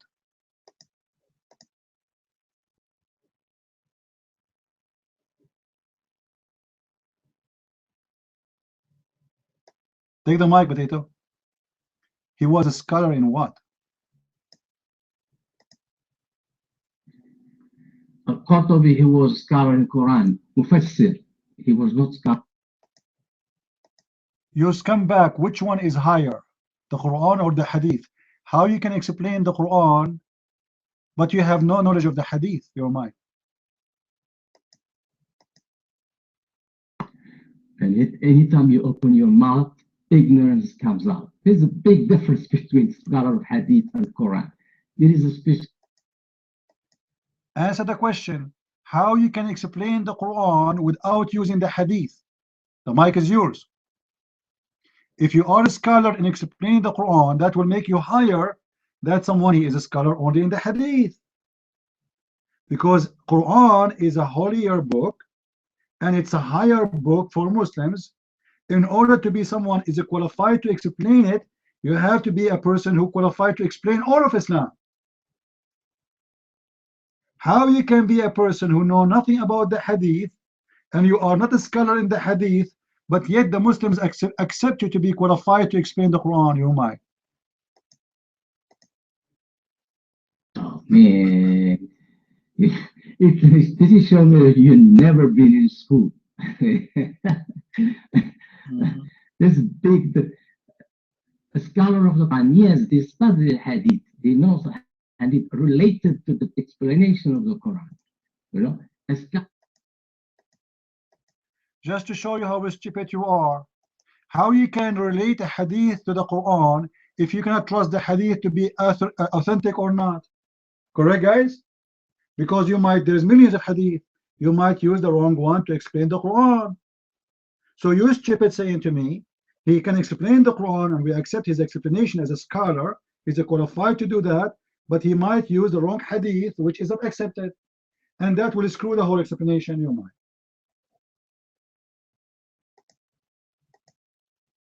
Oof, I don't know what I can. Talking about a dumb, ignorant guy. If the Qurtubi, who was a scholar of Hadith, tell me which book of Hadith did he write? Do he need to write a book of Hadith? Your Prophet, he never wrote any of them. That's when your Prophet is not a scholar in Islam, my friend. He is not a scholar of his own Hadith. There's many Hadith about Ibn Abbas, but Ibn Abbas, he never wrote a book of Hadith. So if you did not write a book about Hadith, it's mean you are a scholar of Hadith? That's very funny and very stupid. Now listen, you said Al-Huwaini, he said that. Al-Huwaini said that the da'if Hadith is not accepted. Show me. I want to see Al-Huwaini. Al-Huwaini is coming from the word Haywan, which means the animal. Show me from the scholar the animal where he said that this is a rejected Hadith. You're mine. You are the one who named him, not me. You're mine. Where Al-Huwaini he said da'if is rejected. I'm telling you, Hawini is the one of the expert of hadith that we have right now. Okay?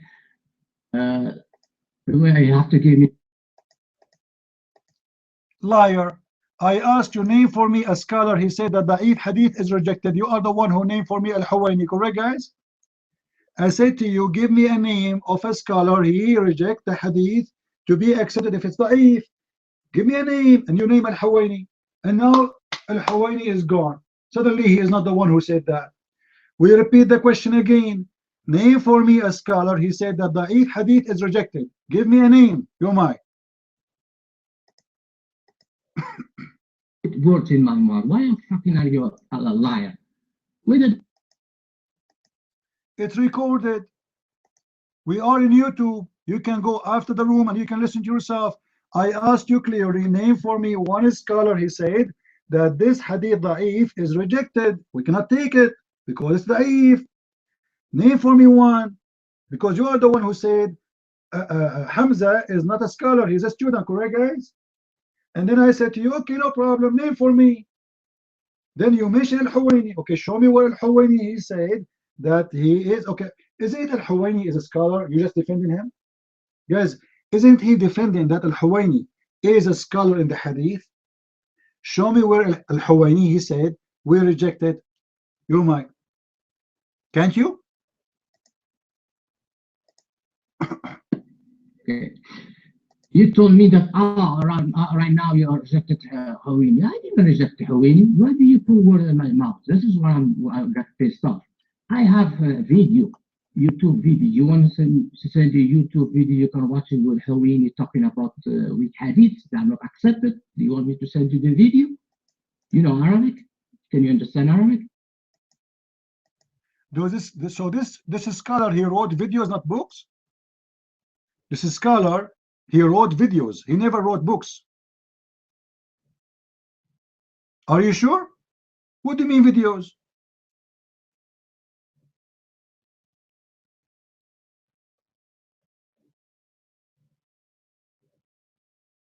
I give you books.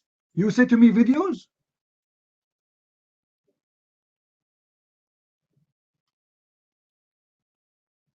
It's really amazing.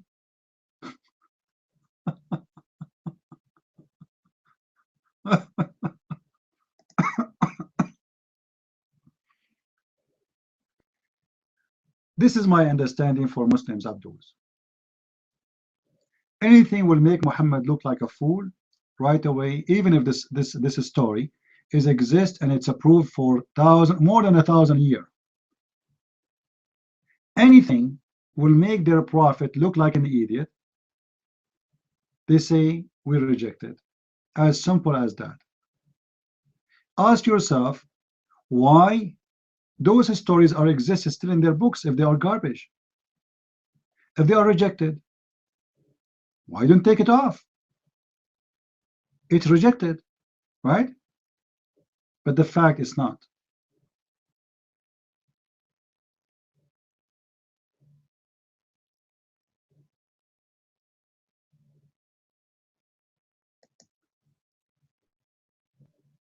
I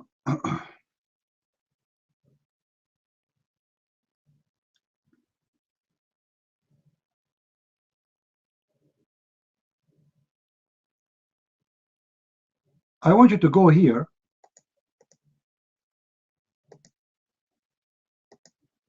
Nightmare. This is the official website of Al-Huwaini. Your potato. Is the link showing, guys? Is the link showing, or you don't see a link? You don't see it. Okay. This is the official link for your scholar, the potato you like. And you will see how you will get busted by you and Al-Huwaini.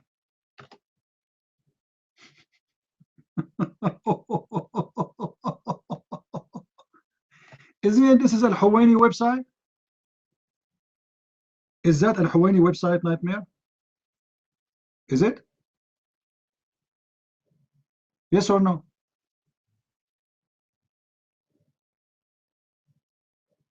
Yes or no?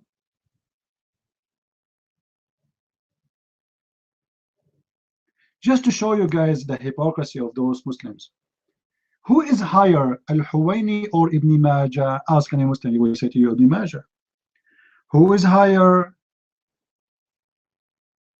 Al-Bukhari or Al-Huwaini? They will say to you Al-Bukhari.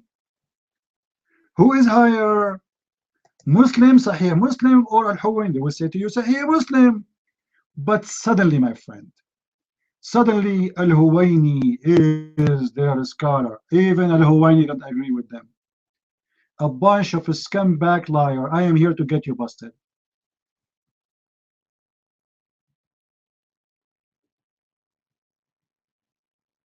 Liars. You will end in fire.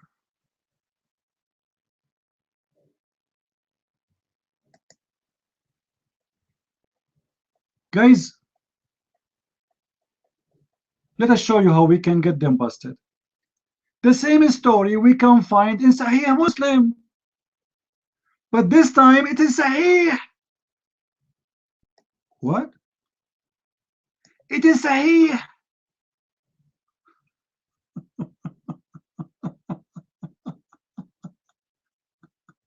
Oh boy. It is Sahih, my friend.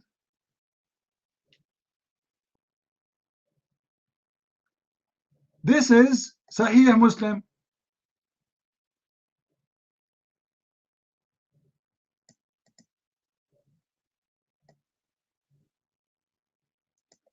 And this hadith is a Sahih. Are you going to say Sahih Muslim is wrong too? And we will read the rest of it. And I will give you the link. Are you going to deny it or you will accept it? Your mind.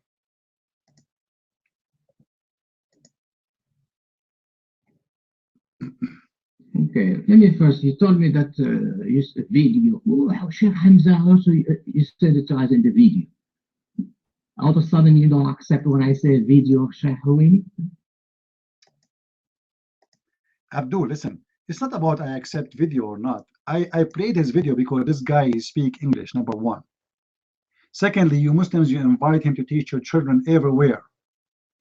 You are the one who make him a big deal. If he is a shish kebab, why you invite him? Why he is speaking in the TV? Why you make conferences for him?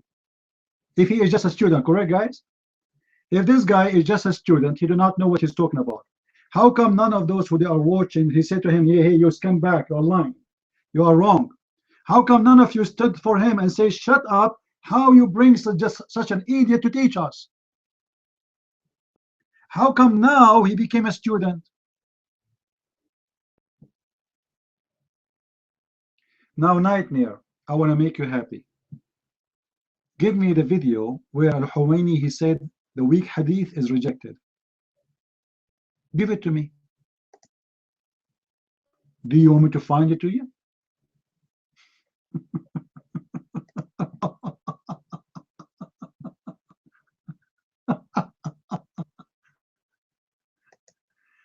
The video is in the front of me, my friend. The video of Al-Huwaini speaking about the weak da'if, the da'if hadith, is in front of me.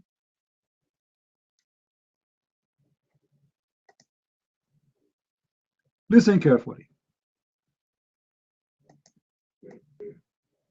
السلام عليكم ورحمة الله.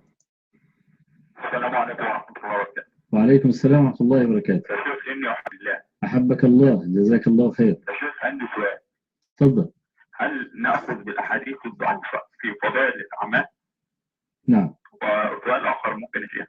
نعم تفضل. هل الحديث يتحسن من أقسام الضعيف؟ جزاك الله كل خير يا شيخ. بارك الله فيك. السلام عليكم ورحمة الله. So this guy, he's calling Al-Huwaini, the guy with the long beard, all right, who is this guy, he accept him to be a scholar, asking him, do we accept Da'if hadith or no? Your mind. I mean, let us see.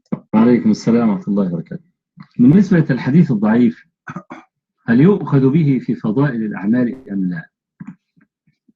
أولا لابد أن نقدر ضعف هذا الحديث. عندنا حديث الضعف إما أن يكون ضعفا شديدا أو أن يكون ضعفا يسيرا. الضعف الشديد يكون في العدالة، وأحيانا يكون في الضبط إذا كان الراوي مغفلا شديد الغفلة.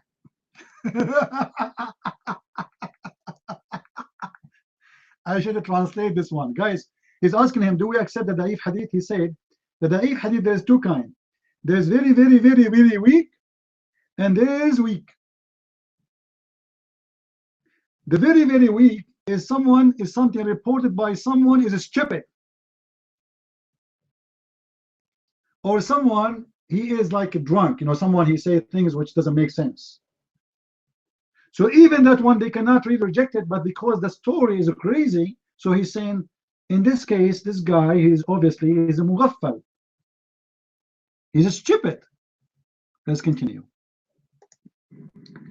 فالحديث الضعيف الذي يقبل في فضائل الأعمال عند الإمام أحمد أو عند الإمام أبي داود هو الحديث الذي ضعفه يسير خفيف.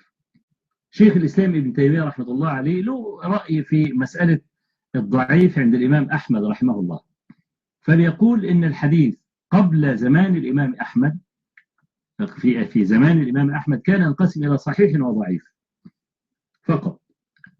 فالضعيف كان ينقسم إلى قسمين. جاء الإمام الترمذي الضعيف ده فيه أعلى وفيه أسفل. We are waiting for the answer. Until now he just explained nothing. فأعلى الضعيف الإمام الترمذي سماه حديثا حسنا. خلاص؟ والضعيف اللي هو الضعيف عند الإمام أحمد والترمذي اللي هو الضعيف اللي هو الضعيف المنحدر. أصبح أقسام الحديث ثلاثة: حديث صحيح، حديث حسن، حديث ضعيف. فالحديث الحسن على تفسير ابن تيمية هو ليس بضعيف مطروح، ولكن فيه بعض اللين من قبل ضعف حفظ بعض رواة هذا الحديث. So he's saying, guys, when scholars they come in certain time, they divide what is da'if. Da'if is, it used to be one kind, and then the da'if became more than one kind. So there is some is called differently and some is called differently, and now we divide them depending on how da'if it is. Until now we are waiting for the answer.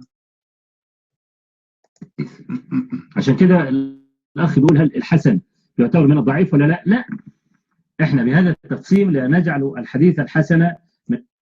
He just said that the hadith which is Hasan is not da'if, but a second ago he was saying before the da'if was the Hasan too.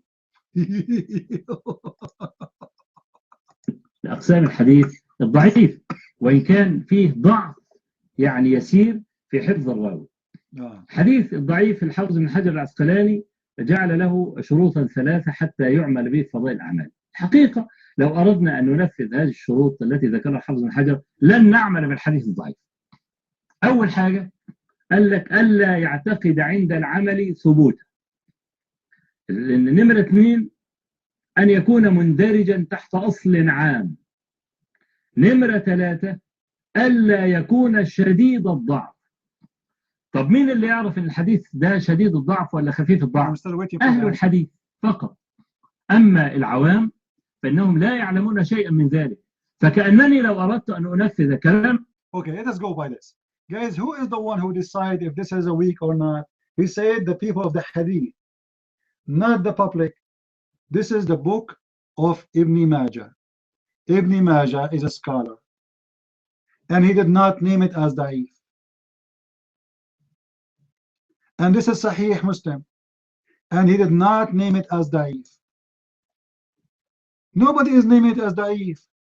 But this is today, the Muslims today, they have to come with the conclusion anything will make their prophet look like a scumbag liar. Right away they jump and they say it is weak, it is da'if. However, even the da'if is fine, it's a good. The da'if which Muslims can reject, as this guy he said, according to him, if it is have to do with the action of justice, which means it's against the action of justice. Let us say the prophet used to practice this and suddenly we find the hadith saying the opposite. So the action, it doesn't look like this is the same action of Muhammad, But even this one can be refuted because Muhammad always had many actions, and his actions are, they are contradicting to each other. Always Muhammad actions, they are contradiction. As an example, Muhammad, he said to the Muslims, you cannot marry more than 4 wives, and then he have an action of marrying more than 4 wives. Muhammad told the Muslims, you cannot do adultery, but Muhammad, he approved mut'a, where you can rent a woman for sex.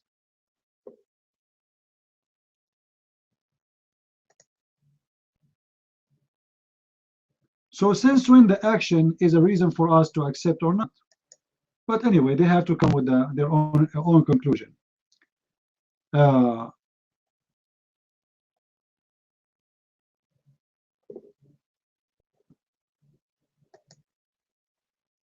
However, actually, I got the website of Al-Huwaini, but I cannot post it in the room for some reason. The link is not going through.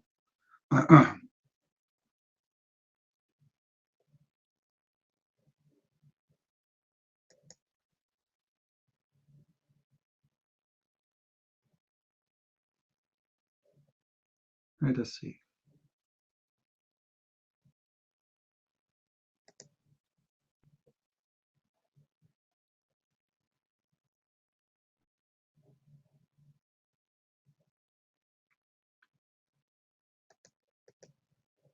Nightmare. This is Ibn Majah, the book as it is. Oh, the link is so long. Do you see the link, guys, or not coming to? Do you see a link or no? No. All right. Let me make it short, maybe.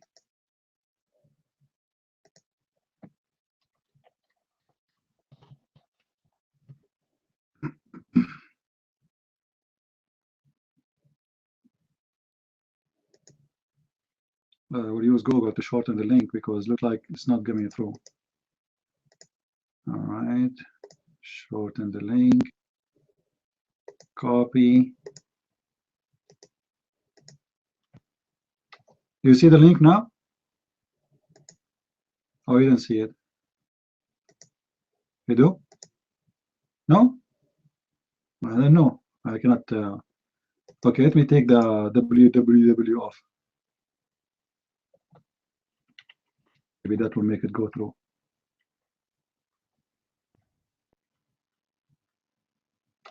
I think now it's coming, right?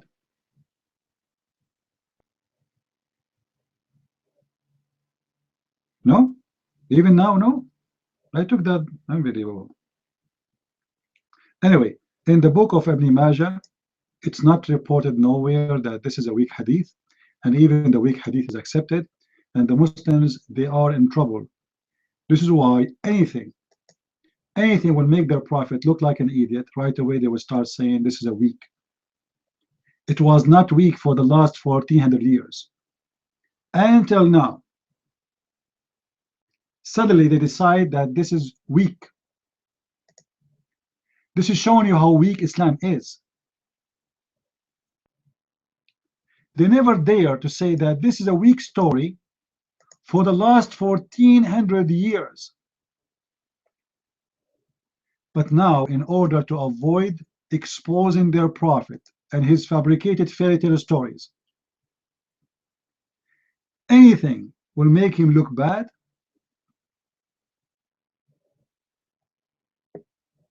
They will say it's weak.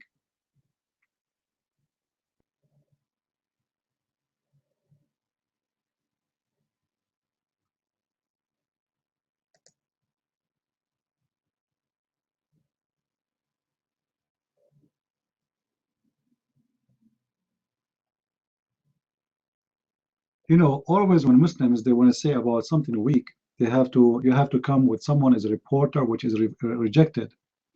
If you see this hadith, you will see none of the names there can be rejected, especially it's coming from someone like Qatada and Mujahid and Ibn Abbas. You know, all the reporters, they are very well trusted, worthy names. So how anyone can come with this except that they want to run away from it? So let's go back to our topic. We spent, just wait, Nightmare. We got your answer. Okay. You know, Nightmare, you can say whatever you want. You can say it's weak, you can say it's strong, you can say, I want to say one thing, it's very true. That you Muslims, if this is not a true hadith and you fabricate it and you make it about your prophet, it means you Muslims are a bunch of scumbag. Correct, guys?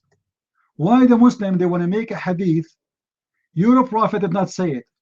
And why your scholars want to collect the hadith, which is not from your prophet, unless you are a bunch of scumbag. This is the truth. So either way,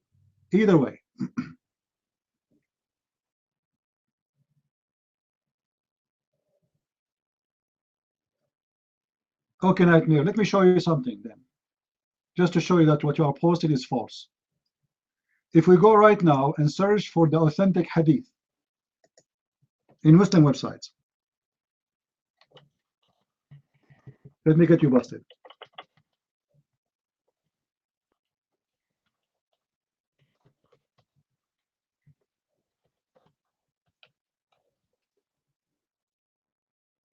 If Ibn Majah is not one of the Sahih hadith, why you Muslim listed as one of the Sahih?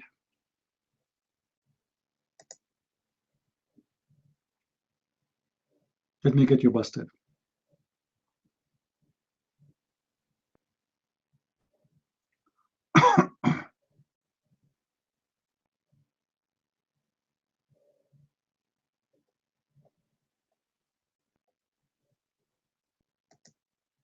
Here we go.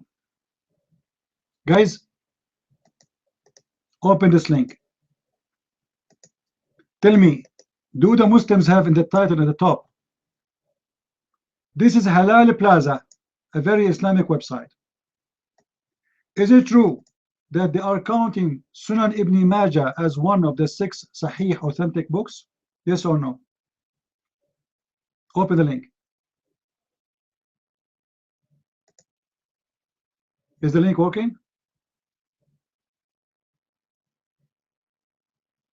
So how you call it Sahih if it is not Sahih, Mr. Nightmare? The top article is the Sahih Sitta, the 6 authentic hadith. The 6 authentic hadith books. And this is your Muslim website. Number 6 is Sunan Ibn Majah. So you want to fool who, Nightmare? This book was always and always will be a Sahih book. And now today, because we got your prophet busted, you want to say it is not Sahih. As simple as that. But who care? You accept it, you don't accept it, your prophet is getting busted with his fairy tale stories. Let us continue. So the angel Jibreel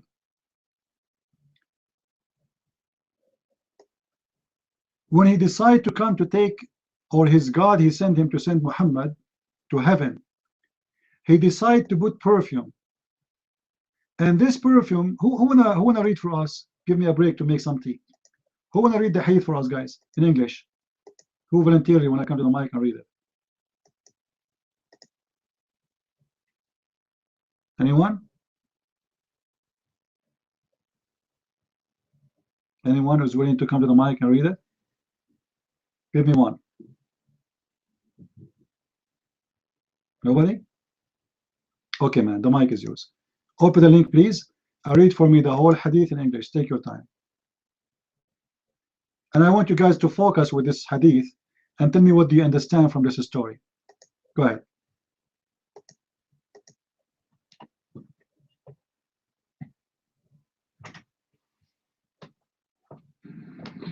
Yeah, all right, CP. Let me go to the hadith.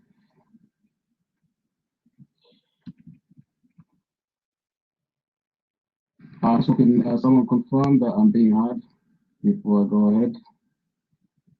Am I being heard on the mic?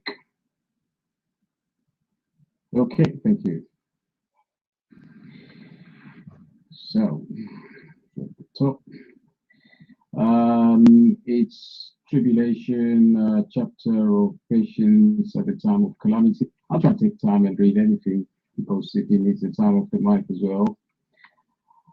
It was narrated from Ubay ibn Ka'b that on the night when he was taken on the night journey, Isra, the messenger of Allah noticed a good fragrance and said, "O Jibreel, what is this good fragrance?"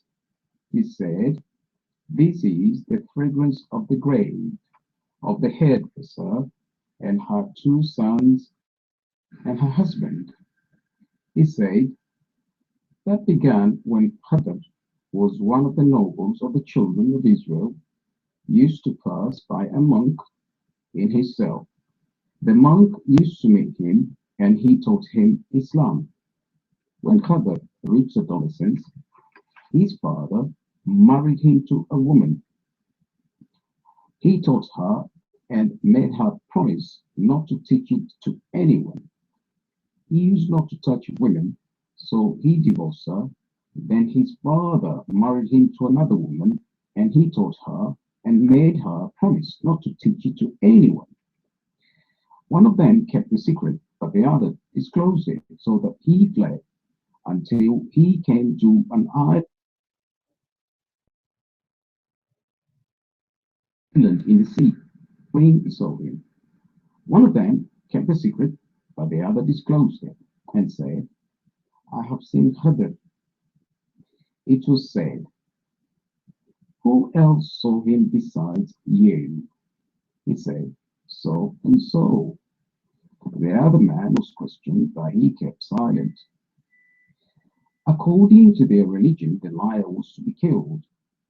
The woman who had kept the secret got married, and while she was combing the hair of the Pharaoh's daughter, she dropped the comb and said, "May Pharaoh perish." The daughter told her father about that. The woman had two sons and a husband. Pharaoh sent for them and tried to make the woman and her husband give up their religion, but they refused. He said, "I'm going to kill you." They said, "It'll be an act of kindness on your part if you kill us to put us in one grave." So he did that. When the Prophet was taken on a night journey, Isra, he noticed the good fragrance and asked Jibril about it, and he told him. So I suspect that here Jibril is telling him his whole story here. But the fragrance, and I hope I read the correct hadith, CEP.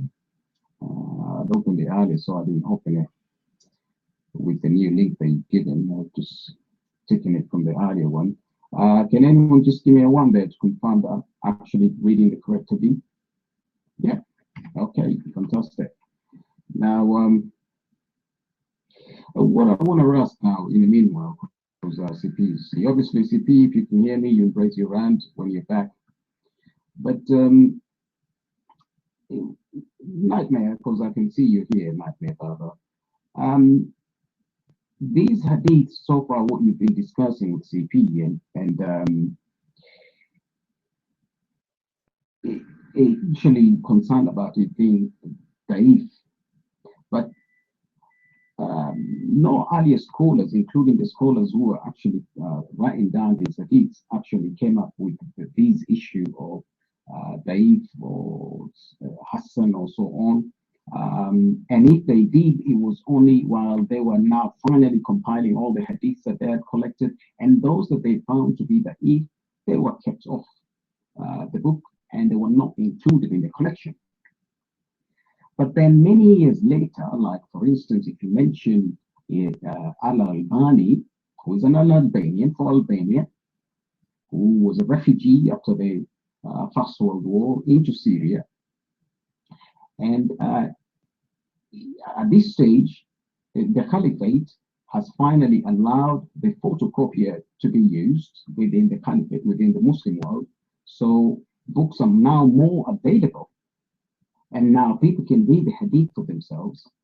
And they're now finding out all these filthy stuff But previously, they had not, obviously, only a few could have accessed the hadith before the printing press. But now more and more people can read the books for themselves. And now, in order to keep them from actually finding out the true nature of Muhammad and his religion, then people like Al-Albani now come and tell you 1300 years later that a particular hadith is da'if, or it's Hassan, or it's weak, or it's strong, or it's whatever classification that you give.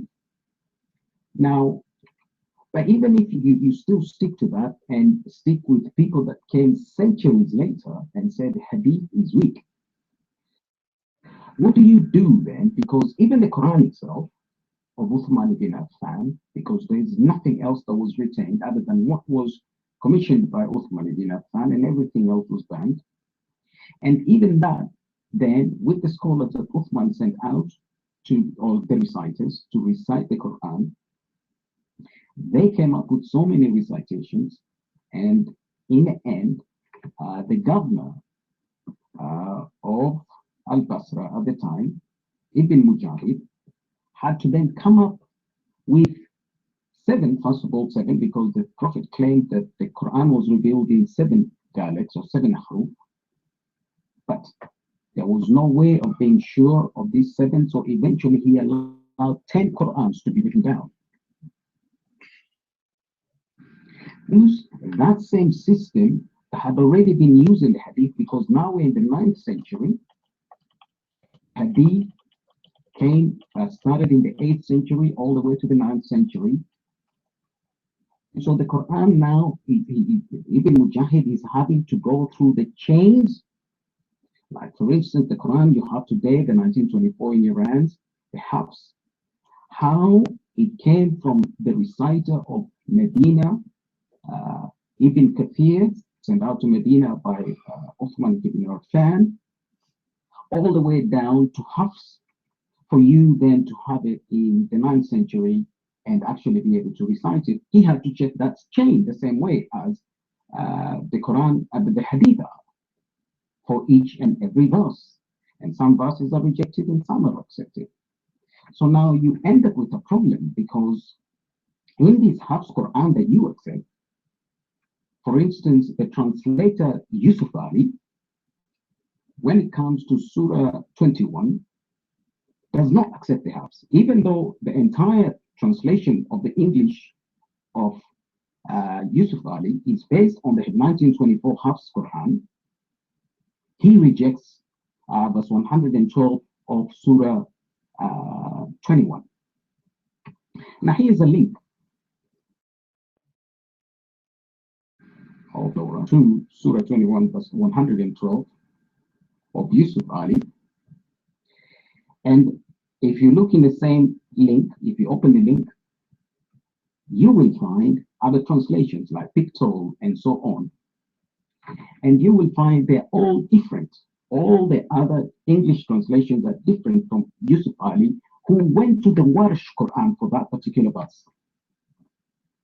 All the other verses he translated using the Hafs, but for that particular verse, he did not accept the Hafs Quran, and he went to the Warsh Quran. So now, is the Hafs Quran, Surah 21, verse 112, da'if? Hassan, can you give us a classification why that verse is being rejected by Ahmed Yusuf Ali and other Muslims who do not accept the Hafs version of that, and they go to other Arabic Qurans like the Warsh? I don't know whether CP you're back, but maybe Nightmare, if you wanna tell us, do you reject that? Did Ibn Mujahid approve Surah 21 verse 112? Did he not check the chain of narrators all the way to Hafs properly? Was he a broken chain? Or why did we end up with two versions, whereby in one verse, in one Quran, the Hafs Quran, it is Allah who is speaking, and in the Warsh Quran, it is Allah who is speaking, whereas in the Hafs, it is me speaking. Which one is correct? Which one? Because one of them has to be Daif, and that's why Yusuf Ali dropped it. My friend.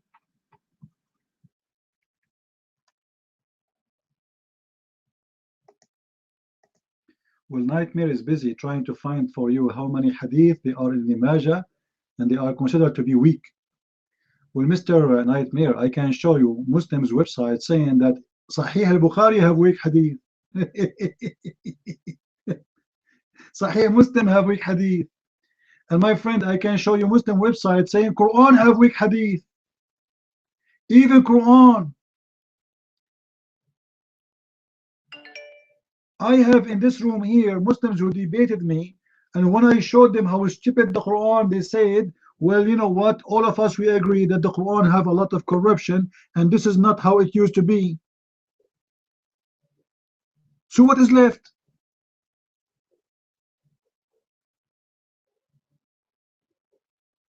Okay, I will make you say that then. You say I'm making a lie? You are saying I'm making a lie? All right. Let us see if I'm making a lie or not.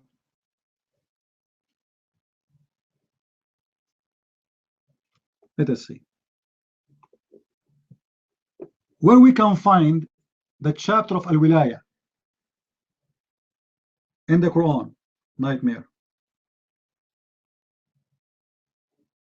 Al-Wilaya, where we can find it. Remember, you are the one who before you said to me, your scholar is Yasser al-Habib. Right? You are the one who said to me, your scholar is Yasser al-Habib. What do you mean now? What do you mean now? Aren't you the one who mentioned to me that you accept Yasser al-Habib to explain the Quran for you? Now, no? What do you mean no? It's recorded. What do you mean no? Isn't it you who told me Yasser al-Habib is your scholar? Yes or no? Oh my. No, I never said yes, Habib is my scholar. You asked me about a particular verse in the Quran, a particular chapter. You know, I heard him saying that the Ar-Rahman was addressed the jinn and ins. That's it. I never said. I said to you, name the scholar which you accept to explain that verse. You gave me the name of Yasser al-Habib. That's it. If he is not a real scholar, how you accept his interpretation? You're mine.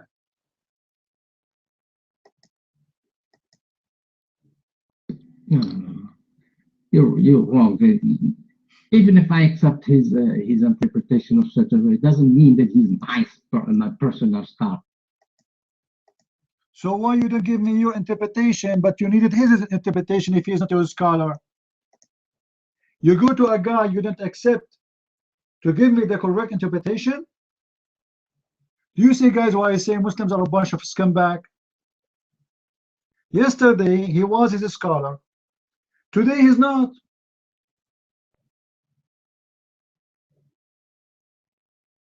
Why you are listening to him and why you are giving me a proof that I am wrong from him if he is not your scholar? So who is he? Who is he for you? You're mine.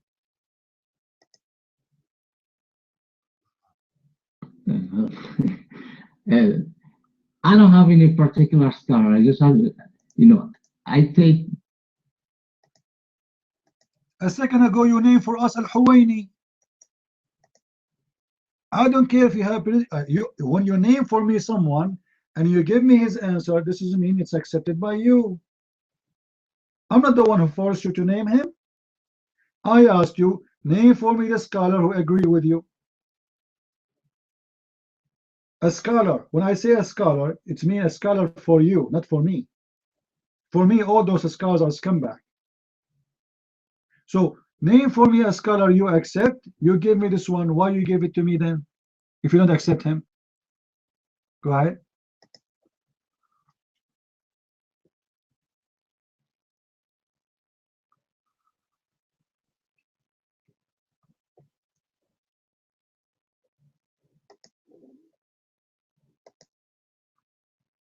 Oh boy.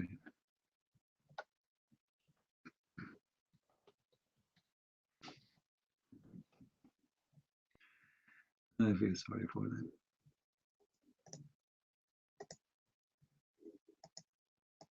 Nightmare, are you there? Are you there?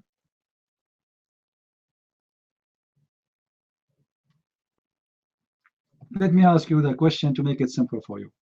Is it true that there is a huge number of Muslims, they claim and they say that the Quran is corrupt? Yes or no?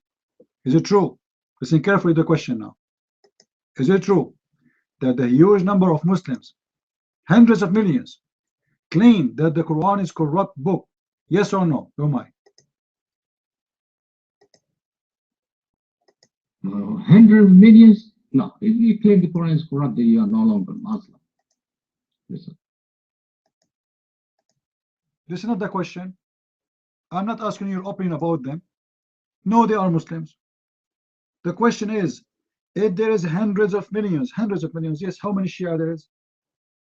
How many Shia there is? All the Shia accept the Quran to be corrupt. All the Shia, with no exception. How many Shia there is exist in this earth? Hundreds of millions. All of them, they admit and they say the Quran is a corrupt book. Yes or no, you mind? Wrong. No. It is a lie. Not all the Shia. It's totally wrong. I heard their scholar, Yasser Habib, he said the Quran is not corrupted. I heard him, I watched him. You heard Yasser Habib? Now Yasser Habib again is coming back to the picture. A second ago he was not a good guy. Listen, Nightmare.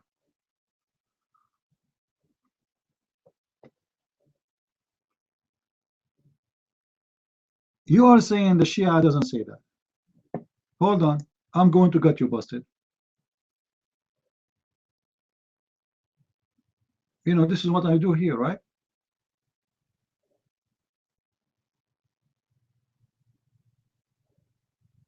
This is what I do. Is that a Shia website or a Sunni website?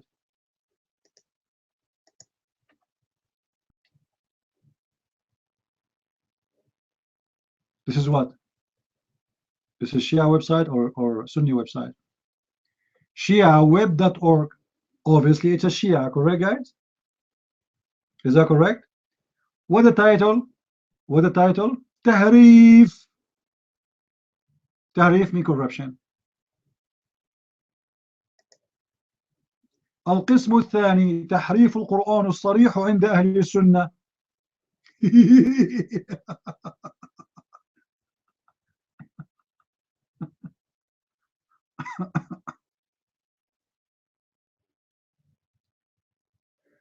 And in this book is showing you how many Islamic sects they teach that there is corruption in the Quran, and they are giving you proofs even from the Sunni.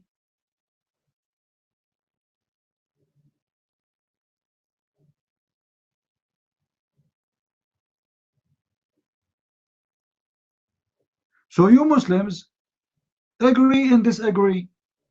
Many of you do not believe in the Quran to be protected book, and many of you believe the Quran is a corrupt book.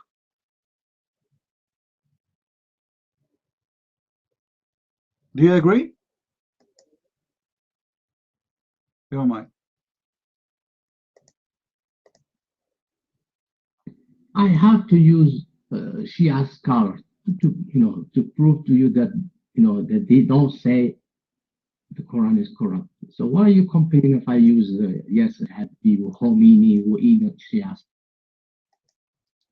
Okay, give me the video of Yasser Habib saying the Quran is not corrupt. Give it to me. I want to see it. Because I have a million websites of Shia saying the Quran is corrupt.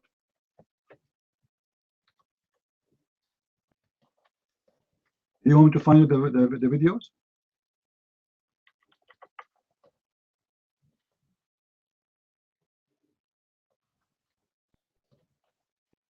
I can go and look for it.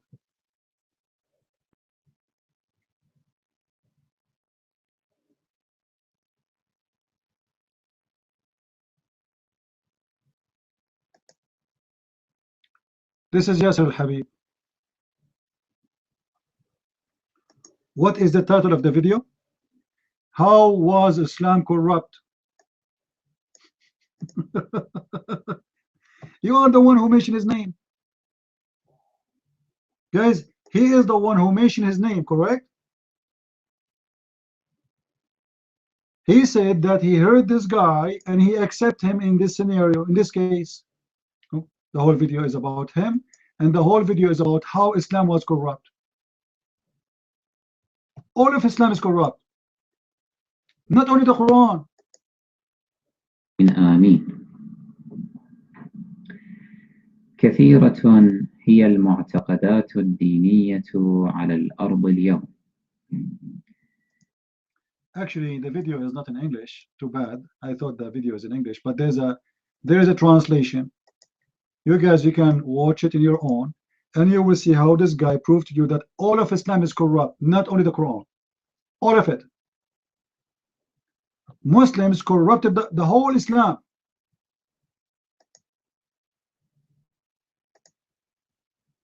Starting from the Quran.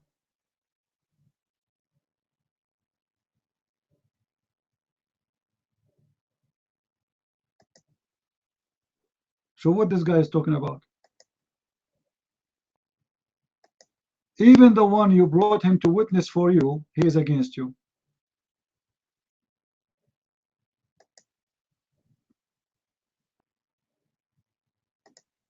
What do you want to say, Nightmare? You're mine.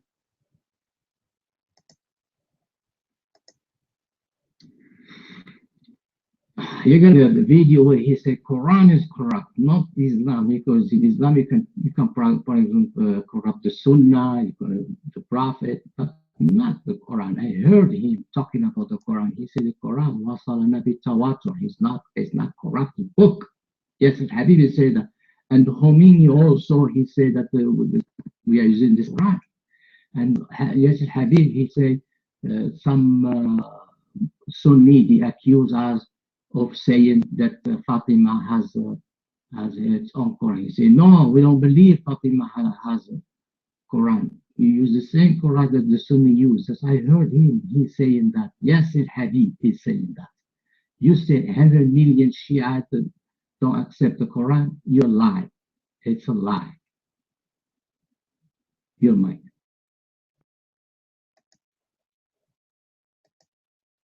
Well, Abdul, did I give you just a website from the Shia?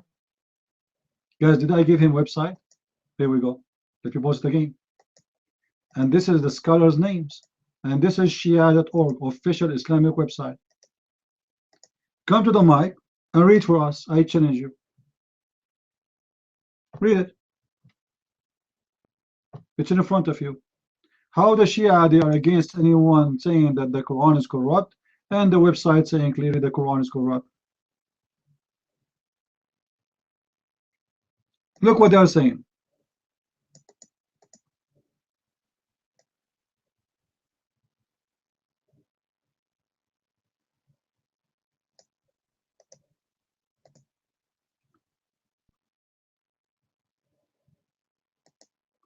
I want you to read for us and translate. Nightmare. Read and translate. You're mine. Okay. Certain Shia maybe they said, but it's not 100 million. You told us 100 million Shia don't accept the Quran. All the Shia don't accept the Quran. When I say don't accept the Quran, I'm saying they don't accept the Quran to be without corruption. All of them, they agree there's corruption. And this is in front of you. Shia are Shia. All the Shia consider the Quran to be corrupt. And I'm giving you the reference and their scholars' names.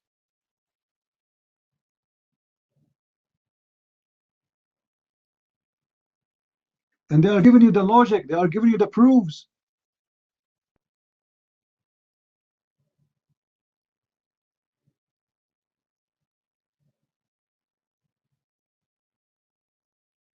The whole book is about the corruption of the Quran. The whole book. This is a book, by the way. The website there is posting a book. This is a book, Shia scholars books.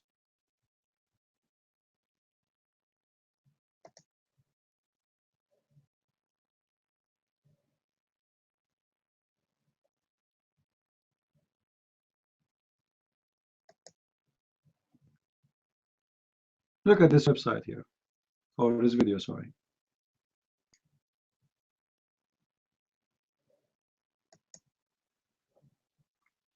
Let's see if we can play it.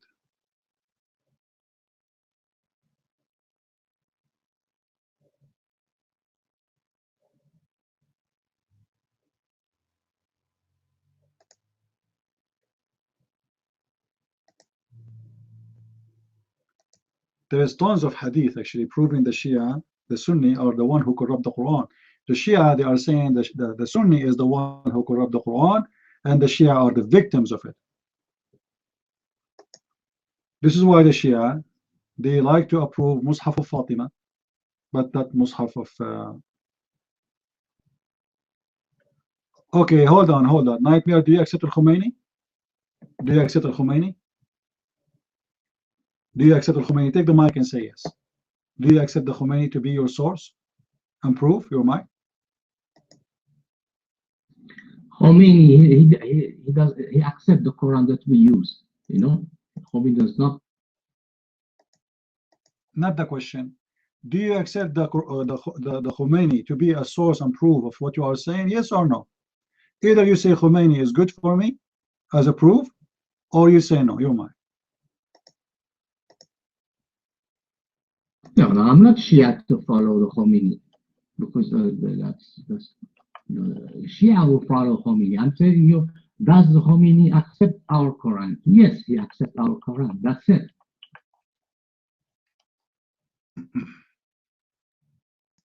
Let us see.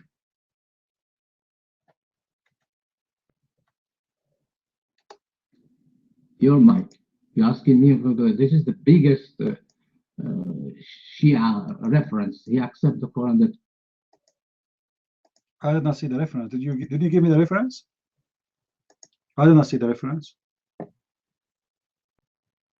I did not see that. I have the opposite. I have reference saying that Al-Khomeini, he teach the corruption of the Quran. You mentioned to me before, if you remember, a sheikh, his name is Uthman al-Khamis, correct? You're the one who mentioned his name to me, as I remember. This is the official website of Uthman al-Khamis, the scholar of the Sunni, and he is giving you reference from Al-Khomeini that he is a person who believed that the Quran is corrupt. What do you say? You are saying Al-Khomeini don't believe the Quran is corrupt. You are the one who mentioned the Khomeini. Guys, isn't it him who mentioned Al-Khomeini name? Not me. It was your choice.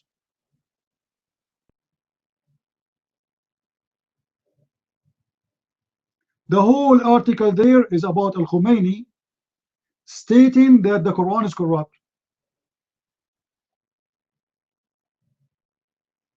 How you answer your Muslim Sunni scholar? Nightmare, your mind. If the Muslim scholar say that, does not mean it's true, because the Sunni, for example. Oh, it doesn't matter who says that, man. Well, you are the one who said the Khomeini never said that. Show me. Show me a statement of Al-Khomeini saying Quran is not corrupt. Well, you are not showing me anything. I'm showing you proof. People heard you saying Al-Khomeini said he accepts the Quran we have today, correct? Show me. I'm showing you reference. You see the article there? They give you the page of the books.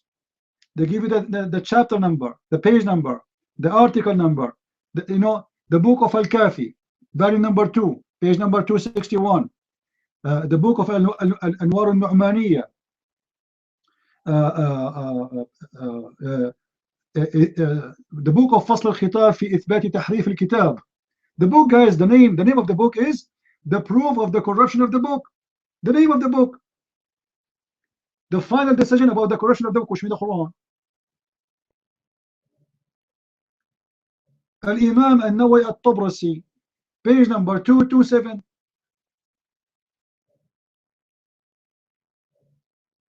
Tons of reference. Page number 30, Fasl al-Khitab. Tafsir al-Qummi, page number 23.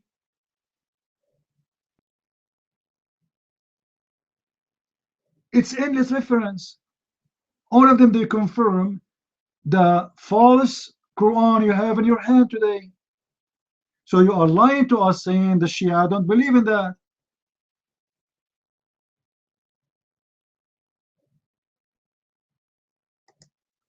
I gave you, remember, I gave you from the Shia book the proof, and I gave you from the Sunni book, Sunni website the proof. What is left? What is left? I gave you two. The opinion of the Shia saying the Quran is corrupt with the proofs and the reference. I gave you the Sunni saying the Shia believe in the Quran is corrupt with the proof and the reference. What do you want more?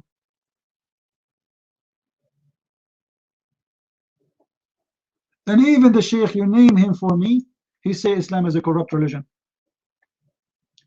which is Yasser al-Habib. All of Islam is corrupt, because you cannot corrupt Islam without corrupting the Quran.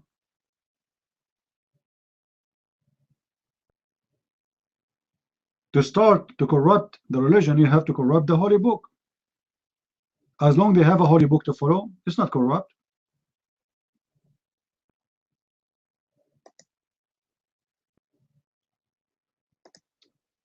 Manuel, your mic.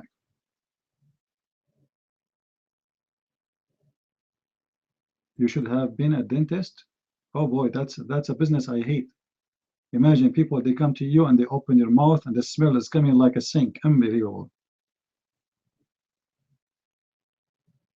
Man, your mic, Manuel.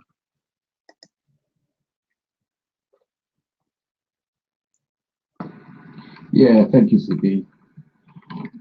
Yeah, I don't know. I mean, this guy sometimes sounds like he's on the side of the Shia, but obviously, when you produce the proofs of what you're saying regarding the Shia, then he turns against them. But I believe strongly he must be from a sect that is more on the side of the Shia than this Al-Sunnah. But in regards to the Quran, the Shia are very clear about it, that the Quran is corrupt and is even missing verses like the Surah of Nihaya and Nurain. And they believe that the Imam Mahdi will come back with the true Quran that was originally written down by Ali ibn Mutalib. But they have no option at the moment because they were subdued by the Ahl Sunnah to accept only the Quran that we have today. They have no option. And the Quran of Ali was destroyed by Uthman ibn Affan along with the other Quran that he destroyed. That does not mean they accept today's Quran, but it is the only Quran that is in existence today. The entire Quran with the surahs of Nihaya and Nurain and so on does not exist today. So they are accepting a broken Quran only because there is only in existence today a broken Quran. My friend.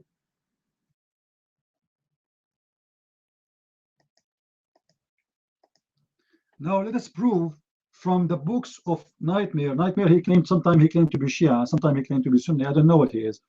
Nightmare, can you confirm to me what is your religion before we continue talking? Are you Sunni or Shia?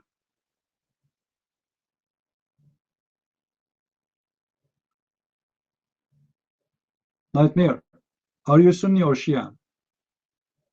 No, I want to hear it from him.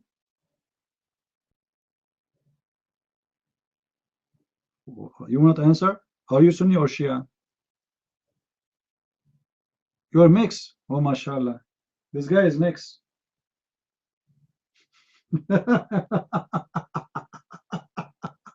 Oh boy. That will make it even nicer for me. So you are mixed. So now that make you accept the Shia reference and the Sunni reference. That's beautiful, my friend. What do you mean no? You just said mix.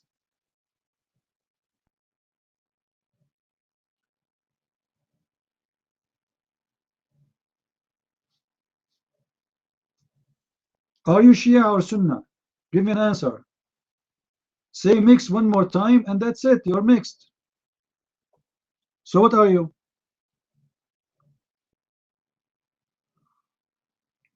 I will give you the mic after you tell me first. What is your sect? Are you Shia or Sunnah or both? What's wrong with this guy? Tex is going crazy. I don't know. Like, what? Give me mic, Mok. You're Sunni. That's wonderful. Guys, he is a Sunni. But he is asking me to listen to the Shia scholars.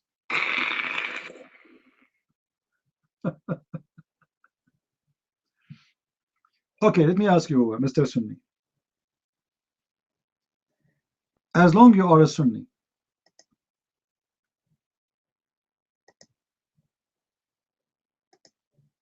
how you explain to me some stuff you Sunni believe in regarding the Quran? And remember, here we are going to talk about what? About Sunni now, as long as you mentioned that clearly you are Sunni. So that's it. You know, we have no choice to consider you a Shia. Right? All right. The Quran says, Inna nahnu anzalna al-dhikr wa inna lahu lahafidhun. It is us who send the book, and it's us who protect it. Right? That's wonderful. Then in different verse in the Quran, Allah, he says, it is on us to collect the book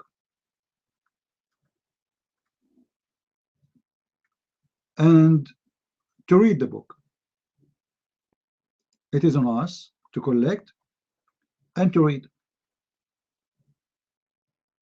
So Allah making a promise that he is the one who will collect the book and he is the one who will recite the book. Chapter 75, verse number 17. The question to you, Nightmare, who is the one who collect the book? Is it Allah or Uthman ibn Affan?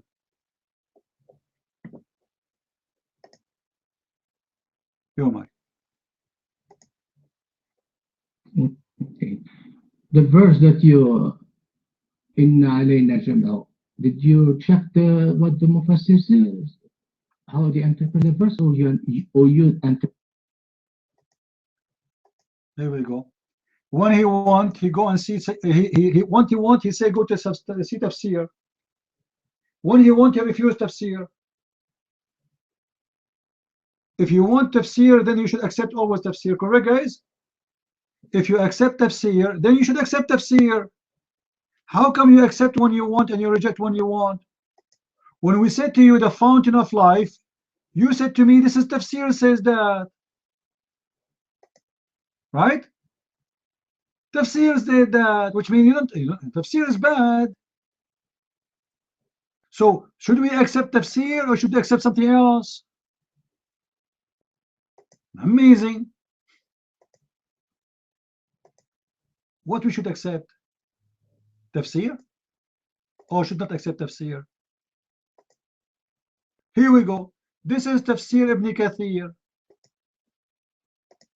The fountain of life. Do you see it?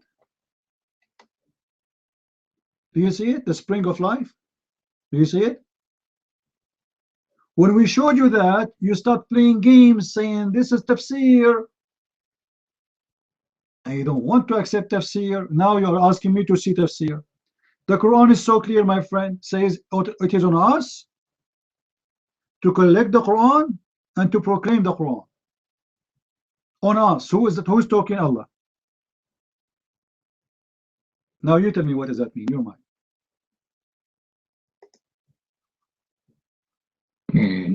I heard you many times saying, I never interpret the Quran now. I always use tafsir. Now you're crying like a baby. Now why are you going to tafsir?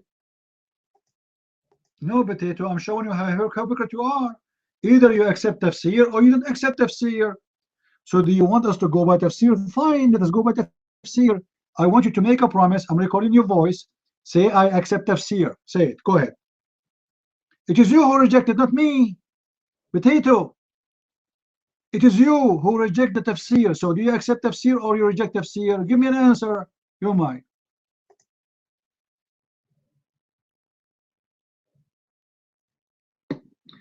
I don't know what to tell you, man. What accept the tafsir, reject tafsir? It depends on what verse, because if it's a verse.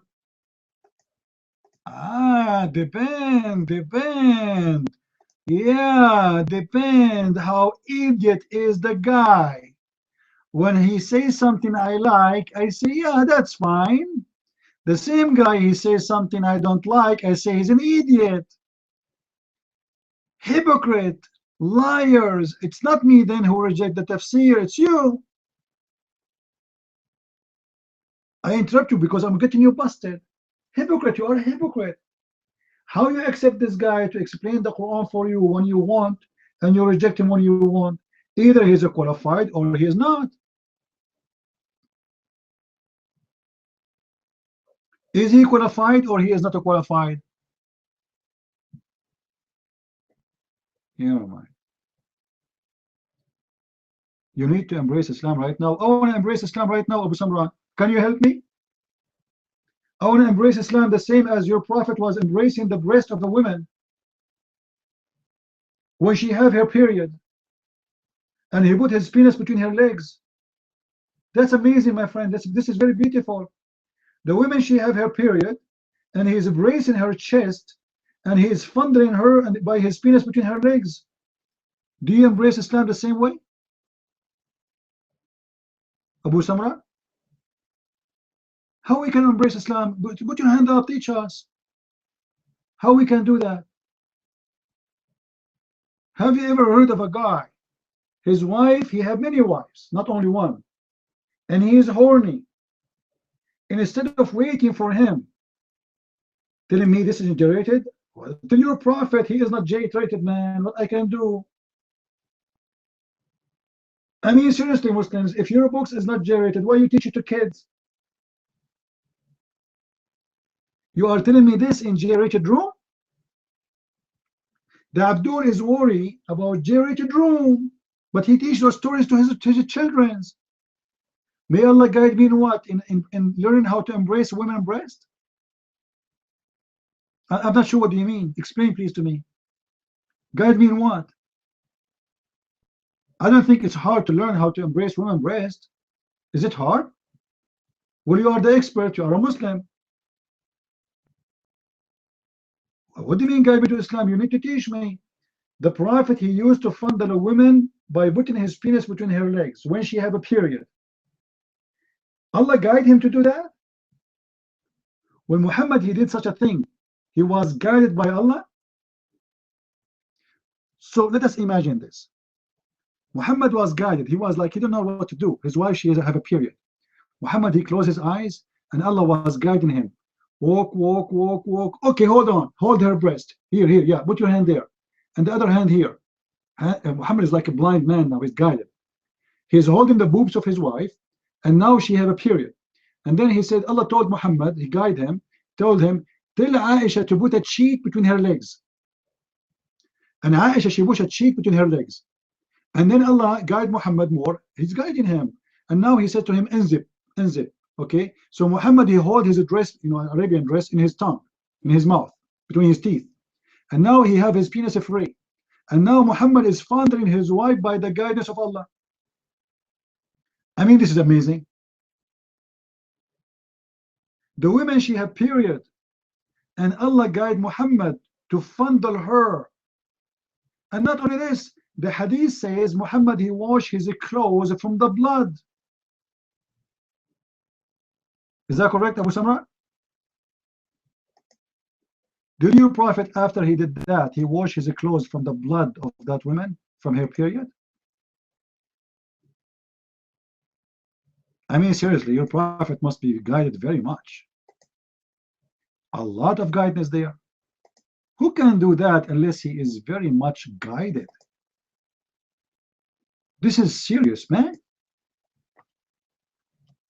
Are you there, Abu Samra?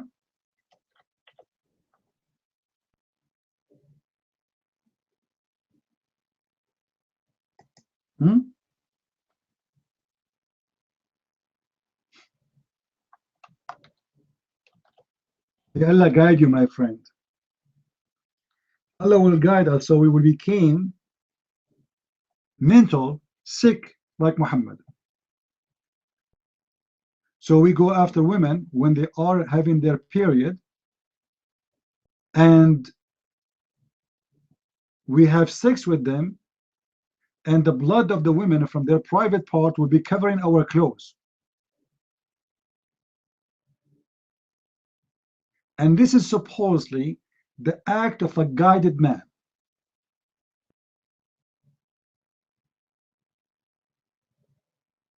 Do you see how you can be guided? Remember, guys, Muhammad, he had many wives. Like, you know, if this guy is a Christian guy, he have one wife, and let us say he's crazy about sex, you know, he have to do something, he's getting sick. We can let it go. But this guy have a lot of women to sleep with. If one of them, she is having her period, can't he go to other women? But there is a reason that Muhammad, he want to have sex with Aisha even when she have her period. She was very young, and he enjoy her more when she is bleeding. Obviously.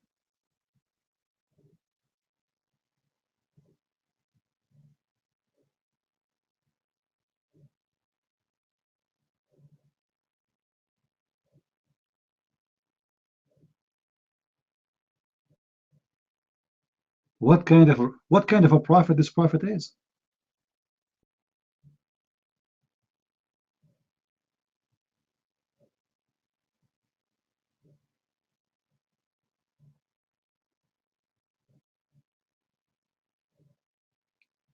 Is Abu Samra in the room, or he left?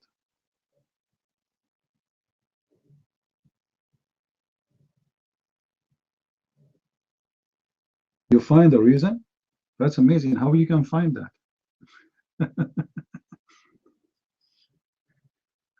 Why talking about stupid things? I don't know, guys. Look what Nightmare he said. I'm talking about stupid things, which mean you Muslims are stupid, because what I'm reading for you is from the hadith. You're Aisha saying that.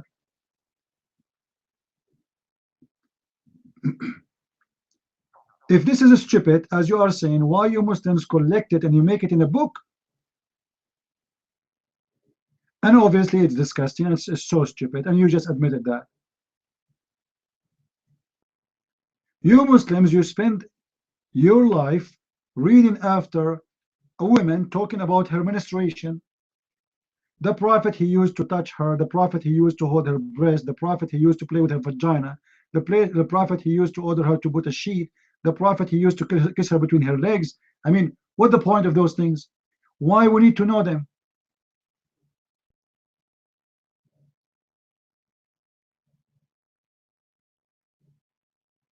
Why public they need to know that?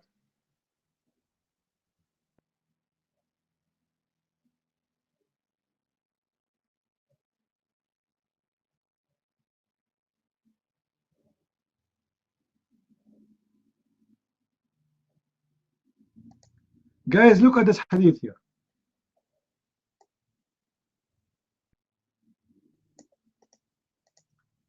Aisha, she is describing how the prophet used to do it to her when she have her period, and she's saying, if the blood of my blood come on him, he wash. Do you see it?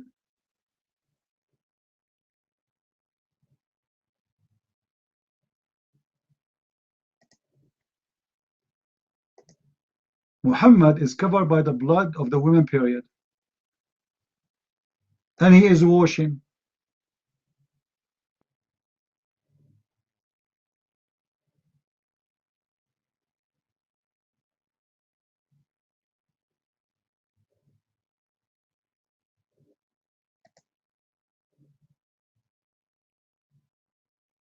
Okay. Well, let us give the mic to Nightmare. He want to destroy me, guys. Let us give him a chance.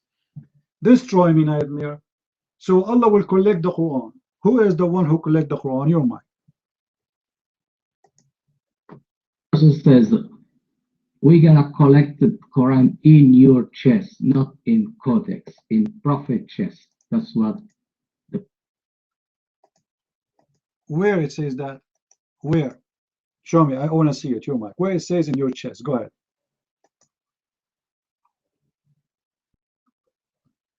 yeah, that's what the Mufassirin are saying. They said in your chest, not in codex.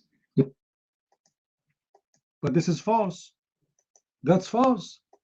Because every Muslim have different Quran. And he have different version of the Quran. This is why Uthman, he burned all the other Quran. Because they are different. So it's not in one chest. Which chest of who? Of the Muslims. That's wonderful. How come the Muslim, they have different Quran? The verse saying, it is us who collected. Not in your chest. He did not say in your chest. Where he said that? Where? So it's false statement. Secondly, hold on, because you want to talk forever saying nothing. Name for me the Muslim who was the Quran collected in his chest. Give me name. Who? Your mind. Don't interrupt me. Don't let me finish what I'm trying to say. In your chest, in the prophet chest, not that's why he was talking to the guys. Take a note, in the prophet chest, but the one who collect the Quran is not your prophet. So Muhammad, his chest is dead, the Quran died with it. Allah will collect the Quran in the chest of Muhammad. Muhammad died, his chest is gone. So where we can find the Quran? Your mind. When he was alive, he had in his chest, and they wrote it down. The scribe wrote it down in the. Hold on. So according to you, during the time of Muhammad, the Quran was collected, correct, guys? The scribe write it down. So why Uthman, he made his own Quran? If we have Muhammad Quran, your mind. No, but if you keep taking the mic from me, you're not gonna let me finish, because this is how you deceive people. I'm just taking the mic for a second because we cannot have conversation at the same time. This is how the program works. You just admitted that Muhammad, he wrote the Quran. That's wonderful. Where is the Quran of Muhammad? Guys, did he say that the one who was writing the Quran, it was Muhammad in his time, the scribe was writing it for him? That's wonderful. Where is the Quran of Muhammad? Your mic. But don't take the mic from me. If you keep taking, we are not in police station. This is like interrogation you do. You have to give me time to speak. My friend, this is Egyptian police station. We take the mic from you and we give you spanking.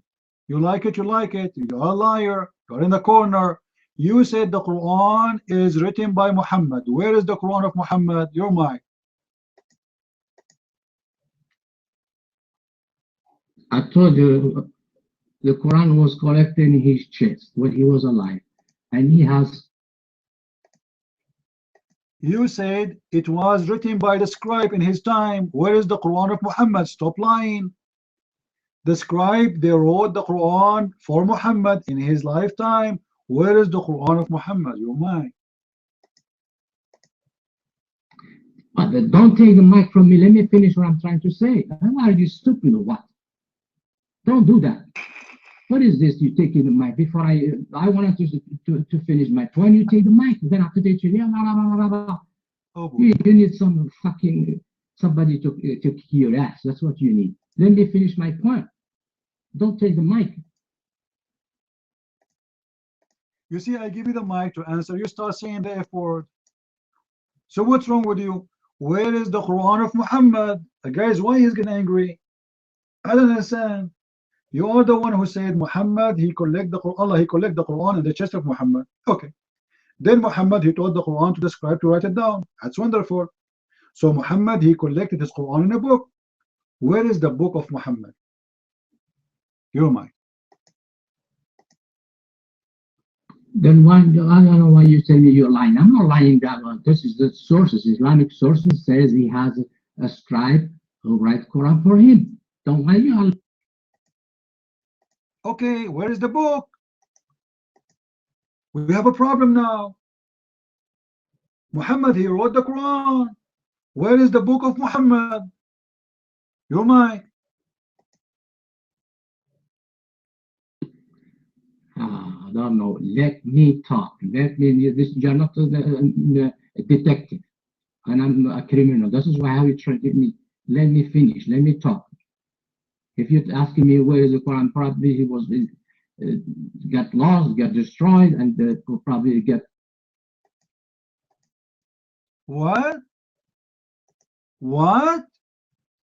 Guys, did you hear it? Did you hear it? Allah, he promised to collect the Quran. Where? In the chest of Muhammad. The chest of Muhammad collect the Quran. Where? In the book. And the book get lost. Allahu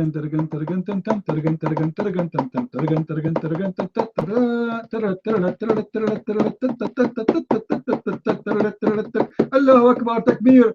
The Quran, you don't know, maybe got lost. So after all this Radat and spanking and taking the mic back and saying the F word to me, and the final answer is the Quran got lost. So all this drama about being unfair and unjust to give me the answer, and now we reach the final answer. The Quran got lost.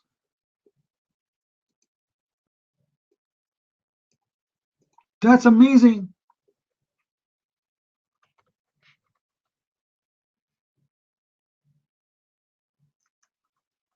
The final answer,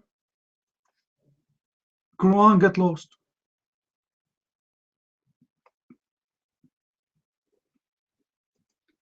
What difference at this point it make? Right? What different at this point it make? It doesn't make any difference. Secretary Clinton, what I want to do is tell you what we're recommending, but first, let me tell you what we found. 110 emails, 52 email chains have been determined to contain classified information. What difference at this point does it make? 8 of those chains are top secret, 36 of those chains secret, and 8 contain confidential information. What difference at this point does it make? Everything I did was admitted. There was no law, no regulation. Secretary Clinton should have known that an unclassified system was no place for that conversation. I did not email any classified material to anyone on my email. None of these emails should have been on any kind of classified system, not even Gmail. First of all, nothing was marked classified. Psychiatry. Nothing was marked classified. There is evidence of Nothing was marked classified. Now let me tell you what we Oh found. my God. 110 It was emails, not the best choice. 52 email It chains was a mistake. determined to contain classified information. What difference at this point does it make? 8 of those chains are top secret. Unbelievable. 36 of those chains secret. Party, party. Contain confidential information. What difference at this point does it make? With respect to our recommendation, this is going to be an unusual statement for at least a couple of days.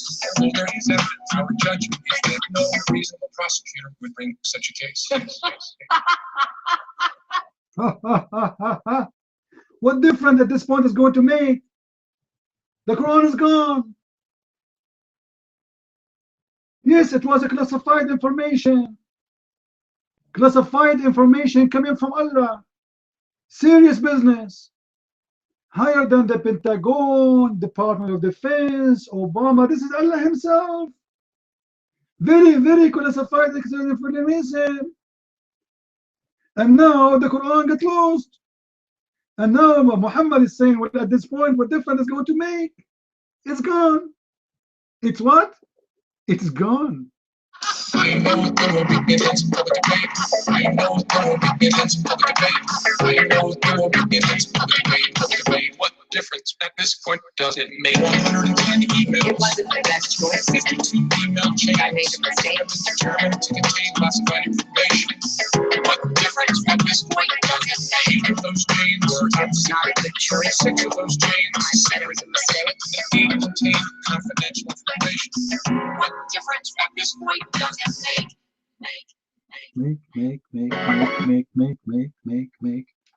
Make. I mean, seriously, what difference at this point does it make? Think about it. Allah, He sent the Quran. Allah, He promised to collect the Quran.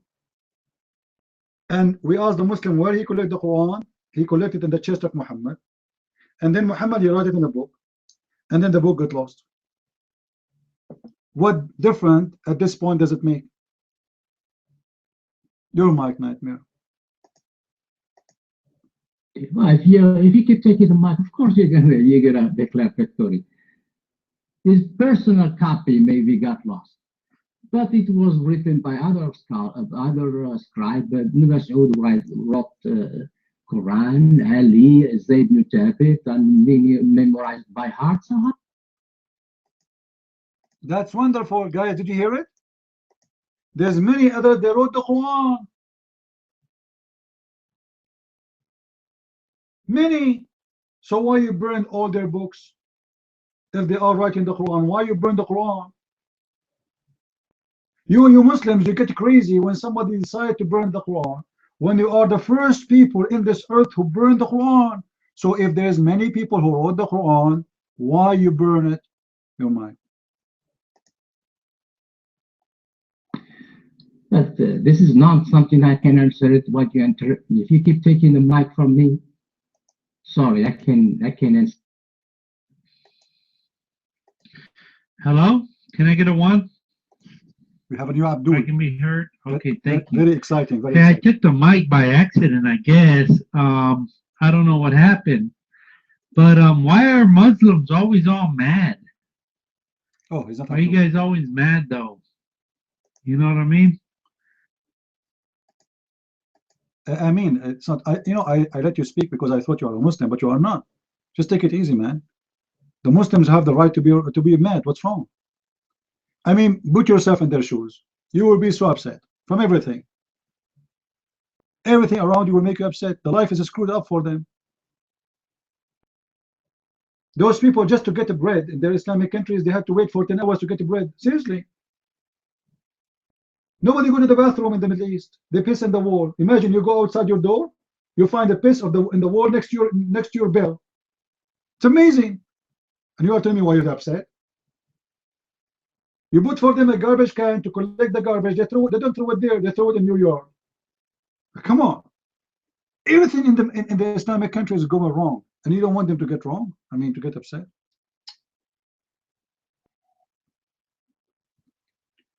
So, Nightmare, you have no answer why the Quran was burned. The answer is very simple. Because they are different. Uthman, he made his own Quran, have nothing to do with any of the Quran, which is collected by the scholars, and he decided to make his Quran. Okay, the Quran you have today, which is the book of Uthman, it's according to who? The Quran you have today, which the major of the Muslim Sunni, they accepted. Who is the writer for the Quran you have today? Your mic. Take the mic from me, okay? The King James Version. Is the king wrote it? No. There was no one. You know, when I say Muslims are stupid and they are gifted with stupidity, I mean it. That is a translation, you idiot. That is a translation. It's not even the Bible. It's a translation. Translation of the Bible is not the original book. It is a translation. Do you know what translation means? Like you Muslim, you have translation of Yusuf Ali, translation of Buktal, etc. It is a translation. That's it. It's not the king he's writing. Now listen. The Quran you have today, the one is called Mushaf Uthman. It's written according to who? The mic is yours. It was not translated by king, okay?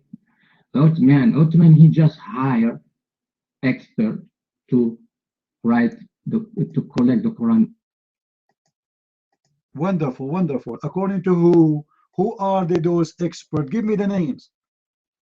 Give me the names of those experts who wrote the Quran. You're mine. Okay. Oh, yeah. Well, if you keep taking the mic, people are not going to, receive my message. They're not going to understand my point if you keep taking the mic from me. And you do that, that's your tactic. That's the tactic that you use so you can. I like tactic. I want the answer. You see, if not my tactic, you will not give me the answer. Tactic. Tactic. So are you going to give me the answer?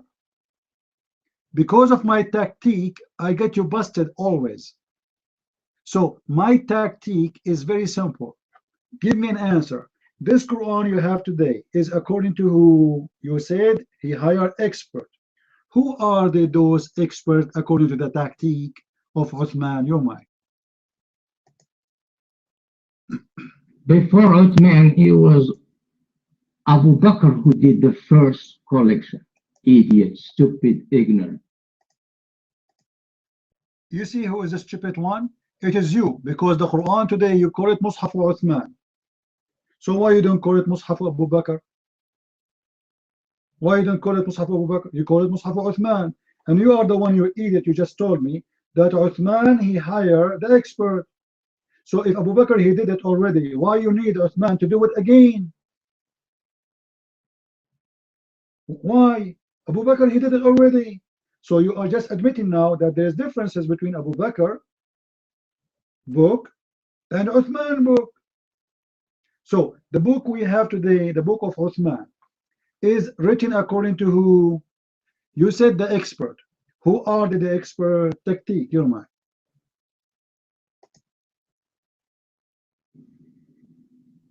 Abu Bakr, he and Omar, they were the first one to collect the Quran, and they kept the copy at Hafsa. When Uthman, he wants.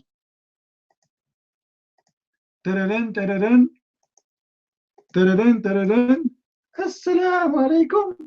Hafsa, how are you, Hafsa? How are you doing? We want our copy, the one we give you of the Quran. Sorry, I was washing my bra and I washed the Quran with it because I used to keep the Quran in my bra. What do you mean with Hafsa? Do we have the Quran of Hafsa today?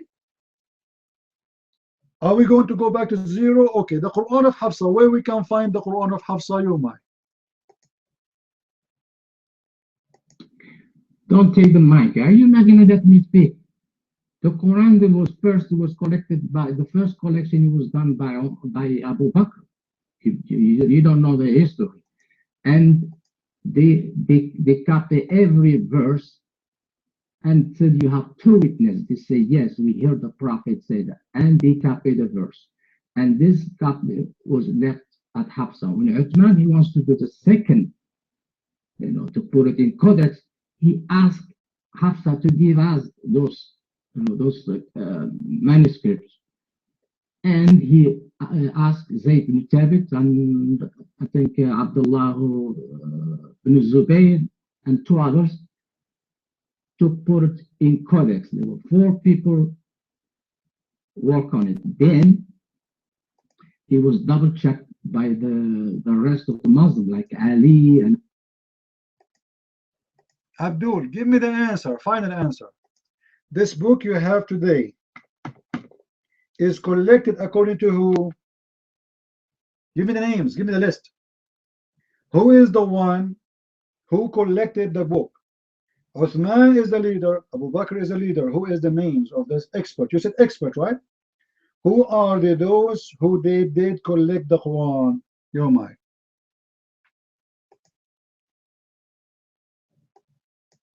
there were 4 people that they worked on the project. 4. It was Zayd. Are you sure? Are you sure? There are 4? I will commit suicide if there are 4. I will go to the high mountain and jump from the top of a high mountain and commit suicide. My mic is not good, guys. Guys, he said that they are four. Okay, tell us who are the four. I remember once I was in Asia, and the guy, he came in the bus, and I told him how much I need to pay. He said, sir, you have to pay 44 pesos. I said, how many? He said, 44. I said to him, well, you know what? Say it one more time and keep the 44 pesos. So he said it, and he kept the money. And then after 5 minutes, he came back to me. He said, sir, do you like me to say 44 again? I said, no, it's fine. I'm done. They are four. Guys, they are four. Give me the name of the four. Your mic. And are you sure they are four?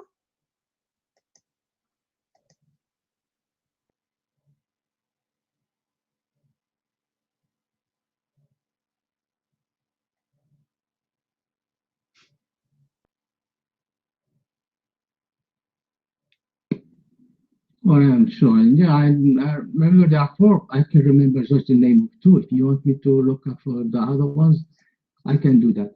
But hold on, let me get you busted. Open your Quran. Do you have your Quran in your hand? Do you have the Quran you have in your hand in Arabic? Open it. Everybody heard you saying four. Go to the end of the Quran. Go to page number 8 and read for us. Page number 8. You said four, right? Read for me. Where you get the four from? Your mind.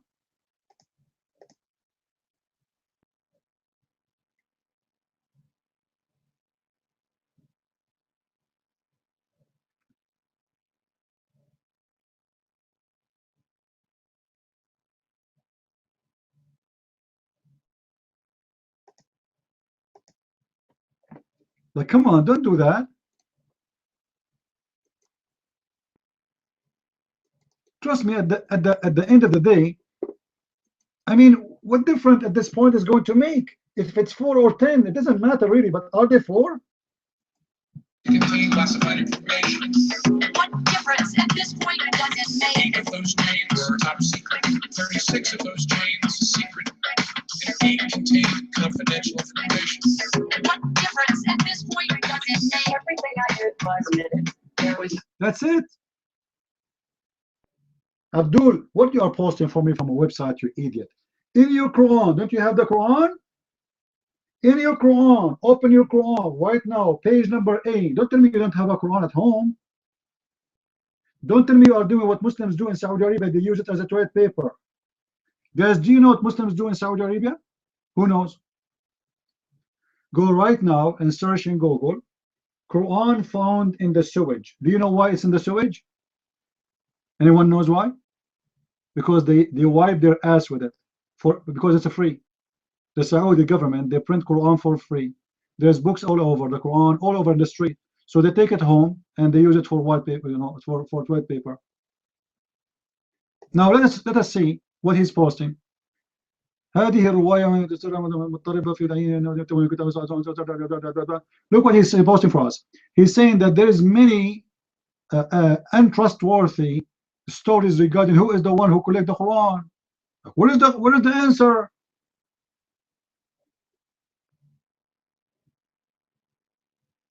Some they say, some they say, some they say. So you Muslim, you do not know even who is the one who collected the Quran, but you know that the hadith is weak, and you know exactly who is the one who said the hadith. Guys, are you following with me? He is saying there's many different opinions about who is the one who collected the Quran. They are not sure, but they are so good to tell you who is the one who said the hadith. The most holy book for them, they are not sure who is the one collecting the Quran. It's unbelievable. But you know, what difference at this point is going to make anyway? Confidential information. what difference at this point does it make? Everything I did was permitted. There was no law, no regulation. Secretary Clinton should have known that an unclassified system was no place for that conversation. I did not email any classified material to anyone on my email. None of these emails should have been on any kind of classified system, not even Gmail. First of all, What is the answer? You just post for me that you Muslims are not sure. This is your post in Arabic. Nightmare. I mean, seriously, your name is perfectly made because you are a nightmare of Islam. Look what you post for me, nightmare. You know what? I want you to come in the mic and translate what you posted for me. What do you think, guys? This is your post, isn't it? Translate. Okay, go. Take the mic and translate. We are listening. Go ahead. Let's laugh together. هذه الرواية ومتورة. This story and I like it is مضطربة and it has some problem بالتعيين to nominate who wrote the مصحف, the Quran. وكذا الذي تولى who is responsible for the dictation. فصريح بعض الروايات من the authenticity of some stories. Now it's authentic that Uthman nominate for the writing Zayd وابن الزبير وسعيد وعبد الرحمن. So I told you before, did you got that? Ignorant? Because you never been in school. Islamic school don't accept Christians. Liar. Potato Abdul. First of all, you do not know how to read Arabic. Let me read for you again, Potato. Here we go. You just said in these stories there is problems with those stories reported about who is the one who collected the Quran. Number one, take note. The Quran of Uthman, not any Quran, only the Quran of Uthman. And this is regarding to the one who did the dictation of the Quran, as you translate. And what we learn from this story, فَصَرِيحُ بَعْضِ الرِّوَايَات, that Uthman, not the authentic, you liar, doesn't say authentic, you are a liar. فَصَرِيحُ بَعْضِ الرِّوَايَات, صريح, not صحيح. You do not know how to read Arabic, Abdul. فَصَرِيح. So the meaning of this, that Uthman, he hired some people to write the Quran. One of them is Zayd and Ibn Zubayr and Sa'id وعبد الرحمن. And in other story, continue, بعضها الآخر أنه عين زيدا. And other story says it was Zayd who made the writing. And then he ordered another one from the tribe of Hadith, we do not know his name, dictation. And from Mujahid, that the one who did the dictation was Ibn Abu Ka'b, and the writer was Zayd ibn Thabit. And so what is the four? In the first one, read with me, Abdul, read with me. They differentiate about who are the four, who are the three, who are the two, who is the one who wrote the Quran, who is the one that dictated the Quran. They do not know. This is your text. There's many opinions about who. From the same text you are posting for me, where is the authentic answer? So you lied when you say this is authentic. It doesn't say authentic. Same time, if you open the Quran with me, open the Quran, nightmare. Look like you don't have a Quran at home. كتب هذا المصحف وضبط على ما يوافق رواية حفص بن سليمان ابن المغيرة الأسدي الكوفي لقراءة عاصم بن أبي النجود الكوفي. Let me translate. This mushaf is written according to Hafs, according to Asim, according to Abdul Rahman, according to Uthman, according to Ali, according to Zayd, according to bin Abi Ka'b, according to the Prophet. What is the four? Those are not four. How many according to? Same time, You are the one who said you're a prophet. Allah, he collect the Quran in his chest. Guys, did he say that? Did he say that? All right. Your prophet said, and we spoke about that before, me and you, Nightmare, if you remember. Your prophet said, take the Quran from 4.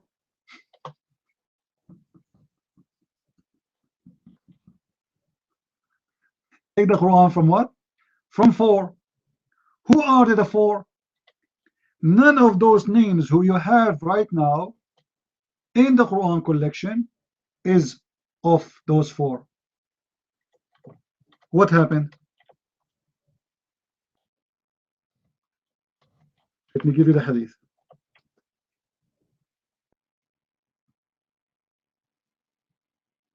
Why the Muslims are not following their prophet order? Your prophet order, he gave you clear names, a list of names, that the Quran should be taken from those 4.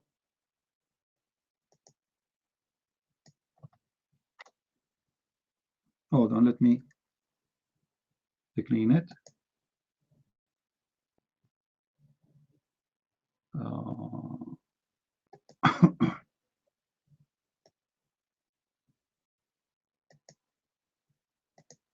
Let me give you the hadith in English.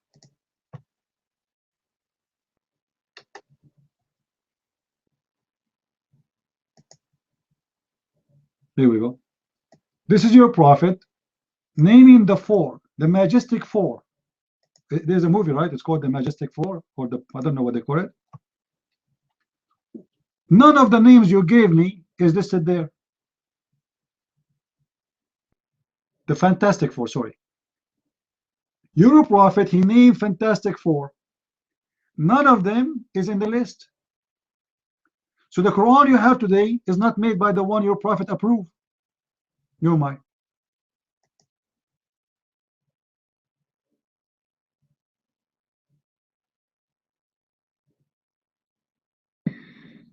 Yeah, the Quran that we have right now is nothing that Uthman, he did nothing wrong with it. It was accepted by all the disciples, all of the Sahaba. Even Ali, he said, this is what Ali said about the cup.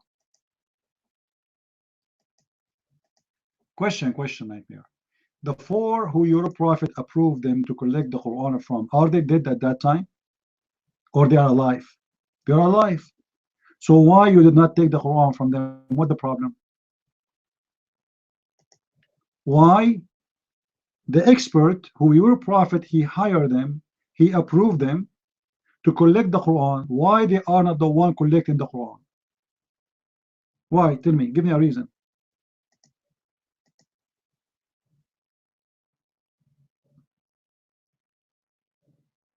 Okay.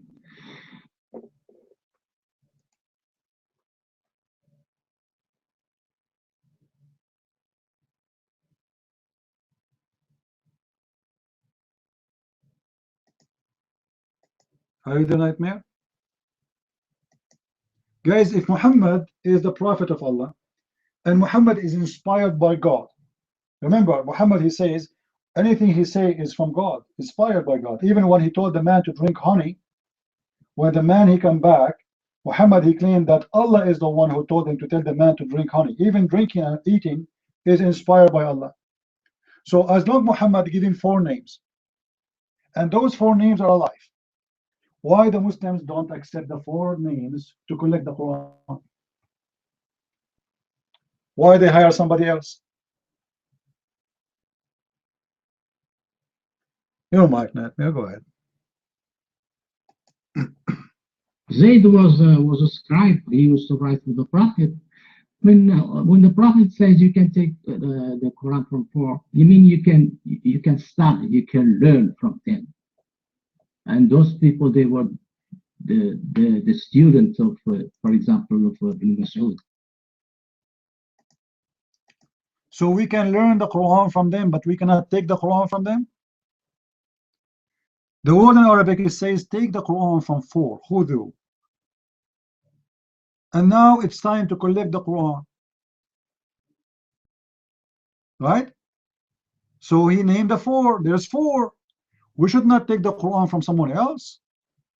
Those are the best four Muhammad he named, and they are alive. So give me a reason why we don't take the Quran from them. Give me a reason. Why? Who told you why we cannot take Quran from them? I don't understand. Because Abdullah ibn Mas'ud, he was in Basra when Uthman was doing he was asking to put the Quran in the. There's a three left, and he's alive in Al-Basra. So what?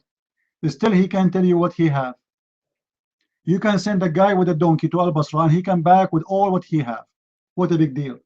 Did not take Uthman one day to collect the Quran. It took him a long time. So what if he's in Al-Basra? Why you did not take any of the four names? Scary Thought is here. That's amazing. He will tell us why. Scary, how are you? You're mine.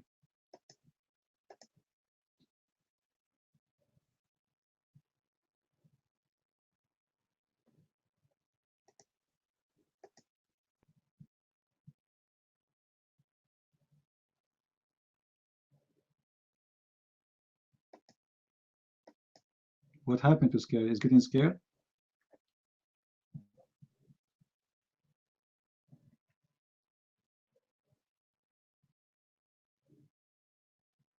So what? So what? Guys, look what said. Ali, he said, don't say in Uthman anything. Do you have a proof of that? Do you have a proof that Uthman he said that? Ali he said that? Do you have a proof? Nightmare, do you have a proof that Ali he said that? So you are saying we accept the Quran from Uthman just because Ali he said don't say anything wrong about Uthman? That's mean that the Muslim were saying a lot of wrong about Uthman. Correct, guys? Otherwise, why Uthman, why Ali, you need to say something like this?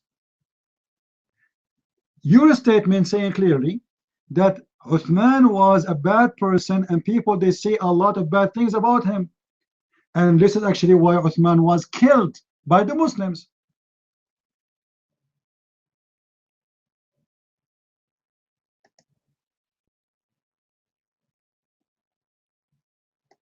So by your statement, Mr. Nightmare, you proved to us that a lot of Muslims at the time of Uthman, they were considering Uthman as a bad person.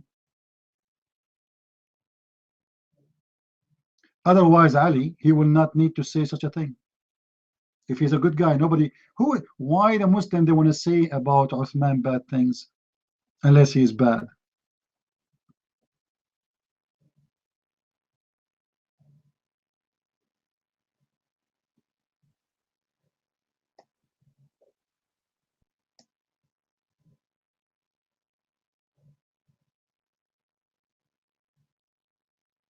Right?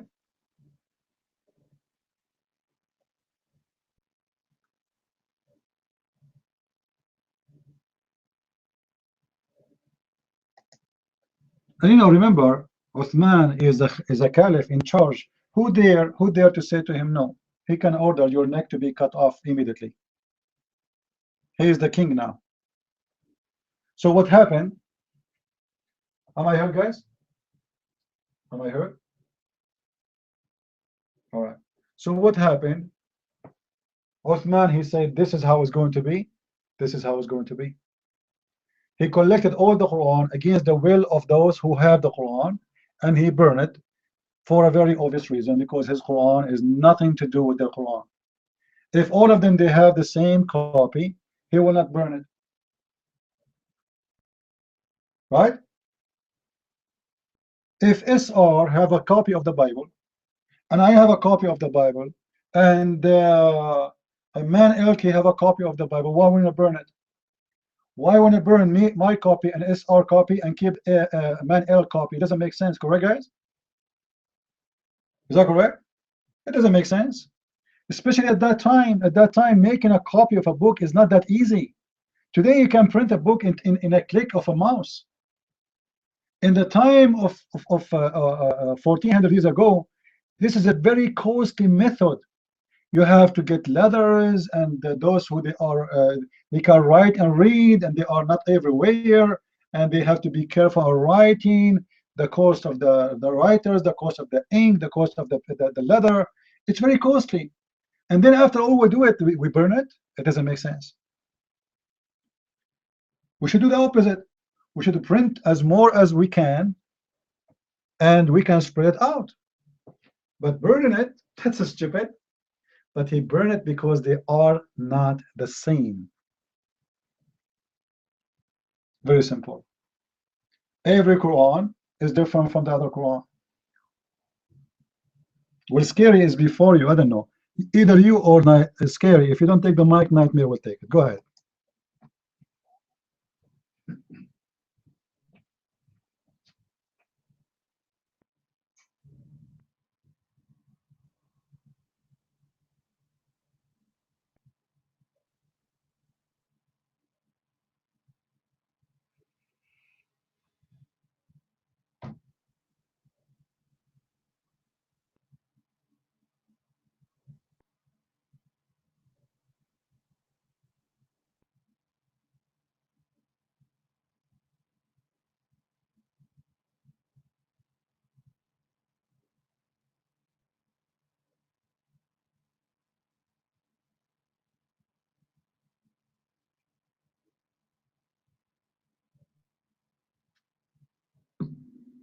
Okay, I take the mic. Okay.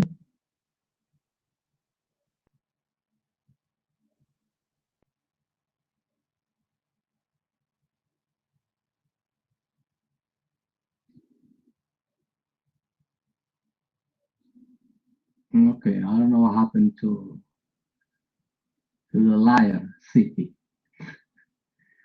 Okay.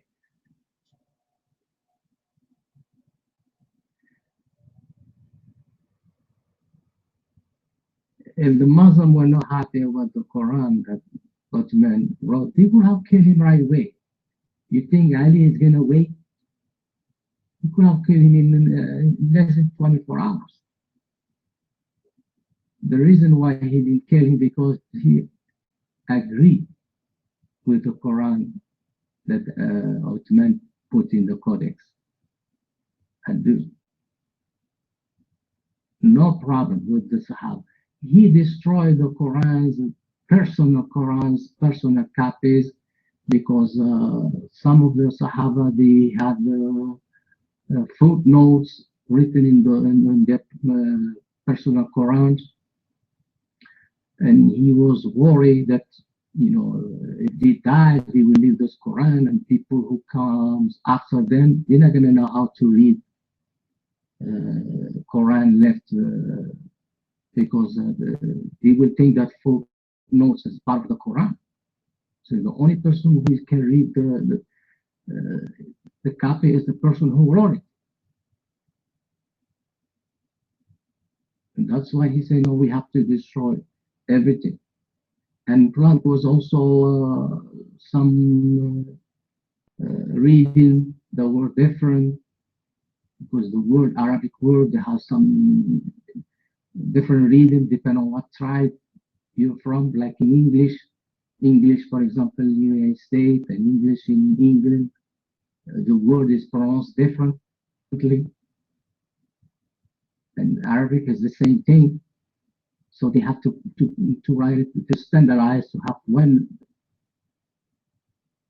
reading. And the reading that they accepted is the one from Quraysh, because the Prophet was from Mecca. Oh, I'm very lucky I got. This is the first time I've taken. I have that many time to speak, because he always take the mic from me, because he know I will knock him out. He know I will knock him out. That's why he take the mic from me. If he were there, I wouldn't have the chance to speak like that. People who think the Quran outline something is wrong with it is people like him, who never been in school. He said he been in Islamic school. Big fat lie. They don't accept Christians in Islamic school. He went there, they will kick his ass. You people don't know that. And to be accepted in Islamic school, you have to know Quran by heart.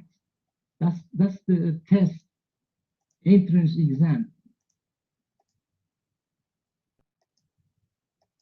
That's a fantastic answer, Nightmare. Even though I wasn't here, I was in Allah room. But I will catch only the last 20 seconds I heard you. You have to know the Quran, to know Islam, you have to know the Quran by heart. Did he say that, guys? Did he say that? Okay, I want you to recite for me right now the chapter of stoning to death, or the verses of stoning to death. The Quran has verses stoning to death. Where we can find them, I'll recite them for me. You mind?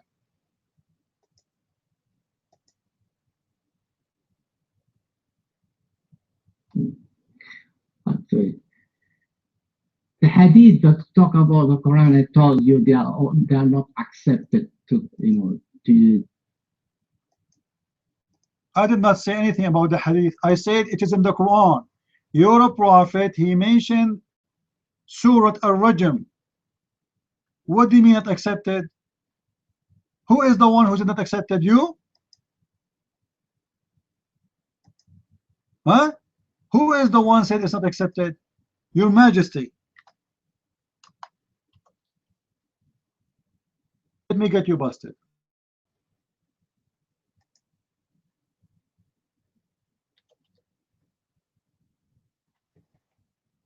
Accepted, huh?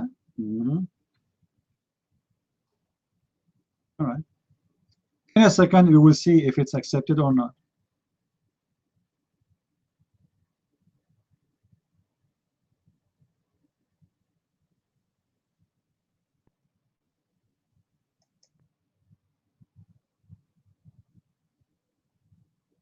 Is this hadith is a sahih hadith or correct hadith?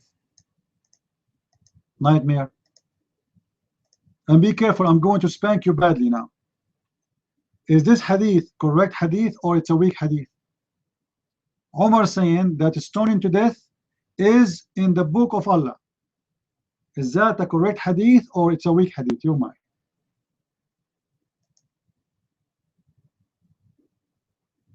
Okay, but don't take mic from me, okay? Expert of hadith, they have a rule. It says, don't give me a speech. According to the expert of the hadith, is this hadith is good or no? I don't want to know who they are. Is it a good hadith or it's a fake hadith? According to the expert of the hadith, give me the final answer. You mind? no, man, this is what you don't let me speak. How do you get the answer? You think this is the answer, yes or no? Yes, it is yes or no, because they made a decision already.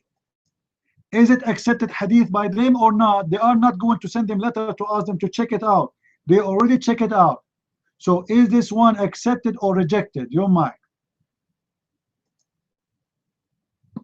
This hadith is hadith ahad. You know what is hadith ahad, idiot? Show me the proof, idiot. The hadith in front of you, show me the proof, idiot. Your mind. Idiot, this is hadith ahad. Everybody knows this is ahad, not mutawatir. Show me. I just want to say a quick message to Christian.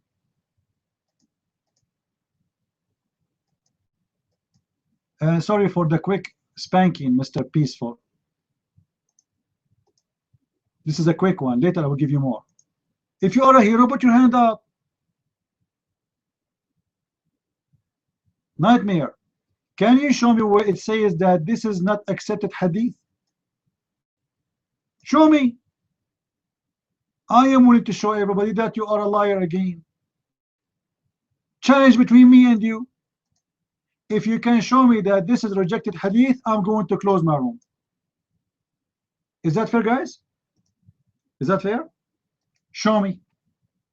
Otherwise, you are a liar. Otherwise, you are a liar. I accept even your Islamic website.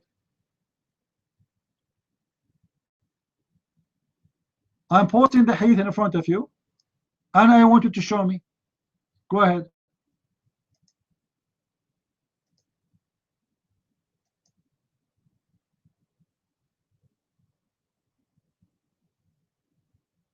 I can show you Christian Prince. You can show me what, peaceful, what? Just sit down, kid. Just hold on. Don't worry, we have a spanky for every Muslim here, one by one. Nightmare, take the mic and show me the reference that this is a rejected hadith. I'm posting the hadith in English again and again in front of everybody. Let me post it again. All right? Let us see what will happen to you.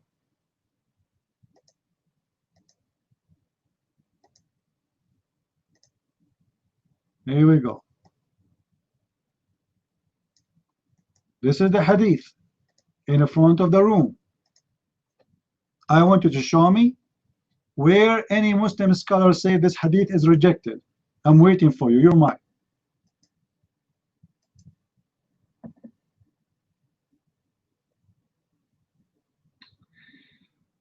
Let me finish my point, okay?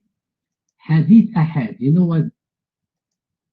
Scumbag, before you finish your point, give me the reference. You're a liar. I am challenging you here. This is serious now. I will make your bum red like a monkey. Show me the reference saying that this hadith is fake hadith. You're mine.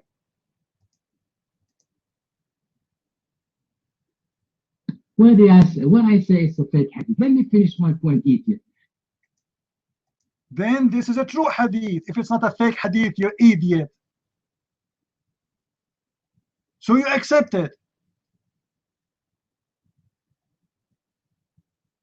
So now tell me where we can find the verse of stoning. The hadith says there's a verse of stoning. It was in the Quran. Where we can find it, the mic is yours.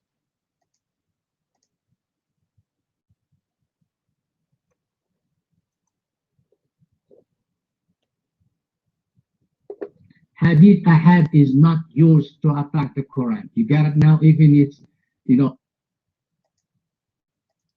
Potato, show me that this is ahad. I will go with you now. Let us play this game. Show me that this is ahad, Potato. I want to see it. I want to show you that you are dumb more than your prophet. You see how your prophet is dumb? You are a lot more dumb. You beat him, man. I will take the PhD and farting from your prophet, give it to you. Show me where this hadith is ahad. I want to see it. Here we go. Show me. You're mine. Hadith ahad. You have to. You see, the person who told the hadith is one person. I'm not the one who said that, you stupid. It's you who's saying that.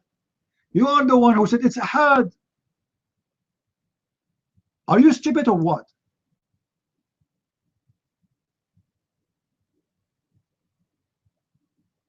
You are officially stupid.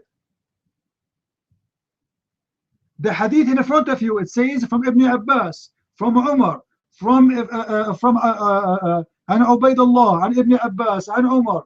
All of them, those are one? Those are one?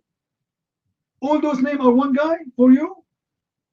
So now tell me, is this hadith accepted or no? You're mine. Hadith. You're ignorant. Hadith ahad, it means they were narrated. One person heard Omar, not. You are the one who said it's narrated from one person, not me. I'm not the one who said it's from one person. You are the one who told me it is narrated from one person. How stupid you are. I'm answering you about how many. You said it's narrated from one person. I said no, it's narrated more than one person. Now, is this accepted hadith or not? I want the answer. Give me an answer as a Muslim. Is it accepted or it is rejected? Either you say it's accepted or you say it's rejected. If it's rejected, show me the proof. If it's accepted, answer it then. You're mine. let me talk, because if you let me talk, I destroy you and you get. Take your time to destroy me. I want the answer first. Is it rejected or accepted?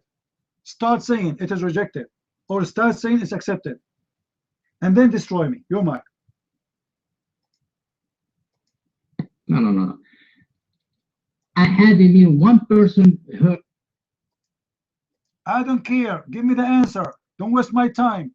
Is it rejected or accepted? Give me the answer. What's wrong with you?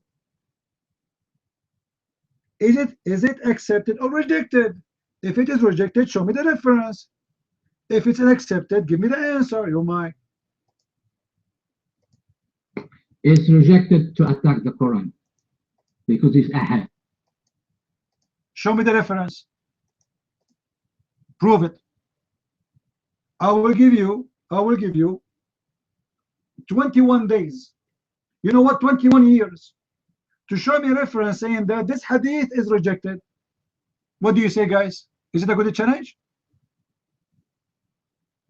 I will give the mic to Peaceful Heart. He's a Muslim. He is so much. He have a diarrhea. He want to say something. He can't stop. And I will give you a chance to search for the reference. I'm waiting. Take 1 hour, 2 hours, 3 hours. Go back to Morocco and come back. You're in Morocco already, right? Hire 100 Muslims. Go to the Muslim room right now. Brothers, sisters, let us help in the citizens. Go. And show me the reference saying that this hadith is rejected. You are busted, Nightmare. You are a scam. And you are a liar. So this is a verse was exist in the Quran and it's gone. Otherwise, give me the reference saying that this hadith is rejected. We give Nightmare a break so he can go and search Google. Google, peace upon him. And after 10 hours, he will come back with fart. And he will say to us, what different at this point it doesn't make? Right? I will give you all the time you want. Give me the reference. And here we go. This is the hadith again. Let's come back. Peace, how are you, Peace? You are so excited, Peace. I can't wait to hear your message to me. What do you want to say to me, Peace? Okay, hold on. Let me sit down. This is a very important message coming from Peace. Your mic, Peace.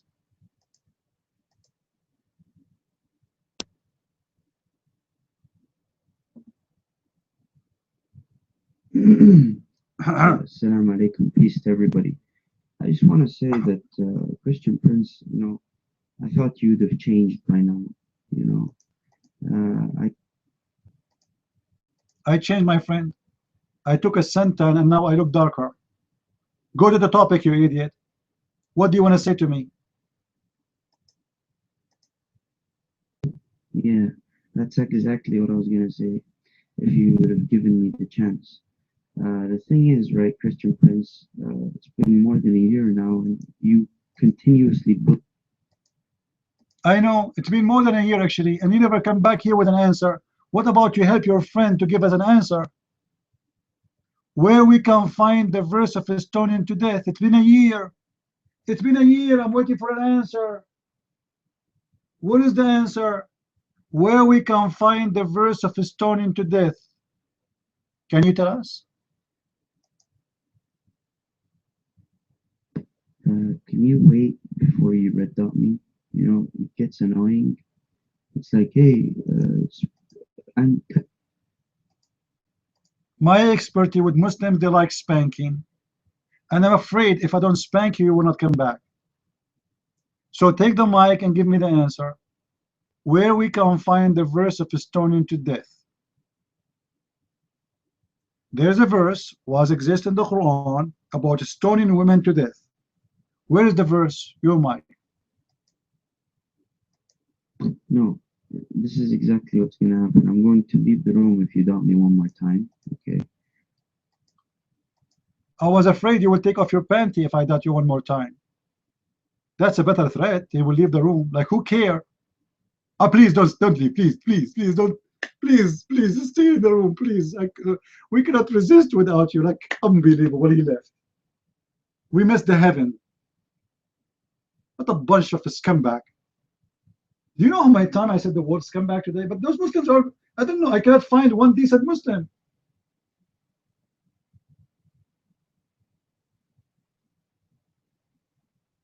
Not even one of them can give us a simple answer. Scary, put your hand down, man. Your hand is up just to get blessing from my shoes. Because I was visiting Allah yesterday. Actually, just on when he was who was talking, I was in the bathroom. So I got the blessing from Allah. Manuel, your mic. And now I telling you, Nightmare is searching hard, trying to find reference for the hadith I gave him. He is doing everything he can, and I will give him 21 years, not 20 years. Your mic, Manuel.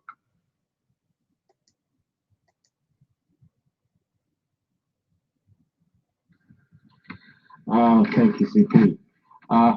Definitely, you will never get the answer to that. And the lesson for us here is that, you know, it's more important for us to learn from the reactions of the Muslims. They don't have to admit outright that the Islam is false, that the Quran is false. These are the proofs of it. Him coming out and saying such a hadith and creating out of the blue that these hadith is not accepted, to try and wriggle out of it and try and make Islam look better. And you caught him with his pants down because he doesn't know where he can find the proof for that, because he just made that up to defend Islam. And that's what they do. They come into a room to speak, to raise their hands and speak, just to show that there's a challenge. The challenge doesn't make any sense, as you are proving over and over that the challenge makes no sense. But just because they have said something, it reminds me years back when Ahmed Didat had a debate with an Arab Christian, Soros, I believe was his name. He previously hadn't had any experience in debating Arab Christians, and Soros brought up the issue of the faults of the Quran in regards to Mary, the identity of Mary, and mistaking her to be the sister of Aaron and Moses. And people, during the question time, they insisted that Ahmed Didat had to answer this question, which he was avoiding because it showed the Quran to be at fault. And he came up and again started speaking about the Bible, just to seem like as if there was an answer. And the Muslims were very happy just to see him getting up to go and speak, because they thought he was actually going to come up with an answer. But he happened to have no answer whatsoever. And that's what they do. But it's a lesson for us. But in addition, though, this guy, Nightmare, was trying to say that Ibn Masud actually had no opposition to the Quran or Uthman. But in fact, he gave 100% opposite opinion than what he is actually saying, because Ibn Masud referred to the Quran of Uthman as being a forgery, being a deception, and asking Muslims to stay away from. You cannot disapprove of a book any more than Ibn Masud did. And we can find that, like, for instance, this is Kitab al-Tabaqat al-Kabir, and he said the people have been guilty of deceit. So deception, the Quran that is being written down by the orders of Uthman through Zayd ibn Thabit is a deception. So any Quran that the Muslim is via these writings, and it is a deception. It's not even the true Quran, because Ibn Masud supposedly learned 73 surahs directly from the Prophet, and he recited the 73 verses in front of the Prophet, and the Prophet approved each and every one of his recitation of all those verses. And also the fact that he was also in the presence of the Prophet when he made the final review of the Quran with Angel Gabriel, supposedly. So he knows both the Quran that he's heard from Muhammad and what he is saying that is coming from Zayd ibn Thabit, and he tells us that is pure deception. And in addition to that, what's his advice to the Muslims?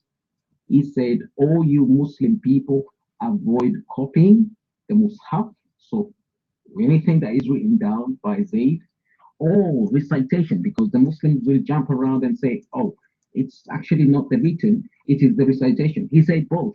Either the writing or the recitation of Zayd ibn Thabit. Stay away from it. But Allah, when accepted Islam, he was in the loins of a disbelieving man, and it was regarding these that Abdullah ibn Masud said, "O people of Al-Iraq, keep the Mus'haf that are with you and conceal them." So there is no approval whatsoever of the Quran they have today, according to the expert that Muhammad himself said, "Learn the Quran from him." He says, "Leave this Quran, stay away from it. It's a deception, my friend." And on top of that, he also said that Uthman agreed with Ibn Masud, whereas in reality, Uthman had Ibn Masud beaten until his front teeth were broken, and finally, 3 days later, Ibn Masud died from the injuries of the beating he received from Uthman ibn Affan. My friend. All right, thank you. Guys, I'm hungry, and I was telling the guys on YouTube I need a sandwich, and they asked me what sandwich I like. I said shish kebab. But those guys, they are not getting the point. The shish kebab made by Allah is the one we are looking for, because this is the best sandwich for sexual enhancement. Remember the Prophet Muhammad, peace upon him, he used to have a whiner which never worked, unless like that doesn't move. So he invoked his God, and then the God, he went to his kitchen, and the God in his kitchen, he made him a shish kebab, and then he sent the shish kebab to Muhammad, and Muhammad, he ate it, and then Muhammad, his penis was like, wow.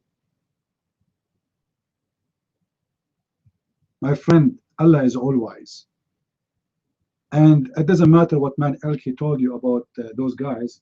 You cannot think about the wisdom of Allah. The wisdom of Allah is beyond anything. For you, it's a shish kebab. For Allah, it's a sexual enhancement. For you, it's a food. For Allah, it's a Viagra. I mean, seriously, this is deep. This is seriously deep. Cole, the mic is yours.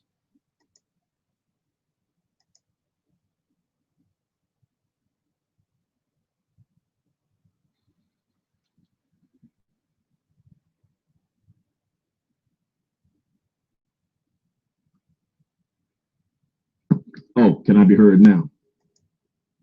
Can I be heard now? Yeah, I had my mic on mute.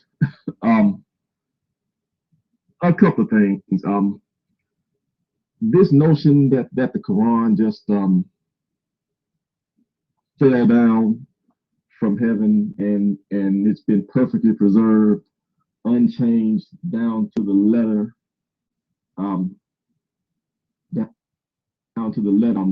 that's just false. Yeah, that's what they believe, and we hear it time and time again, although it is demonstrably false.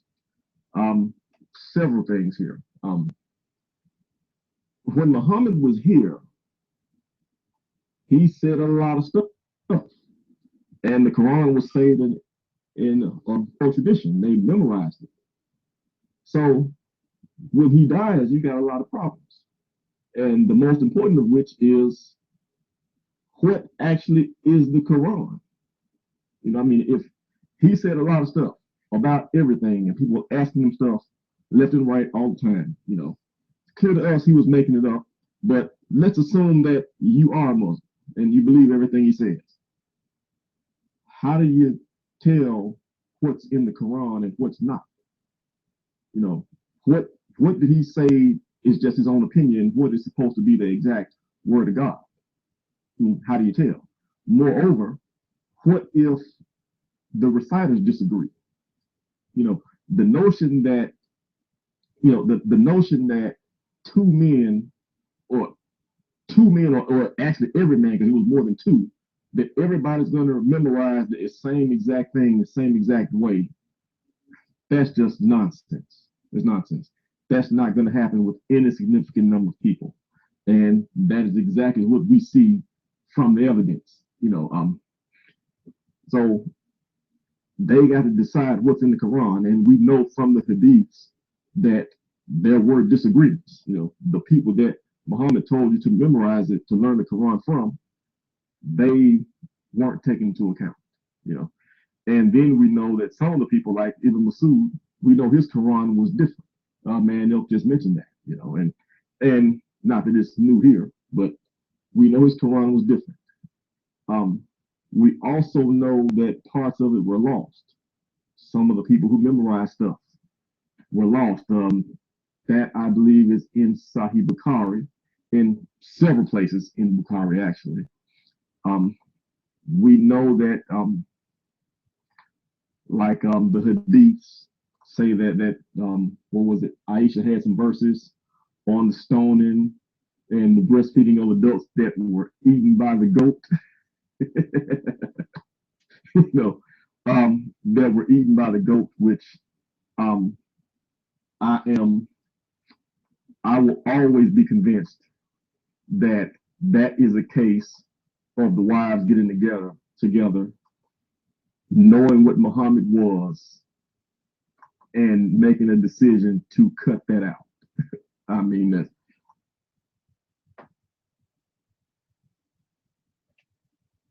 I understand sheep are but way too convenient. A tame sheep came in and ate it. The dog ate my homework. No, it was so ridiculous. and the wives made a decision. We have to get rid of this, to cut that out. I wonder if anybody ever asked her to show us the goat, or the sheep or whatever it was that ate it. The other thing we've got, we know that Uthman, when he compiled the Quran, he burned all the other Quranic materials. Like CP said, and it doesn't take a genius to know this, why would you burn it if it said the same thing as what you had? There's no reason whatsoever to burn it if it all agrees. You burn it because it's different, and you want to cut down on confusion. You want what you advance to be it, and you don't want any question. In essence, you want Muslims to believe what they largely believe now, contrary to the evidence. You want them to believe that it's all the same, that that's the only one that there was, when that's not the case. And we have the evidence to the contrary. Now, also, somebody else did that. It was, I think it was Al Malik, I believe. He came up and he did it again, had the Quran canonized again, and gathered materials and had another burning, although I don't think it was to the same extent. Well, I don't want to say to the same extent, because whenever you burn everything else, that's a very big deal. But when I say it's to the same extent, I don't know if he put in the same degree of changes that Uthman put in, as in his version would be closer to Uthman than Uthman would have been to the original, to the original stuff. I would also take a slight tangent here to show that the way Uthman did it, to contrast that with the way the Christian New Testament came down. See, the way the Christians would have done that, and the way the Christians actually did do it, is we kept everything. Christians keep everything. And you can go back and look at all of it. So any of this criticism or whatever that you have, you can go back and you can pull up all the material. We're not ashamed of anything. Scribes make mistakes because the scribes are people, that happens, But when you have all the material, you can look at all of it. You can see the mistakes. If you've got 1,000 manuscripts, and one of those manuscripts is missing the fifth word, and another one of those manuscripts is missing the 500th word, you can fill in the blanks because you've got everything. You know, you got everything there, and the evidence, you can check them against one another. You don't have that with the Islamic text. Also, to back up, back to Islam, the things we say about Uthman changing it, we've got evidence of that. You know, the manuscripts have been found. I believe it was the Sana manuscripts. Somebody mentioned that. Somebody mentioned that in the text. I'll post a link to it from an Islamic site here in a bit. But you can actually see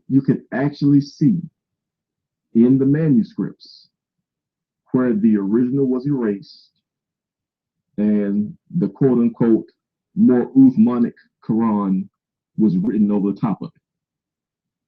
You can actually see that, you know, if you just look at it where it was corrected.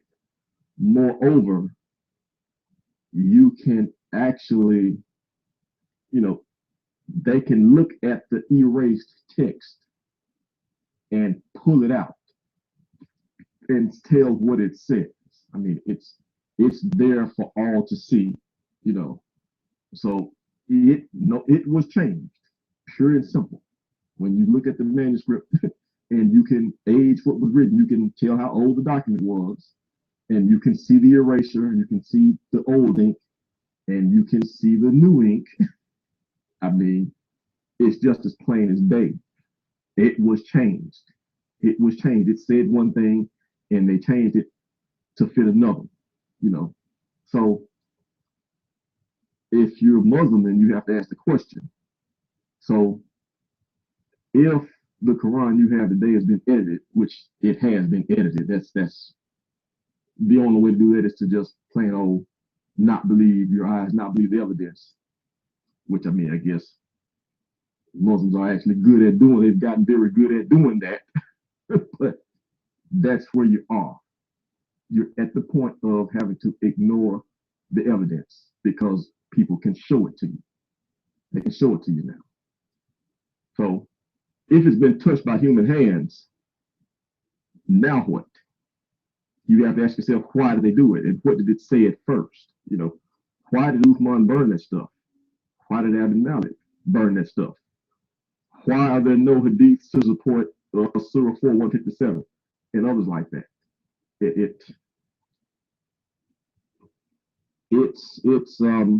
It's building your house on very shaky ground, very soft ground. And frankly, you don't have anywhere to go with it when you know that things were hidden from you. It's much, much better to go with the one who shows you everything, you know, who didn't hide anything from you, not even the mistakes, so that you can weigh those against the reality, against what came out, and then make a judgment call for yourself. That's all I've got for right now. The mic will soon be free in a moment. All right, just to make it clear, guys, we are not trying to prove that the Quran is changed because it's going to make a difference. Actually, me, myself, I wish the Quran never changed. Because if we have the original Quran, we can laugh more at the scumbag Muhammad.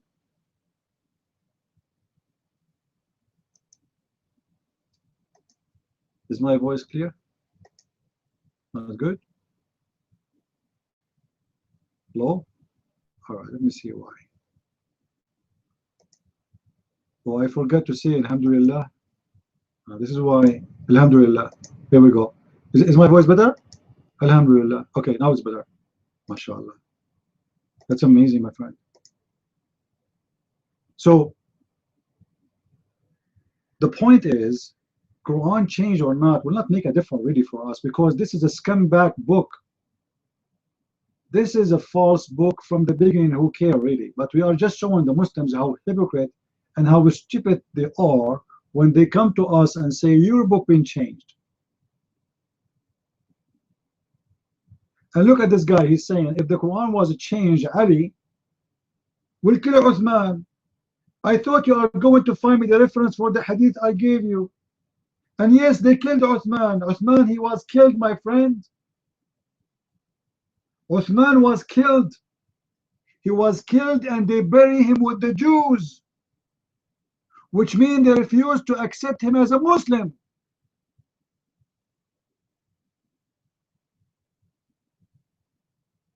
Uthman was killed and was treated like a dog. And you are telling me they will kill him if he changed the Quran? So why they killed him? Not only they killed him, they refused to bury him with the Muslims.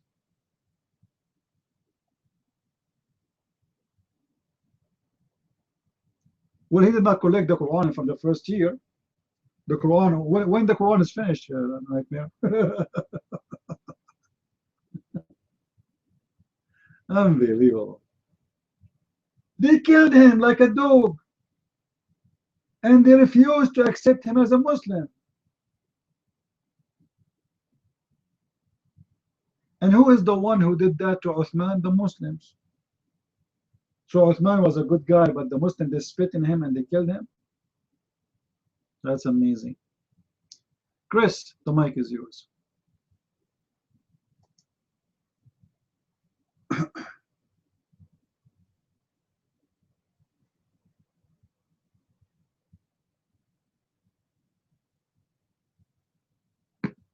Okay, yeah, sorry about that, Pete. Okay, can I get one, guys? Can I be heard? Okay, thank you guys very much. Okay, I've been thinking a lot about, how Muslims are behaving and everything else. His voice is down. And why they lie. And listening to CP for, several years now, and all the Muslims that he's talked to, and many of the Muslims that I've talked to as well, it does appear to me that they all have the same spirit. It's like if you talk to one Muslim, you talk to them all. You know what I mean? It's like one after the other saying, show me where in the Bible Jesus said I am God, or the Bible is corrupted, this and that. They all have the same argument. And, dealing with this election and everything, and seeing how a lot of these liberals are crying about this election and giving pretty much the same argumentation that Muslims do, I'm pretty much convinced that both the Liberal Party of today and Muslims are being influenced by the same Antichrist spirit. I really believe that, because it's like talking to a liberal, it's like talking to a Muslim. Exactly the same thing. So I'm really believing more and more that SJWs and Muslims, they have the same Antichrist spirit. So that's what I think. Keep hearing me. All right. Well, liberals, they like anything is sick. I saw a video today in Twitter. Liberals girls, they are giving sex toys in the school. Anyone saw the video? Imagine what kind of girls, those girls who they are, those are officially whore. When a girl, she sat behind a table in the yard of a school and she is giving dildos. She must be a whore, the son of a whore, her mother is a whore, and her family, all of them, they are a bunch of whore, to the point they reach that point, they do such a thing. So, my friend, the liberals, they are dildo people. They are a sex toy in the hand of anyone. You can play with them as much as you want. You can push them anyone you want. You can take them off. You can put them in. You can do anything you want with them. They are dildos. They have no value. They fit in every place. They are flexible because they have no value. Well, the school is liberals too. So the whore, she is in the yard of the whore. I assure you that the principal of the school is a dildo. The teacher of the schools are dildos because nobody complained. It's a dildo school. It's exactly as Islam. But by the way, do you know that the first one who taught dildo is Muhammad and his followers?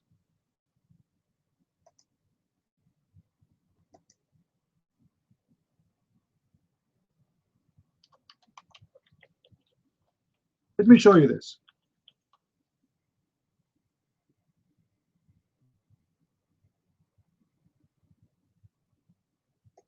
Hold on.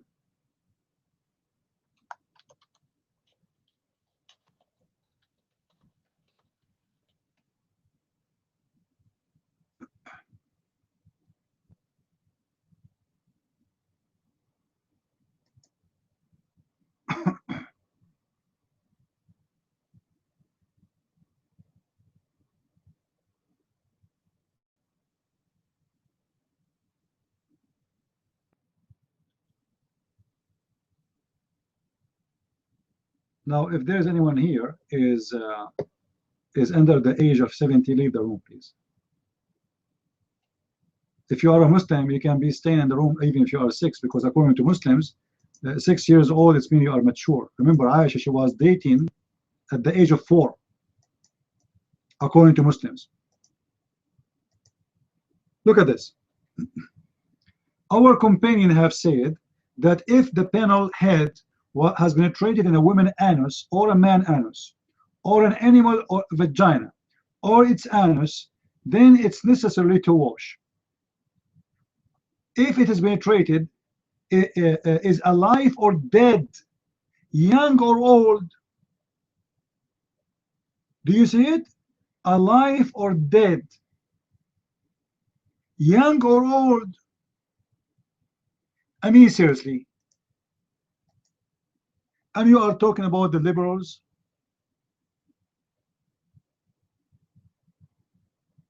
And not only that, let us go to the part where they speak about dildo. All right.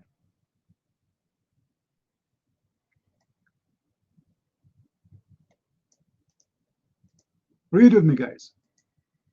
This is why I mentioned this story here. Dildo.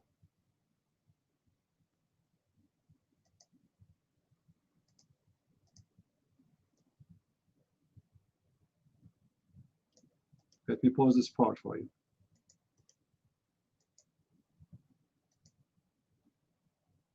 If a woman insert in her vagina an animal penis, she must wash. If she insert a detached penis, ذكرا مقطوعا, light is a feared member, or a material aid perhaps, there is two opinions, the most accurate that she must wash. What the woman she is inserting? What the Muslims are worried about is to wash or not about inserting an animal penis. You see the dignity of the Muslims. They are not worried about the women inserting animal penis. They are worried about if she need to wash or not. Hold on, the story is not over yet. If a man warps a scythe around his male member and then ejaculate inside the women's vagina, the first condom in the history. You guys, you say the Muslim, they say to you, in America they give condoms to children. The first condom exists in Islam. Hold on, Nightmare. What the fatwa is saying? This is false. Go and tell your imam, the one who made this fatwa, is an idiot. As you see, they are discussing if they should wash or not. Nobody is discussing should be killed or not.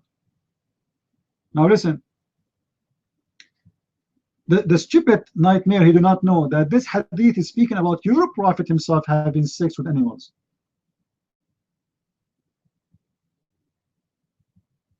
This hadith we are reading is about your Prophet having sex with an animal have 4 legs. And this is the hadith. What do you mean where? Here we go.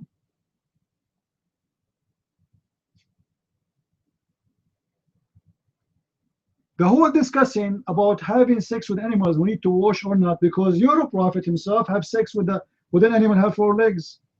They are not saying if it's a goat or it's a donkey. We do not know, or what we know, it's an animal with 4 legs. And this is why you see in the explanation of the hadith, they are speaking with having sex with animals.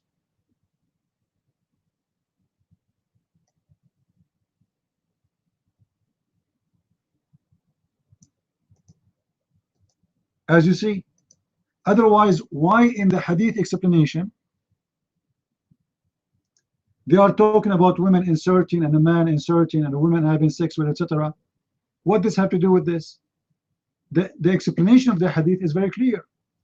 They are teaching you why you should wash, because your prophet, he did the same.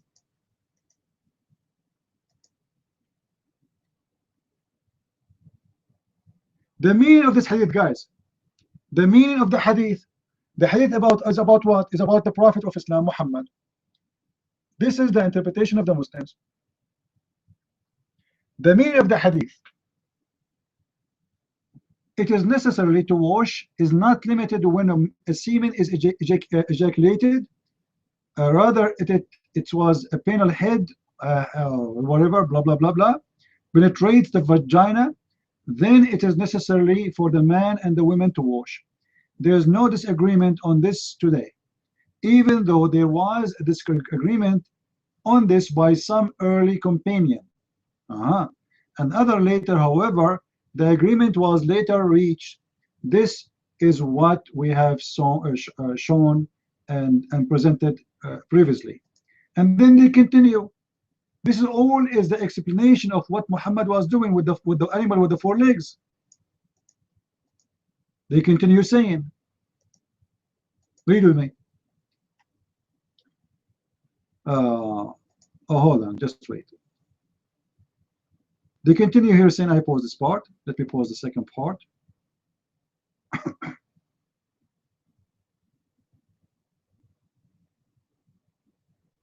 Because it's long, so I don't want to post something long and that will crush my palto. So they continue about the meaning of this hadith. Our companion have said that if the penal head has penetrated in a woman anus or a man anus, guys, the Muslim, they say to you it is haram to have sex with the man anus, correct? Is that correct? They say to you that it's forbidden for Muslim to have sex with men. But look, they are teaching Muslims after you have sex with the man anus, you have to wash your penis. I mean, you are worried about washing his penis? And you are not telling him this is haram? An animal penis, an animal vagina, or it is anus. Look, look.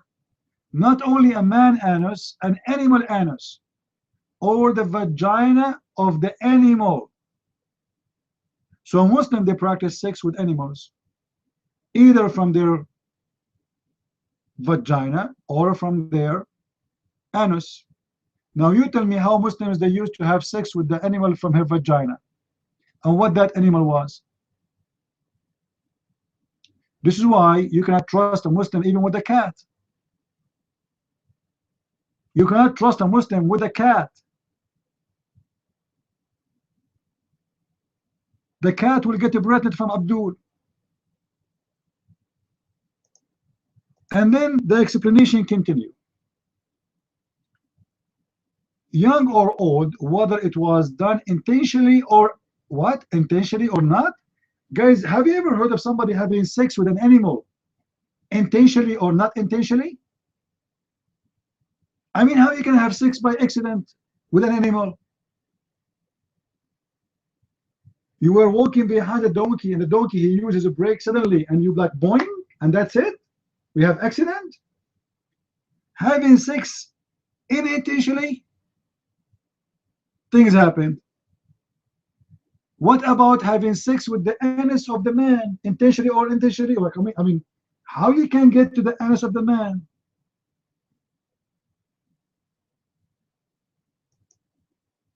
But remember, they are just worried about, and look, this has happened. You have to wash even if you are circumcised or uncircumcised. Look what they are worried about. Look what they are worried about.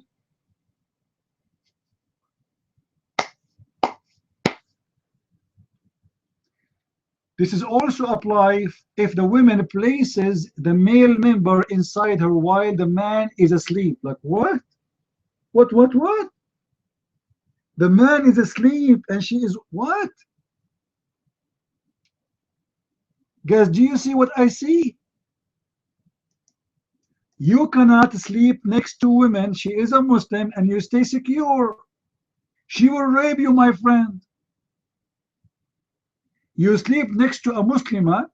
When you are asleep, she will hold your private part and she will do things with her.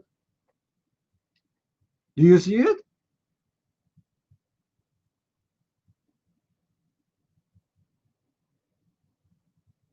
This is amazing.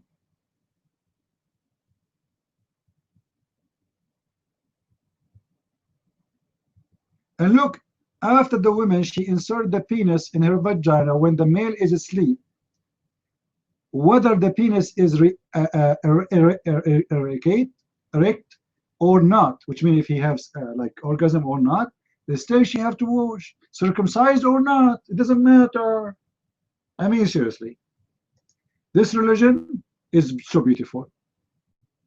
Who can come with such a religion like this? Nobody. Then the story continue. Let us read together more. Like I hope somebody will not be stopping in my room first time and right away he enter here and they find us, speaking about this. He will think this is a porn room. My friend, we are talking about Islam. Islam is about porn. Sorry. Look at this. All these situations require that the person committed the act, the act committed on must wash themselves unless the person committing the act or the act committed on it is young male or female. In this case, cannot be said that the person must wash. Oh boy, for they do not have the responsibility. Like a young people do not need to wash. They have the responsibility. So they are talking about children's. They are talking about having sex with the children's. Do you see it? So if you have sex with the children, just wait, Nightmare. I'm stalking you all day. Wait for your turn. If you have sex with the children, those are children because they are not capable of knowing what they are doing. Those children do not need to have to wash. Do you see it? For they are very young. This is from the hadith. The hadith and the explanation of the hadith. And then they continue. All right. Then his guardian can command him to wash. Look, the person who has sex, he have a guardian. The person who have sex is a child who have a guardian. The guardian should command him to wash or command her to wash. Beautiful. Let us continue. Guys, this is not a verse. This is not Quran. This is a hadith.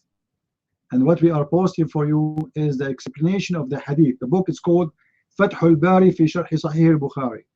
This is a hadith from al-Bukhari, and the explanation for it exists in the book of Fath al-Bari. All right? Now, the story keep going. The story keep going. Let us see.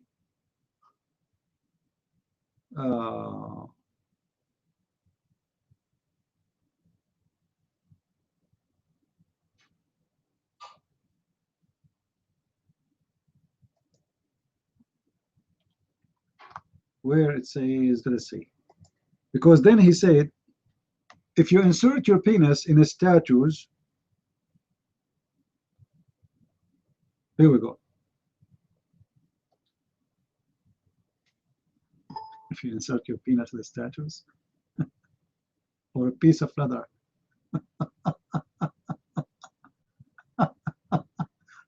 Oh boy.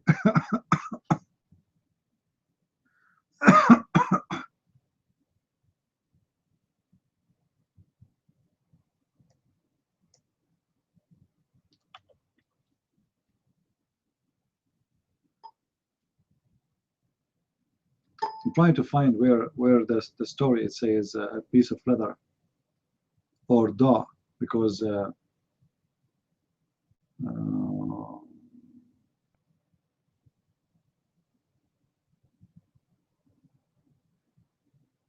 anyway, this is enough for now.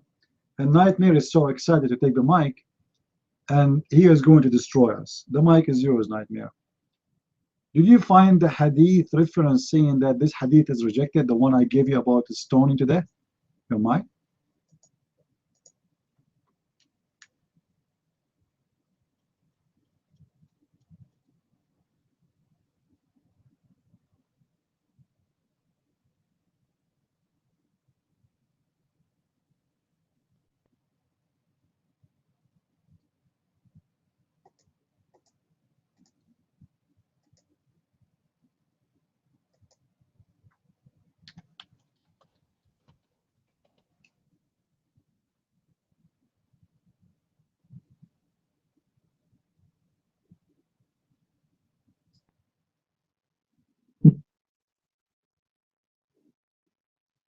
No, I was not.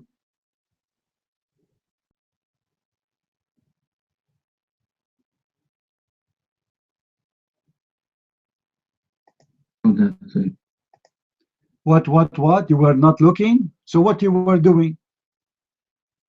We made a challenge, man. Guys, did I challenge him to show me the reference that this hadith is rejected? So now we gave you 30 minutes to look for it. And now you are saying to us you were not looking, you are a liar. If you want me to believe you that you did not look for it, swear by the fig that you did not look. Take the mic right now and say, I swear by the fig, the holy fig, that you did not look for the hadith I gave you. Your mic.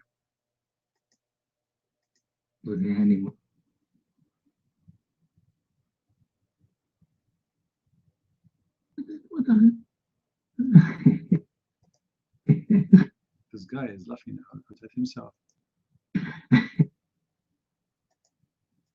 Nightmare, what's wrong with you? You said you were not looking for the hadith. To make us believe you, swear by the fig that you did not look for it. And why you did not look for it? Didn't we make a challenge for you to find it? To prove me wrong? Obviously you did look and you found I was right. So you want me to believe that you did not look for it? Swear by the fig. Go ahead.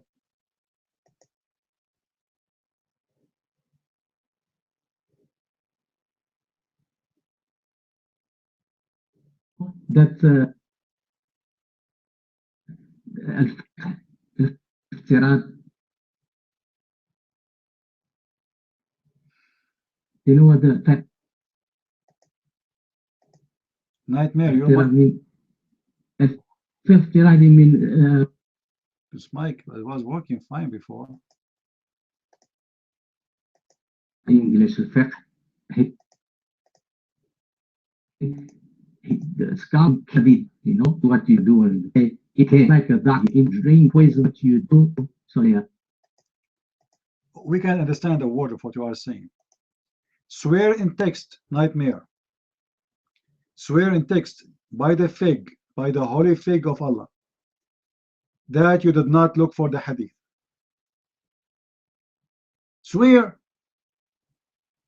Guys, we made a challenge, and this challenge is very important, and he went for half or 1 hour, and now he's coming back and he is saying to us he did not look for it. I don't believe you.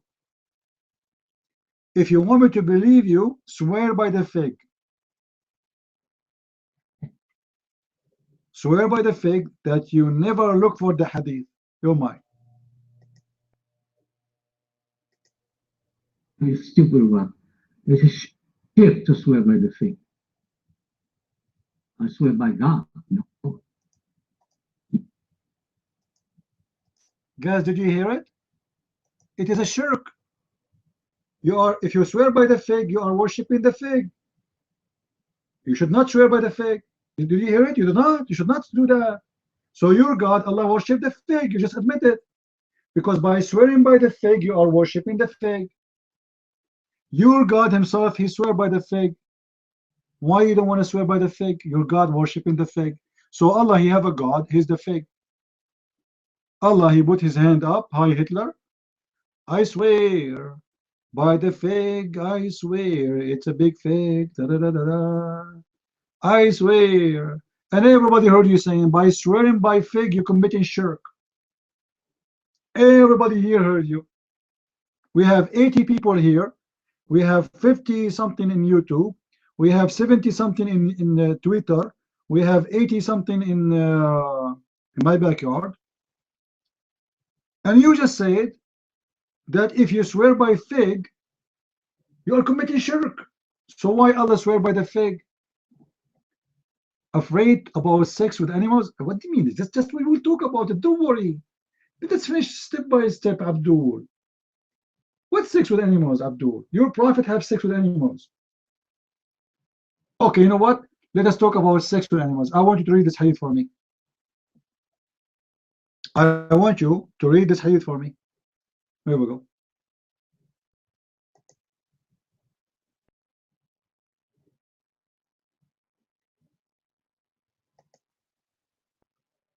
Let me give it to you.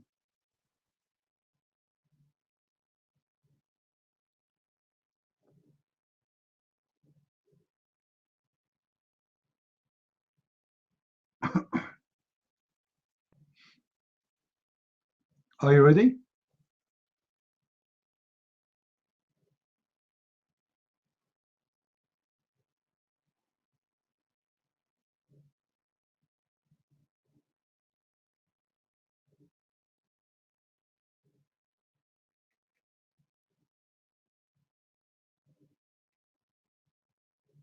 I will give it to you as it is, translated by Muslims, not by me.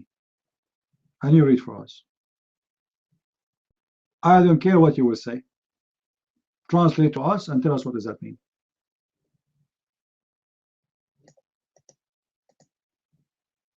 I will give it to you in Arabic. I will give it to you in English. Your prophet was having sex with who?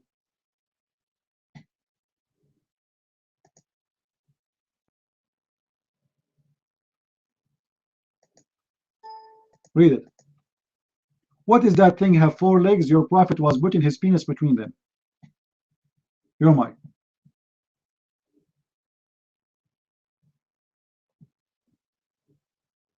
This is your Muslim interpretation, by the way. All right? The hadith is this one. Let me give you the hadith.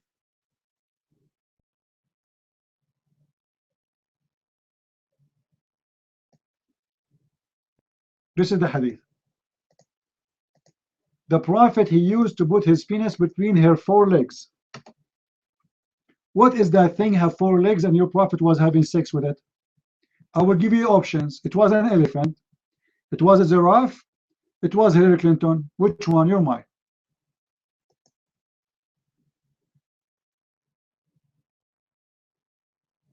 You say if someone sit between a woman 4,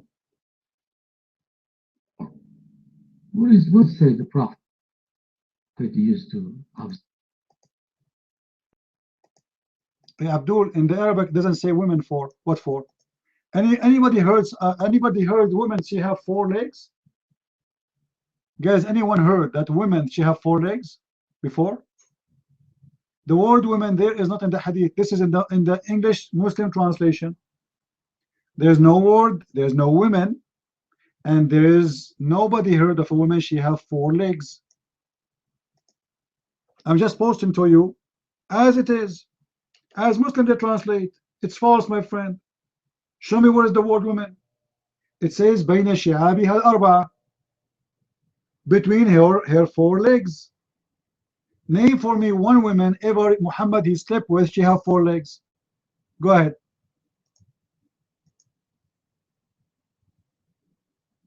Yeah, but okay.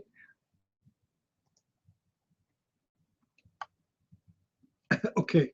Prophet, peace be upon him,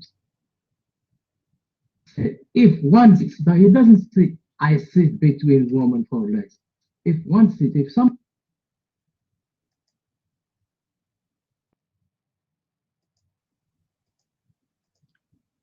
understand English?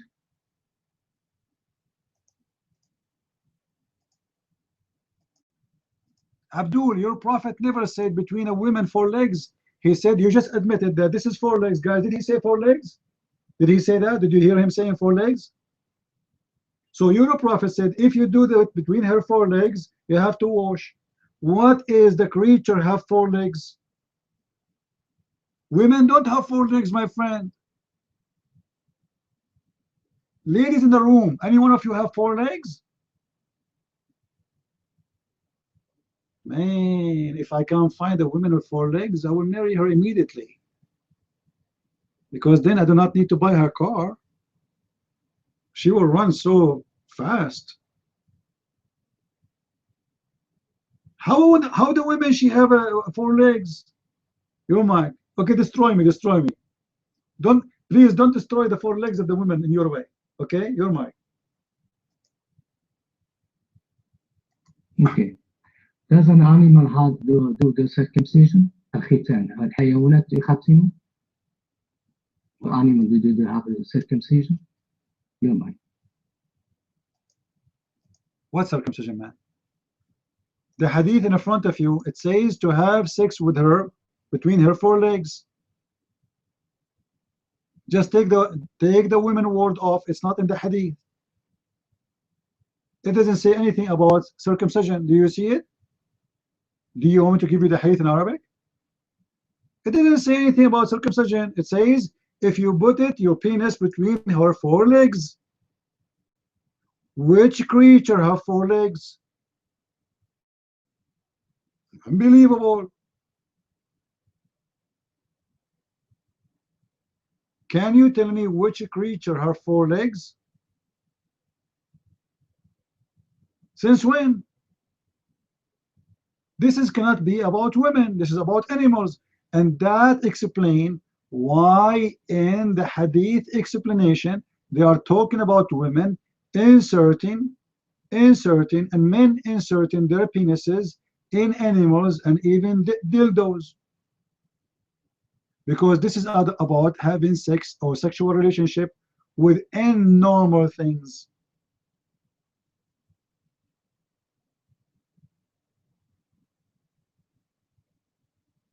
So the reason they say to you here in the explanation of the hadith that why they are saying a woman she insert or a man he insert his penis in the anus of a Muslim of a man or an animal, because the hadith is speaking about having sex with animals.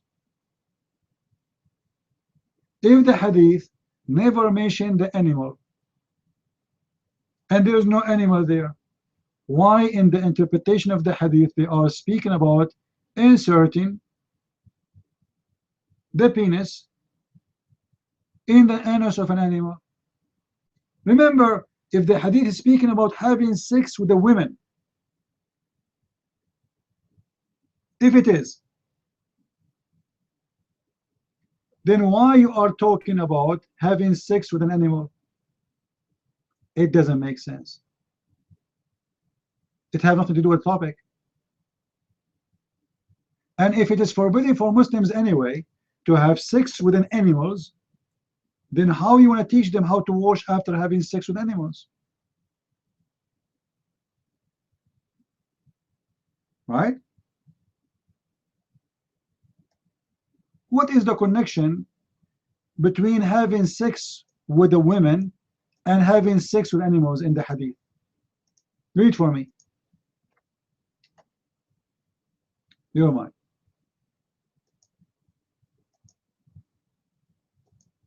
But don't interrupt me because I'm gonna knock you out. Okay? If you take the mic, you're lost. The first one, the hadith, it's in Arabic. إذا جلس بين شعبها الأربع. شعبها is not leg. Okay? If you translate it as leg. Abdul, are you sure it is shabiha? Are you sure you are reading Arabic now? It is shabiha, right? Your mind?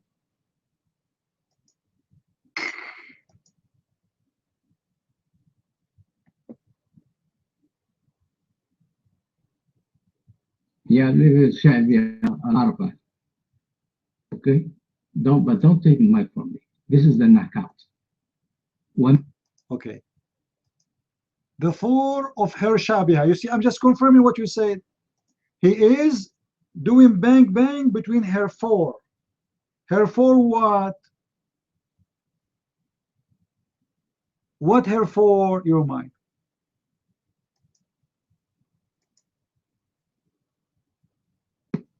It's not like, okay, listen to this. This is the knockout. ومثل الختان والختان. Does the animal they have khitan become sick? You are not reading my hadith, my friend. This is different hadith. This is not my hadith. My hadith have nothing to do. That those words you are adding is not there. They are not there. Hello? What khitan or khitan? There is no khitan there. This is different hadith. This is different story. What's wrong with you, Abdul? Let me give you the hadith as it is in Arabic. This is why you see, even your Muslim scholars are not mentioning that. All right? Here we go.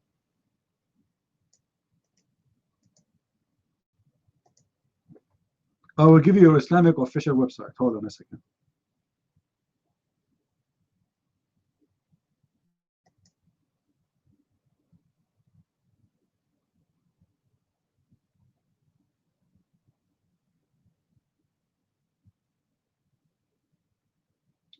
A Muslim website, a Muslim website. Let me try to find it from the government website.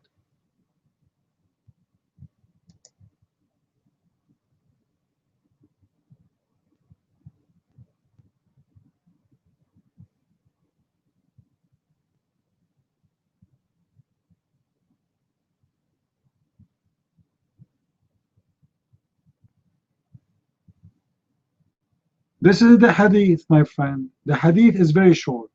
There is no woman she is circumcised, and there is not such a thing. Here we go. This is the hadith as it is. If you do it to her between her four legs, you have to wash. That's it. There's no circumcisions. There's nobody circumcised. The word woman is not exist, and the mic is yours.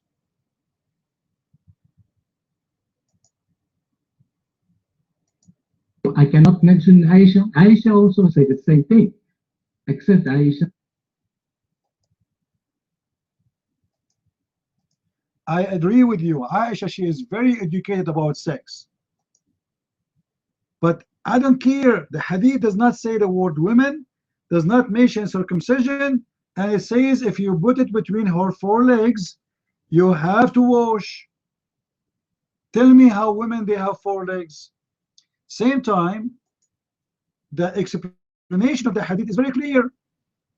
They are talking about after you do it, you have, if you have sex with an animal, if you insert your penis in an anus of an animal, if you insert your, if the woman even use a penis of a dead man or dead animals, she have to wash. So if this is not about having sex with animals, why the interpretation of the hadith is speaking about having sex with animals? Correct, guys? Imagine I say to you, this is how you change oil for the car, and then you start telling me how to change or wash your penis when you have sex with the car and animals. But the story is about women. The story is about having sex with women, right? As you are claiming. Then why you are saying you should wash if you insert your penis in the anal of an animal?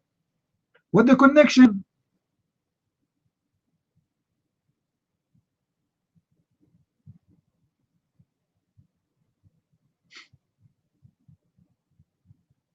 Anyone can give me the connection? Like what the heck?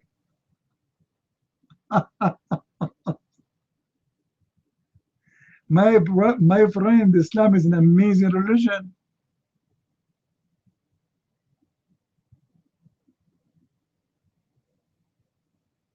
You see, when somebody come to you with the manual, the manual have to fit with the product. If the product is not talking about sex with animals, why you are giving me the manual speaking about sex with animals? How this come to this?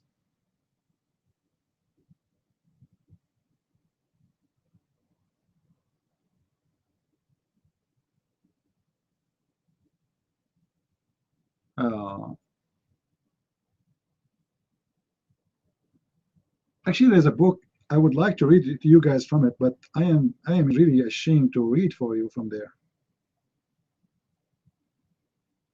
I should kick most of you out of the room in order to read it. I mean, seriously. I have a Muslim book, all right? If you start reading it, all of you will join ISIS right away.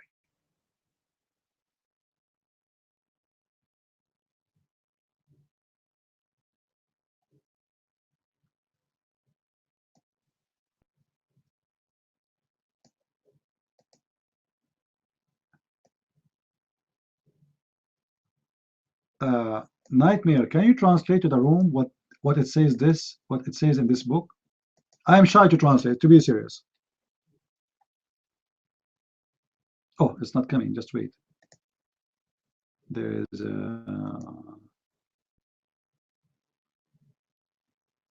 no, you don't translate. You are a girl. If you translate, the Muslims will jump on you, will kidnap you.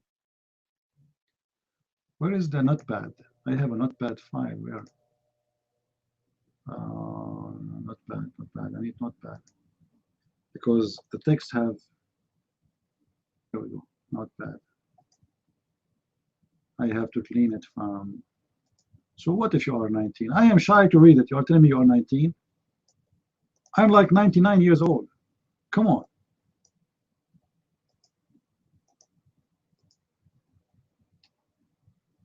Oh boy, it's not coming. Let me try again. I don't know what's wrong. Those who are in YouTube, they can read it, but it's not coming in the room. Let me pause part by part. Nightmare, do you see it now? Is it coming, guys? Do you see this part? Okay, tell me what it says there, Nightmare. What your Muslim books teaching the Muslims there? Your mind.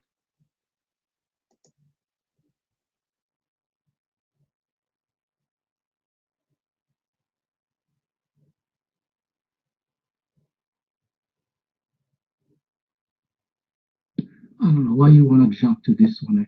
Let's talk about, let's finish it. The one who just translate, because we have a connection, sex with animals, right?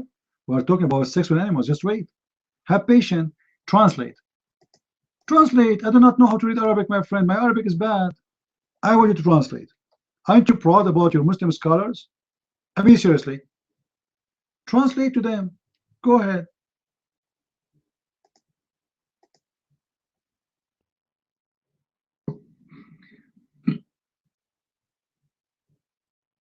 I don't think so that you got it like he's using there.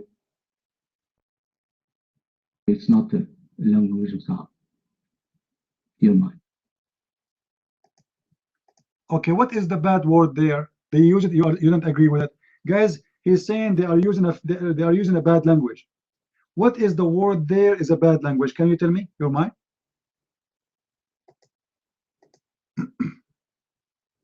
Using slang. وإذا عمد أحدكم إلى نك امرأته. This is like it's not Arabic word, it's slang used in the street. Street word. So what is the word street? Street word naka, right? Say it. What the word naka mean? Tell the room. Your mind. Tell them what is that word? He is saying this is a street word. I agree. Street word, disgusting, but say it. You mind. Yeah, in your country, you're from Lebanon, I believe. This is the word that they use. It's scholars going to use kind of language. Scholar. Somebody saying make love to her. This is absolutely false. That word mean the F word. Correct, Nightmare? Do you agree? It is the F word. Correct? And you are saying this is a street language, and he's saying from the country you're coming from. Suddenly he knows what country I'm coming from. So you agree that this is the F word, correct? And this is why you are rejecting to read. You mind.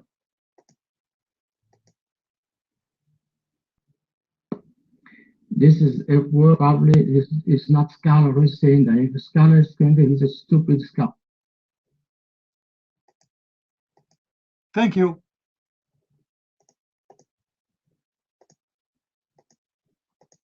Guys, did you hear it?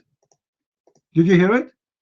This is not a scholar saying that, and if it is a scholar, he is a stupid, which means a scumbag for using such a language. What if I show you that your prophet is the one who said that word? Huh? The mic is yours.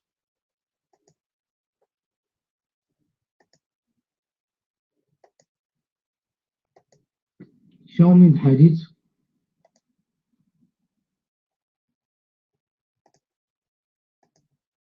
I said, what if I show you your prophet used that word? Don't tell me show me the hadith. For sure I will show you the hadith. You just admitted that the one who used it must be a scumbag. And everybody heard you. I want you to say it loud and clear that if my prophet, he used that word, he is a scumbag and he's a stupid. And this is a street language, a respected person will not use it. Actually, already you said all those things, but you are just trying to collect the evidence together. Correct, guys? We are trying to collect them together, like to put them in one frame.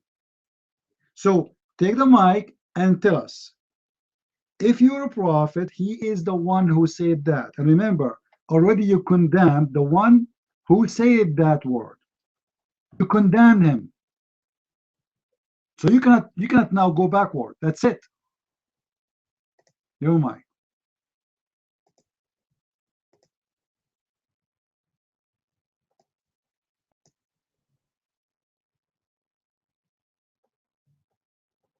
This is a true, I mean, hadith, because that's المرأة يجوز وطأ جامعة. This is what I believe is that language.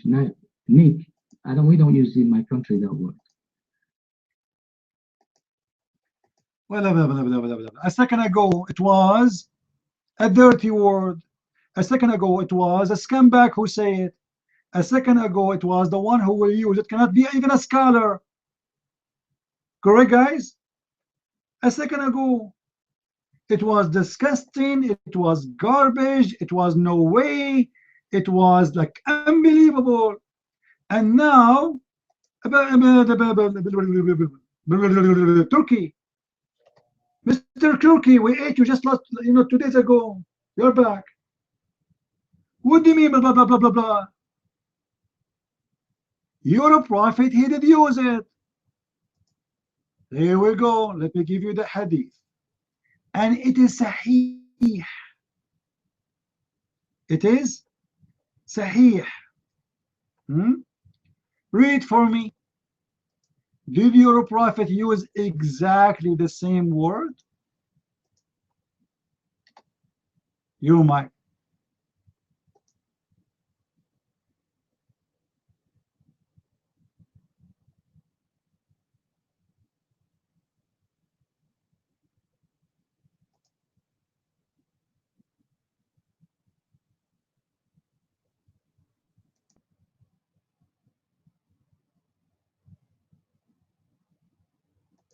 Well, this is they give me different hadith, no? قال لما أتى عامر بن مائز بن مالك النبي. This is different. Your mind. What? The hadith there saying, did you F her? The same word you said to us, it is dirty, it's a savage, there's no way even a scholar will say that. You are the one who said this is the street language, nobody will use that language. Your prophet is using it, do you see it? Did you F her? Your mic.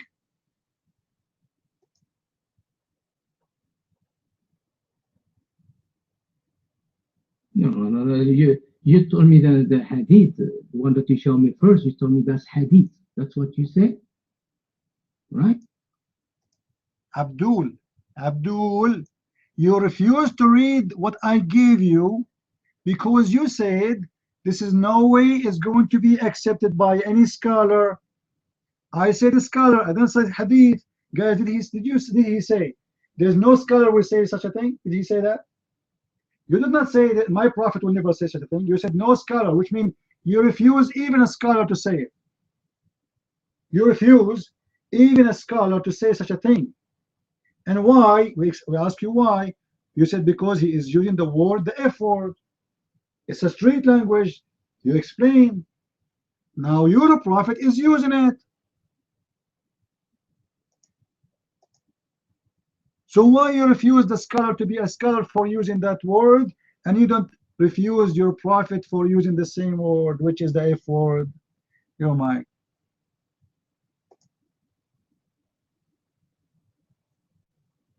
No, liar. When I told you told me, Arab, that your prophet is the one who said that. I did not say that. It's recorded. Remember, we are in YouTube. People are watching us. After we close the room, people, they can go and they can hear again what we said. It's recorded. Abdul, it's recorded. Oh, get a little line. Get a little lambo. Get a little line. Lambo. Do you know, guys, this cartoon? The little light? This is when Tom, he have his uncle coming to visit him. Jerry. Jerry. His uncle from Mexico. And he use a guitar. Each time his guitar is cut, he go and steal the line for the mustache of the cat. Like, come on, you are out of here in your mustache. We get them all. So you're a prophet using the F word, which is a street language, which is a savage language, and you admit it. Everybody here heard you saying there's no way a scholar will say that. What kind of a prophet he used such a language? Can't you say to him, did you sleep with her? We do the same. Guys, correct? I can ask a man, did you sleep with her? This is not a dirty language. Even though it's mean the same thing, right? Did you sleep with her? No. He did not say that. He said the word which you refuse to read, for it's very dirty and very filthy.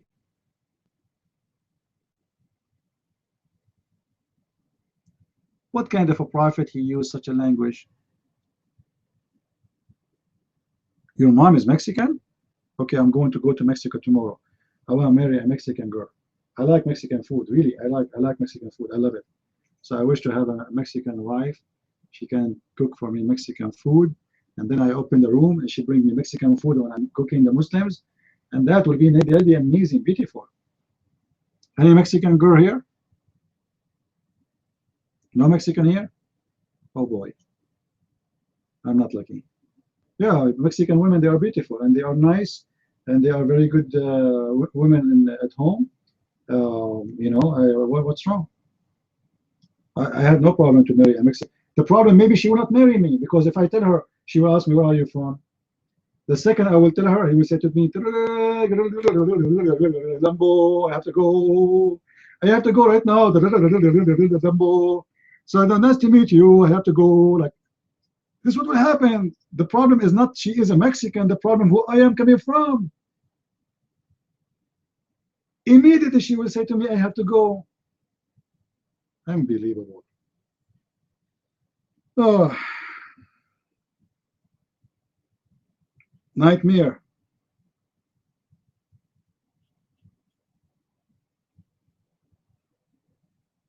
Mexican men are good for fight. Better than me, Lisa? Who can fight better than me? Once a woman, she came to my mom's house and she knocked at the door like crazy. They opened the door to her. She said, "Tell your lady that her son is fighting with like 10 guys." And my mom, she came. She said, which son?" She described. So then she know it's me. So my mom, she said to her, "Oh, don't feel sorry for him. Feel sorry for them. Let us drink some coffee. Come on." So nightmare. How you're a prophet teach such a thing? Let us go back to zero. If you put your penis between her four, your prophet is speaking about what? We are listening carefully. Go ahead.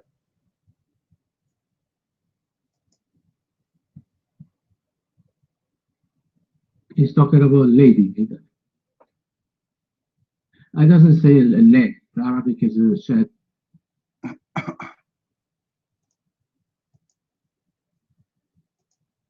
I don't know. Your voice is cutting. Before your mic was working fine. What happened? Okay, her four. What she abuha mean? Explain to us. This woman, she have four. For what? When you put your penis between her four, what is the four you put your penis between? Explain to us. Sorry guys for the language. We are speaking about Islam, so you know. So you put your penis between her for what? For breast? For teeth? For ears? For what? What is the women part she have four and you put your penis between them? You're mine.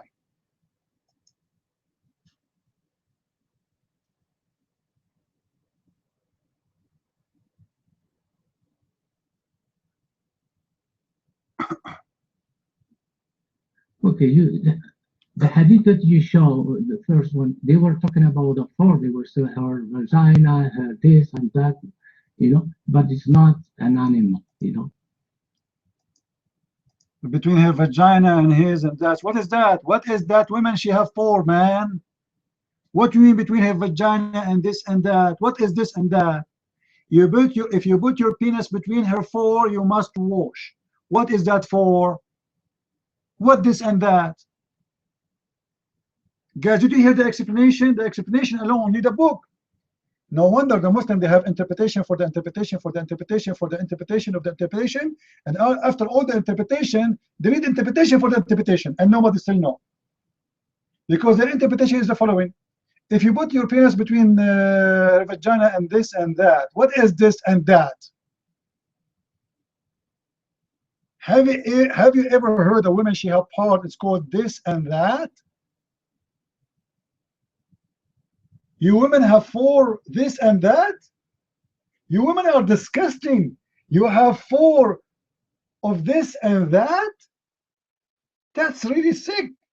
I will never get married again from any Abdullah except Aisha, my favorite wife.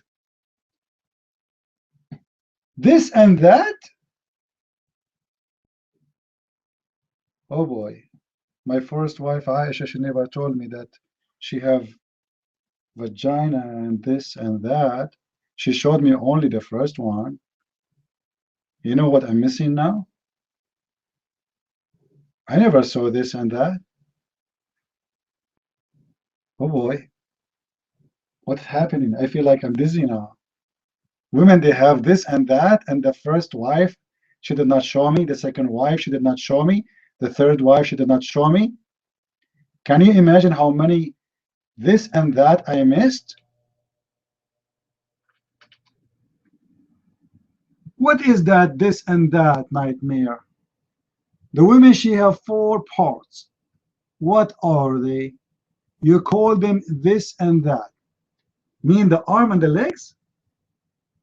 You put your penis between her arms and her legs?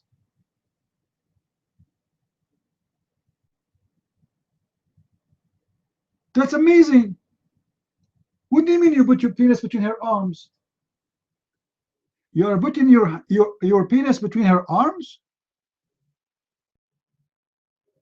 And others, they said it's referred to her legs, thigh. The thigh is 4. The women, she have 4 thighs. Abdul, the women, she have 4 thighs. She have 4. Are you sure? I thought 2. This is what you are posting for me. This is what you are posting for me in Arabic. What's wrong with this guy? You're mine. You know, guys, from now on, please, if you want to get married or something, don't trust. I've been married for like 16, 17 women before as a Muslim, mashallah. And I discovered that they lied to me. They did not show me all of this and that. And now I am really sad. I paid a lot of money for this, and now I found that they were lying to me. They did not show me any of this and that, which means they were hiding the best of what they have. You've been married for 42 years? Are you still alive? Seriously? That's amazing, man. You're lucky. But you can, yeah, but did she show you this and that? You right now, you go and investigate with your wife. Tell her, I want to see that this and that. If she don't show you that this and that, your wife is hiding a lot of nice things from you. What this and that? Nightmare. You're mine. It doesn't say he put penis between her. He says he sits between شعرها, not put penis in there. Hold on. If you sit between your wife's arms, you have to wash your penis? Like what? So if I give my wife a hug, I have to wash my penis? You, Mike.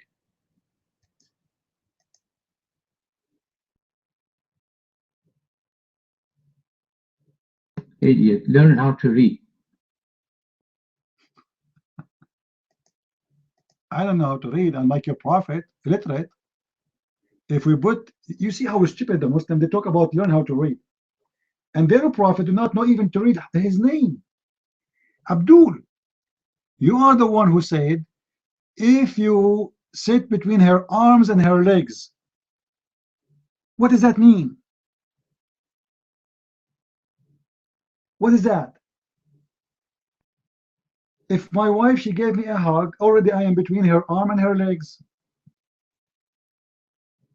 What if I carry my wife and she put her arms around my neck and her legs around my waist, and we are joking? Say you are heavy. She said, no, not you are not heavy. She said, no, you are heavy. Here we go. You broke my back. Why you have to wash your penis?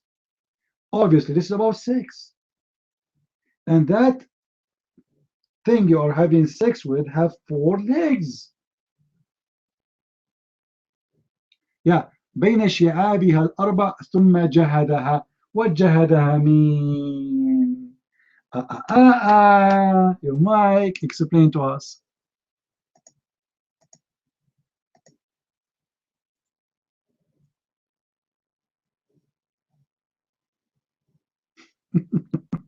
جهد penetration ختان نفس ختان الختان الآن من ضمنها ختان إيه. It doesn't say that. The hadith doesn't say there is a circumcision. Don't lie. So jahadaha, it's meaning he if her. So if he sit between her four, and he if her, he have to wash. Now, in order, no, there's no hadith like this. This is a lie. My friend, it's a lie, my friend. Listen. Now, in the hadith interpretation, they explain to us what is that mean. It means if you have sex with a human or even animals. And because if you have sex with animals you have to wash, it means you have sex with a human, you have to wash too. Look what it says in the interpretation. Who is better? Who is a scholar here? You or the book of Sahih al-Bukhari, Fath al-Bari? Fath al-Bari is a scholar, right? In the book of Fath al-Bari, he said, our companion said,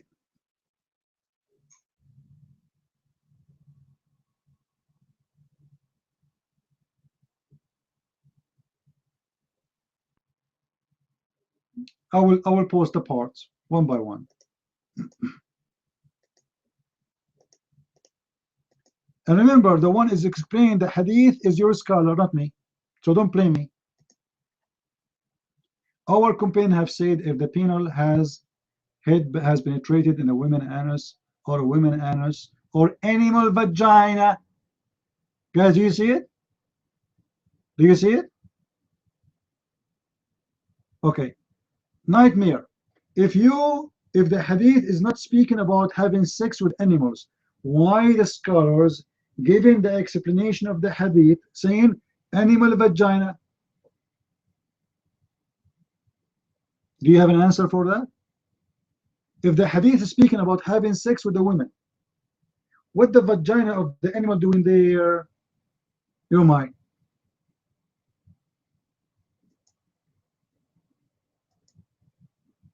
You're trying to tell me the hadith, in the bottom of the hadith, you have interpretation of the hadith, that's what you say? No, I don't think so. This hadith is talking about something else. No, Abdul, this is interpretation. This is the book of Fath al-Bari. The book of Fath al-Bari fi Sharh Sahih al-Bukhari. I'm not the one who's saying that. Abdul, what's wrong with you? Wake up, wake up.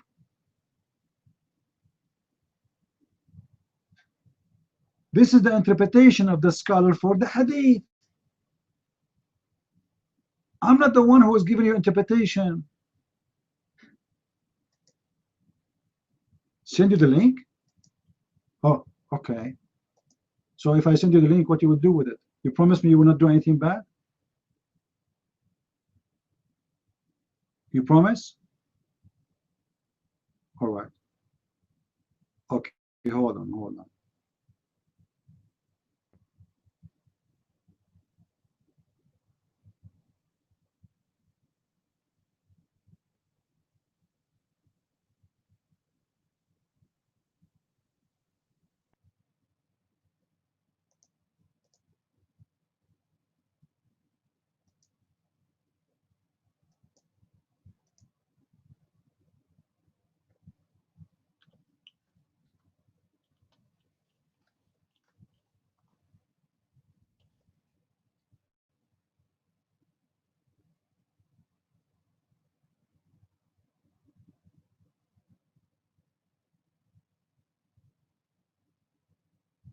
Let us see.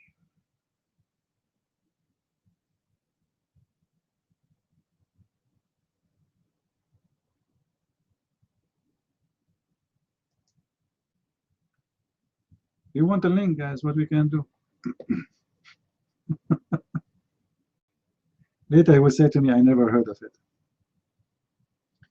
As usual.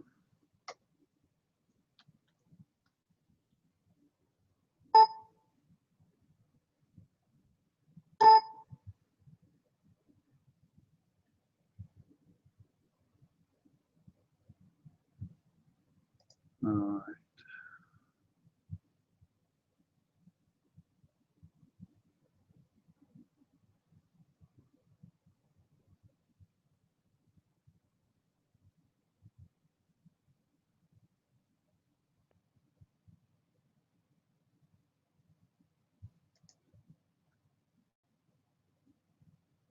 Oh boy.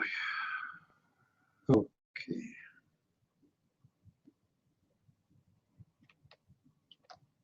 You see how much I work to help the Muslims? I mean, seriously. And at the end of the day, they don't even appreciate.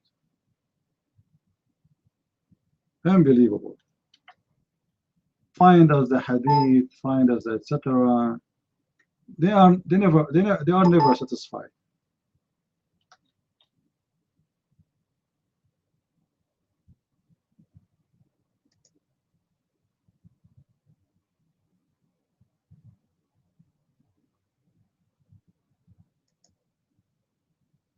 Never. And now I have to find him a website he accepts, not just any website, because if I give him just any website, he might say to me, I don't accept this website.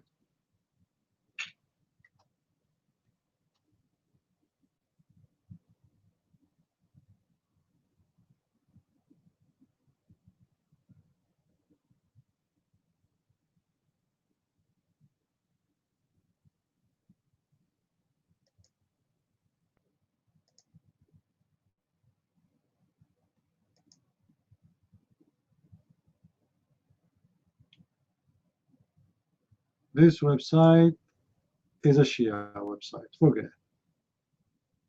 All right.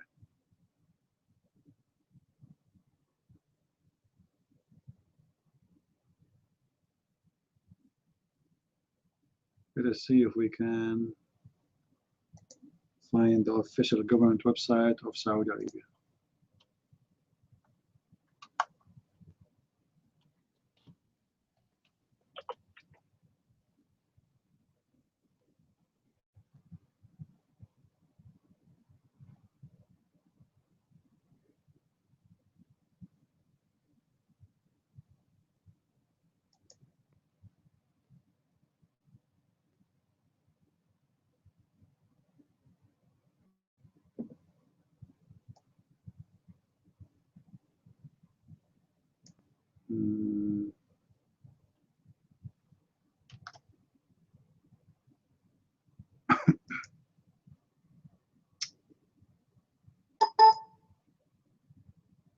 I'm trying to find it in the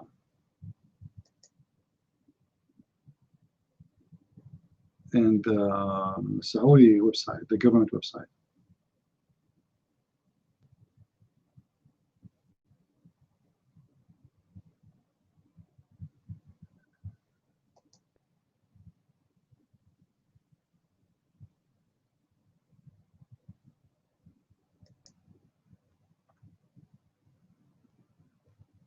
Let us see.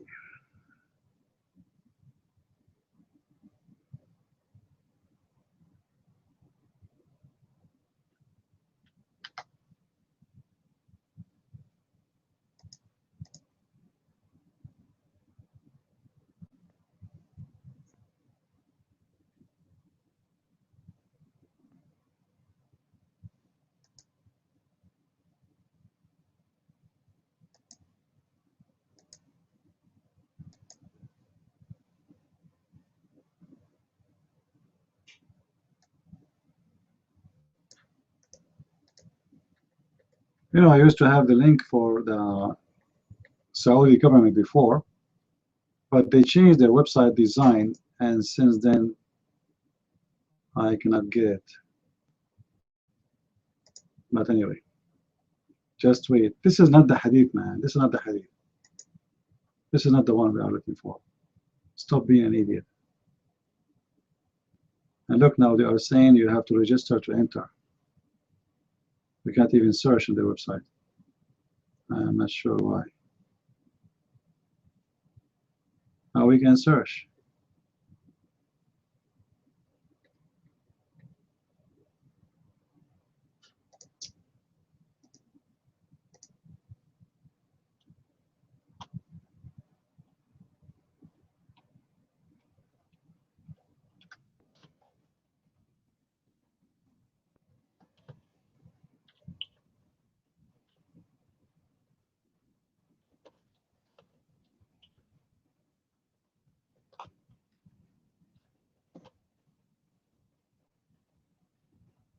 I'm typing the whole hadith from my head in order to find it in Arabic.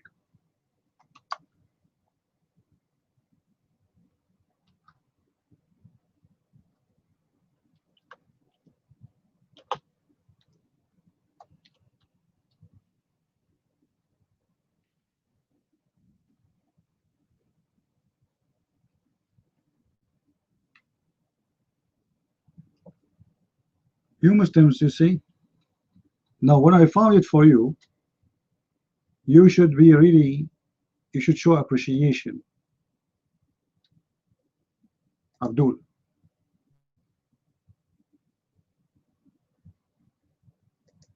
Here we go. We found it. I'm opening the link. Hold on. Finally. Finally.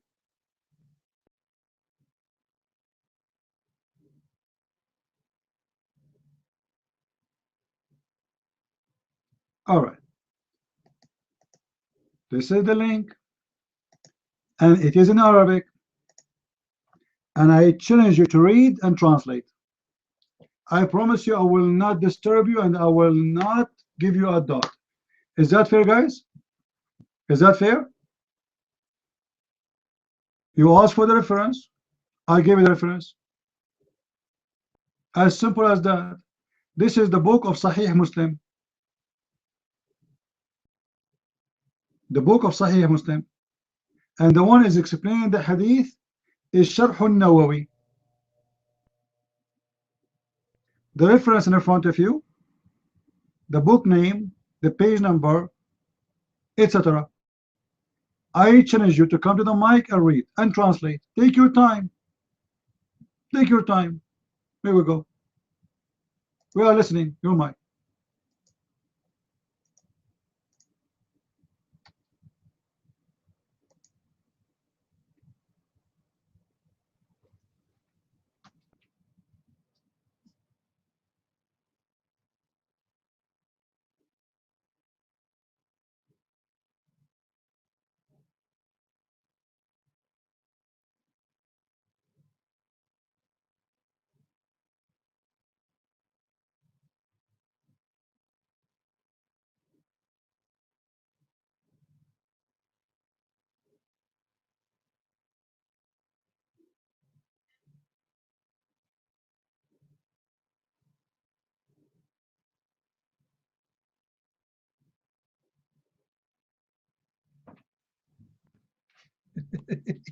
He's ashamed. Nightmare. What do you mean it's opening? What do you mean it's opening? All this time it's opening? I don't believe you. Come and read the hadith and read the interpretation, please. Please. Huh? Ah. Ah. Look what the interpretation saying of the hadith. If the link is not opening for you, no, here we go. I will give it to you. Give it time, but you can start reading. Take the mic and translate. Go ahead. Let the link open in your page, in your browser. In the meantime, you can read for us and you can translate. I challenge you to translate. Your mic.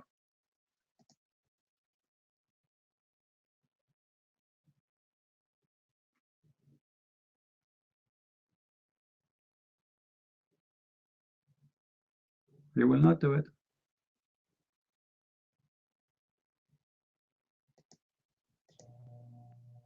Why you want to wait? Come on, take your time. The link will open, guys. It's very slow for him. The link is not opening. Usually the link open in a second, but now it's not opening. I just post the text for you. I want to translate. Come to the mic and translate. Go ahead.